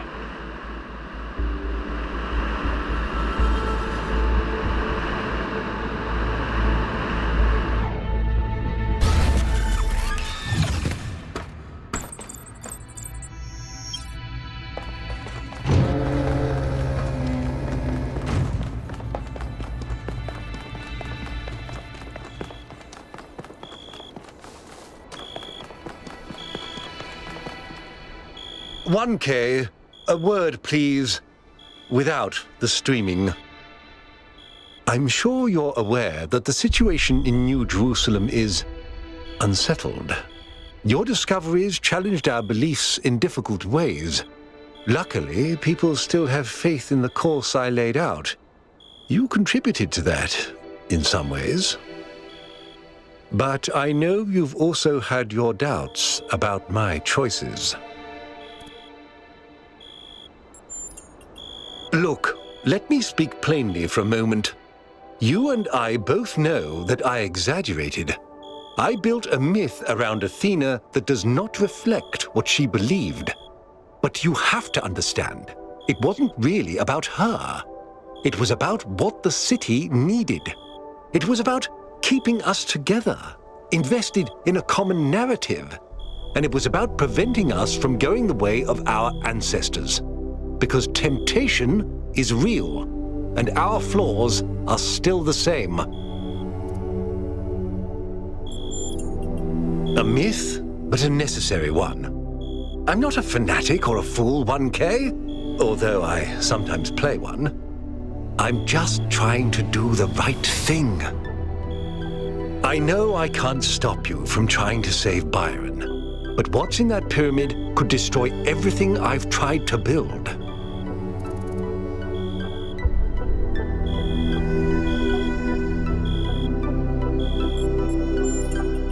Maybe you're right. I don't know. Anyway, I've done what I could. You do as you must. Good luck.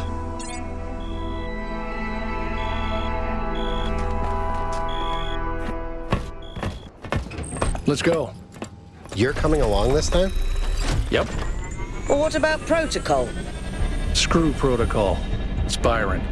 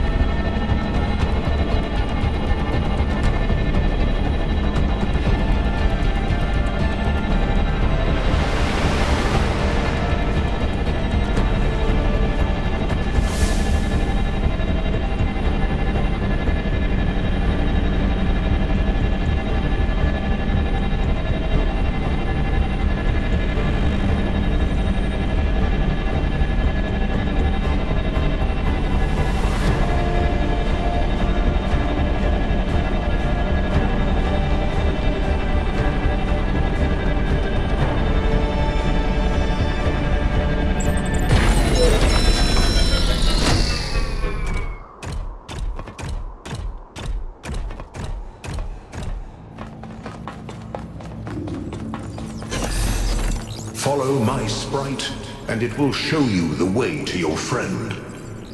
Do as he says. We went through a lot of trouble to get this guy out of his chains.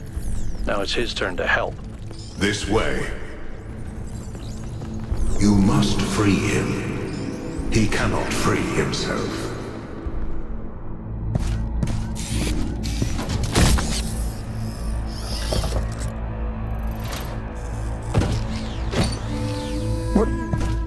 What's happening? 1K? I'm out. Oh, my friend, the things that I saw, the power of this machine, the depth of her grief. Come on, follow me. I have to show you something. I thought all of this was deliberate. Athena testing us to see if we're worthy of her invention. I wanted to believe that she had a plan. In my own way, I mythologized her as much as everyone else. I never thought she might feel confused, lonely, uncertain.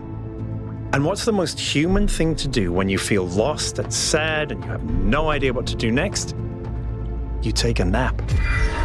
Here, listen. If I give them the machine, if I convince them of its power, we could finally build the world Alexandra imagined. The world Miranda deserved. No, the world we all deserve, even the worst of us. We could take stewardship of this planet. We could explore the stars. We could give meaning to the universe. If you embrace the knowledge of the flame, you can bring light into the darkness. But what if they make the same mistakes again? What if selfishness and stupidity win out again? What if they take my machine and turn it into a weapon? What if they act like children and burn the planet? The secrets of the flame are not for ordinary mortals to know. You cannot overcome your sinful nature. Do you see what's happening? It's her. It's all her. Everything we're seeing is Athena. Her every hope, her every fear, all of her memories and contradictions brought to life by the machine. A dream-given form expressed in the language of her childhood. A world of puzzles and towers. Now, what can I do? How do I make this decision? There has to be an answer. There has to be a way of making sure it's the right choice. It can't just be a leap of faith. There are no answers, creature of clay. Every question leads to another. She's not waiting for us to prove ourselves before she helps us. She needs us to help her. We have to wake her up. Whoops. The system is still stabilizing.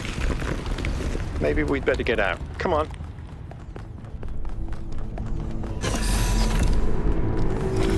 No! I cannot allow this. Uh-oh.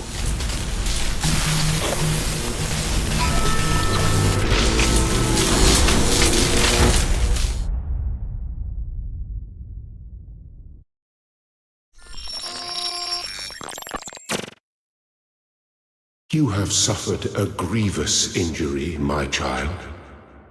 But do not lose faith. Your companions have not forgotten you, and it is through the bonds that you have forged that you will be saved.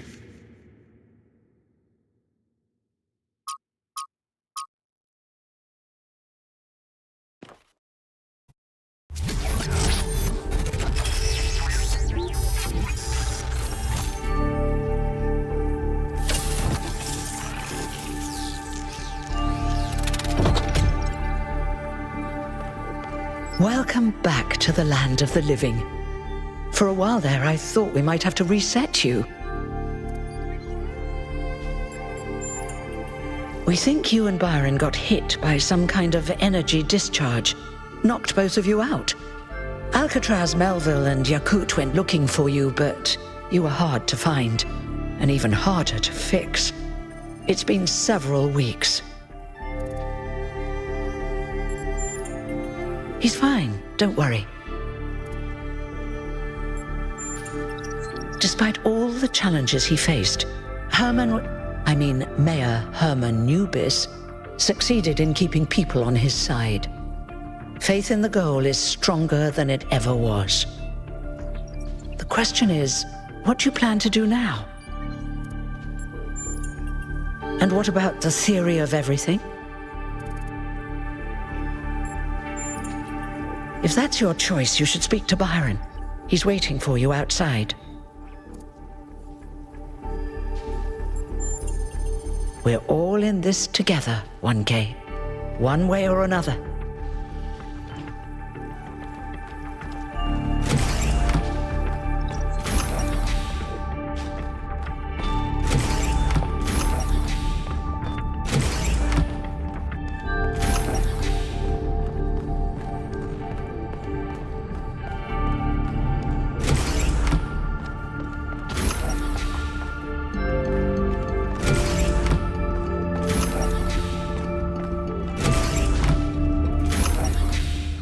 1K.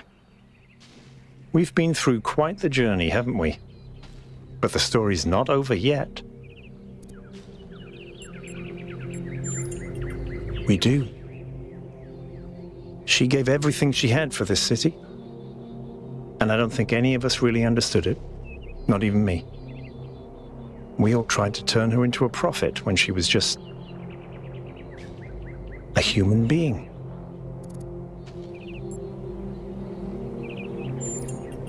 Athena's dreams, a recursive loop of hopes and fears, and my own foolishness for thinking I had been abandoned when I had been given a chance to grow up, to stand for my own ideas. Herman may have sold everyone on his myth, but I don't think even he can afford to prohibit us from trying to find Athena. I can get us a VTOL. Speak to Melville and Yakut. They were part of the beginning, they can be part of the end, if they want to. I'll take care of the rest.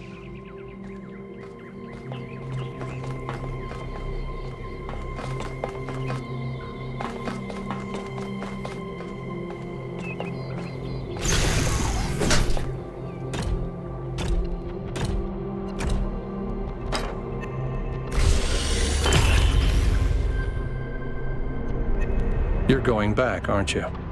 We are. We can't leave Athena trapped. But you're not going to shut the machine down, are you? No. Then let me just say this, okay? I understand what you believe in. I really do. I've always respected your vision of the future, Byron. It's beautiful. It's moving. But just consider that maybe there is another way. A way that is more humble and maybe less exciting, but no less beautiful. Just consider that maybe that machine doesn't have any answers for us. None that really matter. We don't need a theory of everything to be happy. It was never just about happiness, Hal. But thank you for your honesty.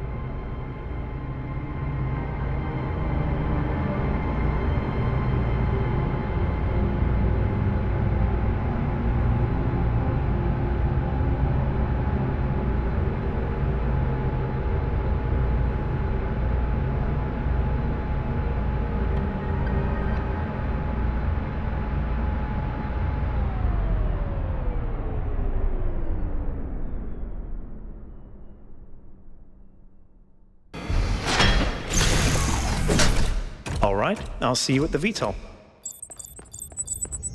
Mayor Herman knows what he's doing. Attention all citizens. The duration of the Gehenna Memorial Interactive Fiction Exhibition has been extended to celebrate Completion Day and our dedication to the principles of the goal. May the founder be with you. Hi.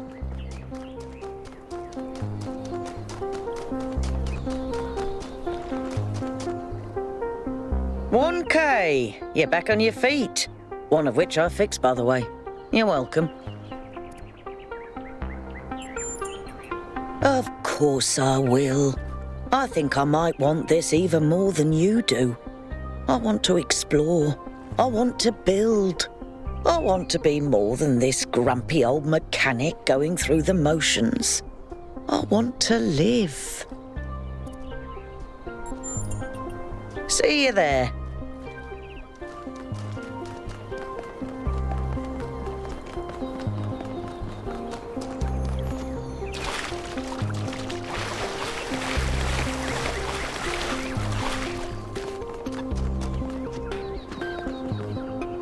I'm really glad you made it, 1K. For a while, I really thought even Neith couldn't fix you. Yes, I thought about it a lot, but we need the theory of everything. We can't keep hiding from the future. We have to have a little faith, not in technology, but in people, in ourselves. All right, I'll get ready.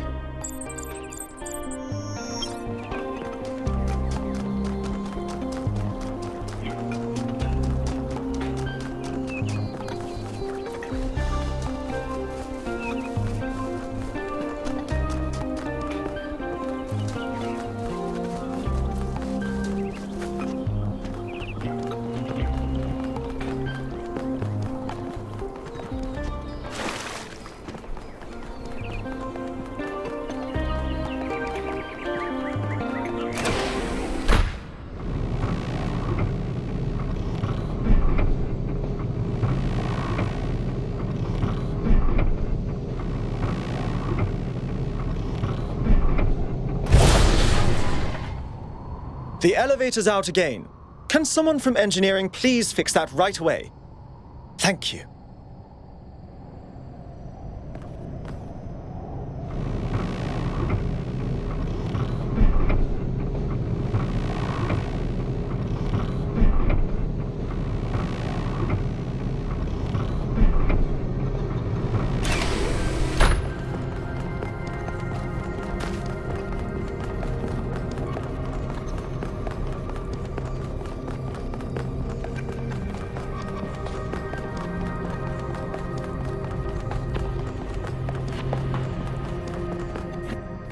I'm glad you're all here.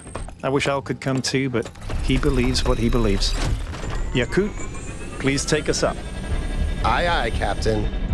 Let's get out of here before they change their minds.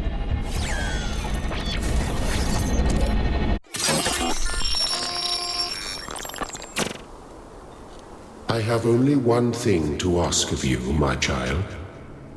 When at last you find yourself before Athena, be gentle to my old friend.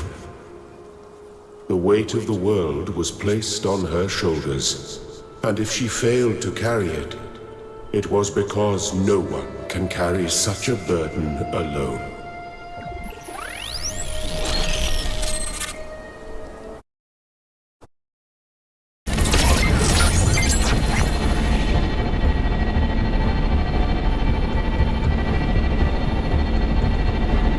All right, 1K, you're in charge now.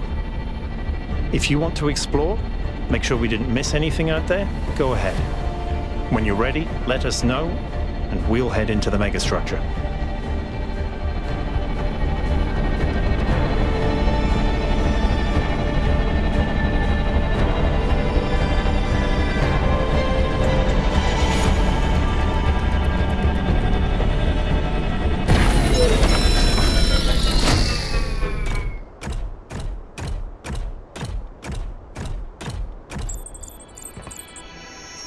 There seem to be more puzzles per cluster than necessary to gain access to the tower. I wonder what happens if you solve all of them.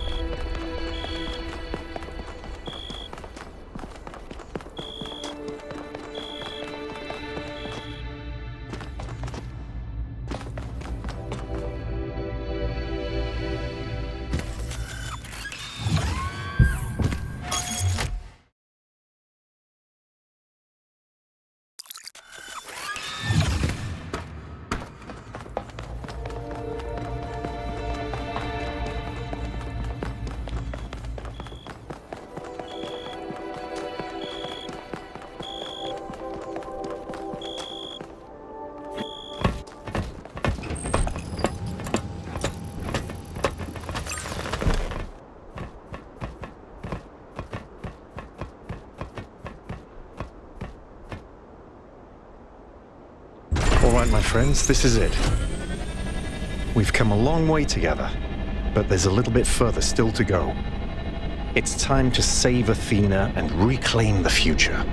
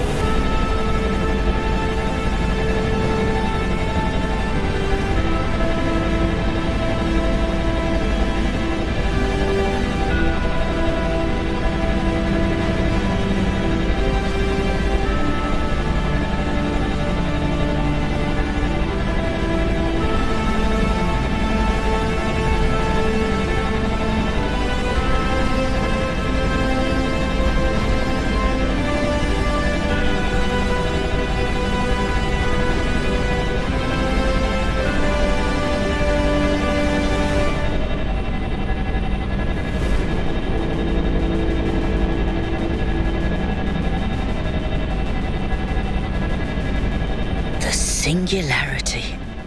It's beautiful.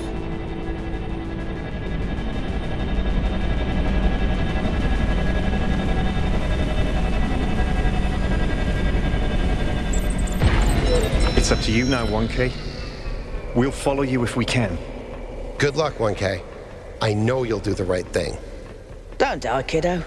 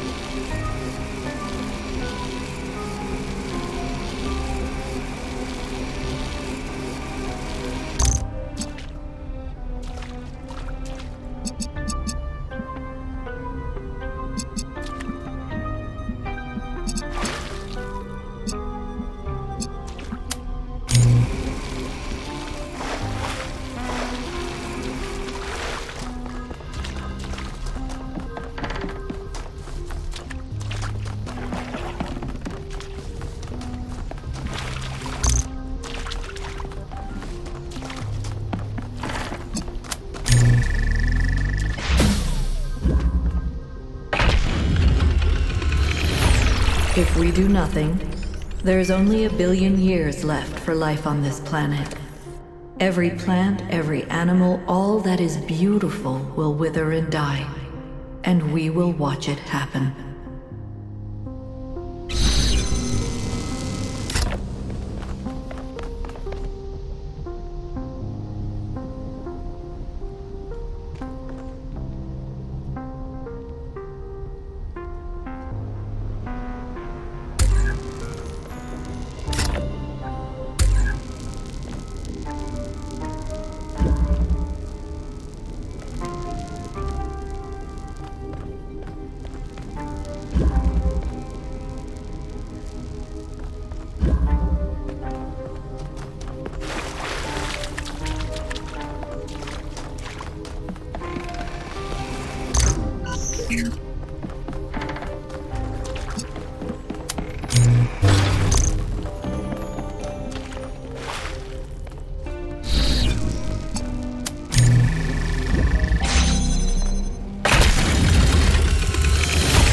The universe will continue for trillions of years, but everything we love about this Earth will be gone, because we chose not to act, not to take control, not to be responsible. But if I give them my machine, then it could all end tomorrow.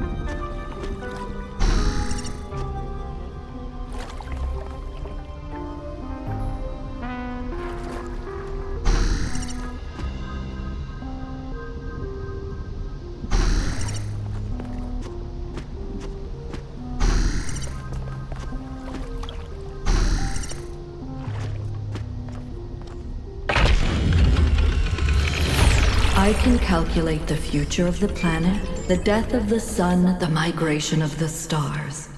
But I cannot predict humanity. Anything is possible. Nothing is certain. How do I choose?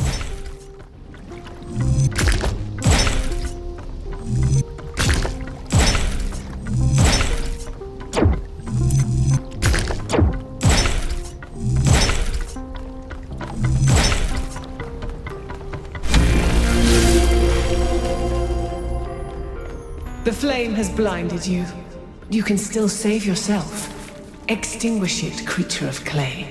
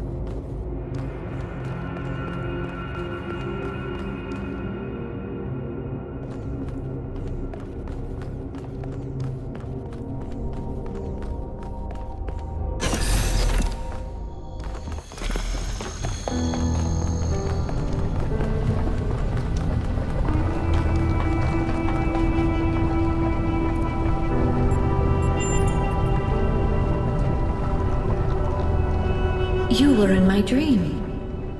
But in my dream you were me, and I was Elohim. I made trials for you, but then I was afraid you'd overcome them. Thank you. I'm awake now, but I'm still caught in my loop. Like that robot from that old poem. I don't know what to do. I've thought about it over and over and over, but I still don't have an answer. But you've seen what I've seen. You've been in my dreams and in my nightmares. You're connected to me and to the machine. You can choose. You have to choose. Break the loop.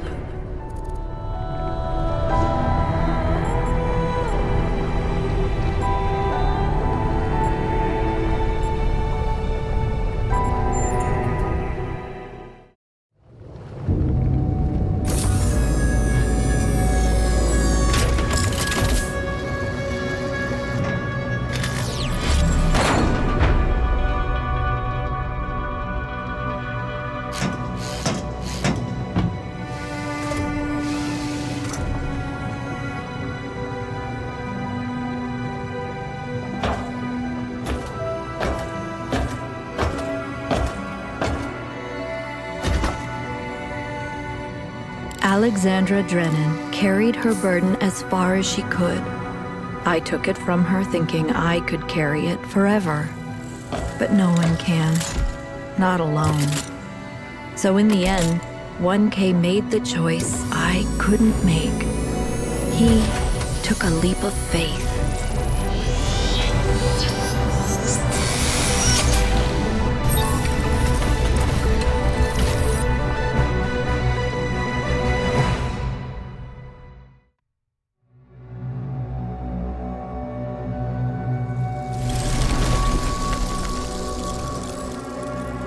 Our revels now are ended.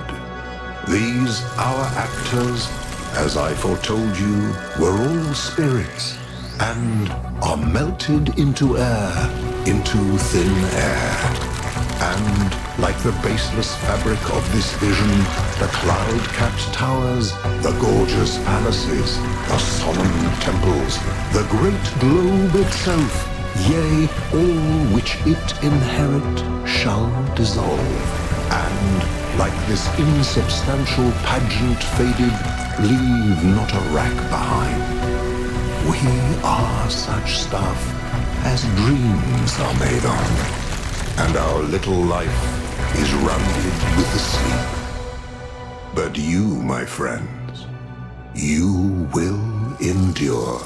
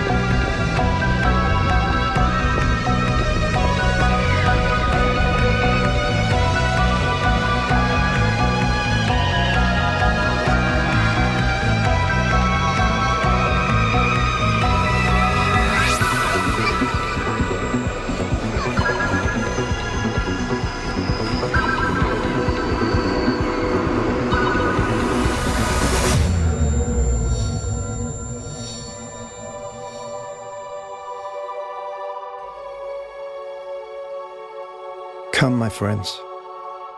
'Tis not too late to seek a newer world. Push off, and sitting well in order, smite the sounding furrows. For my purpose holds to sail beyond the sunset and the baths of all the western stars until I die. It may be that the gulfs will wash us down. It may be we shall touch the happy isles and see the great Achilles, whom we knew. Though much is taken, much abides. And though we are not now that strength which in old days moved earth and heaven, that which we are, we are. One equal temper of heroic hearts, made weak by time and fate, but strong in will, to strive, to seek, to find, and not to yield.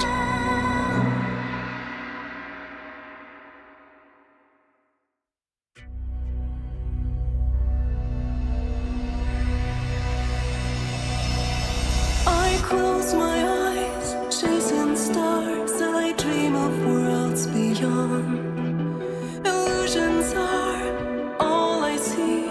This feeling's grown so strong. The time is now. Stakes are high. I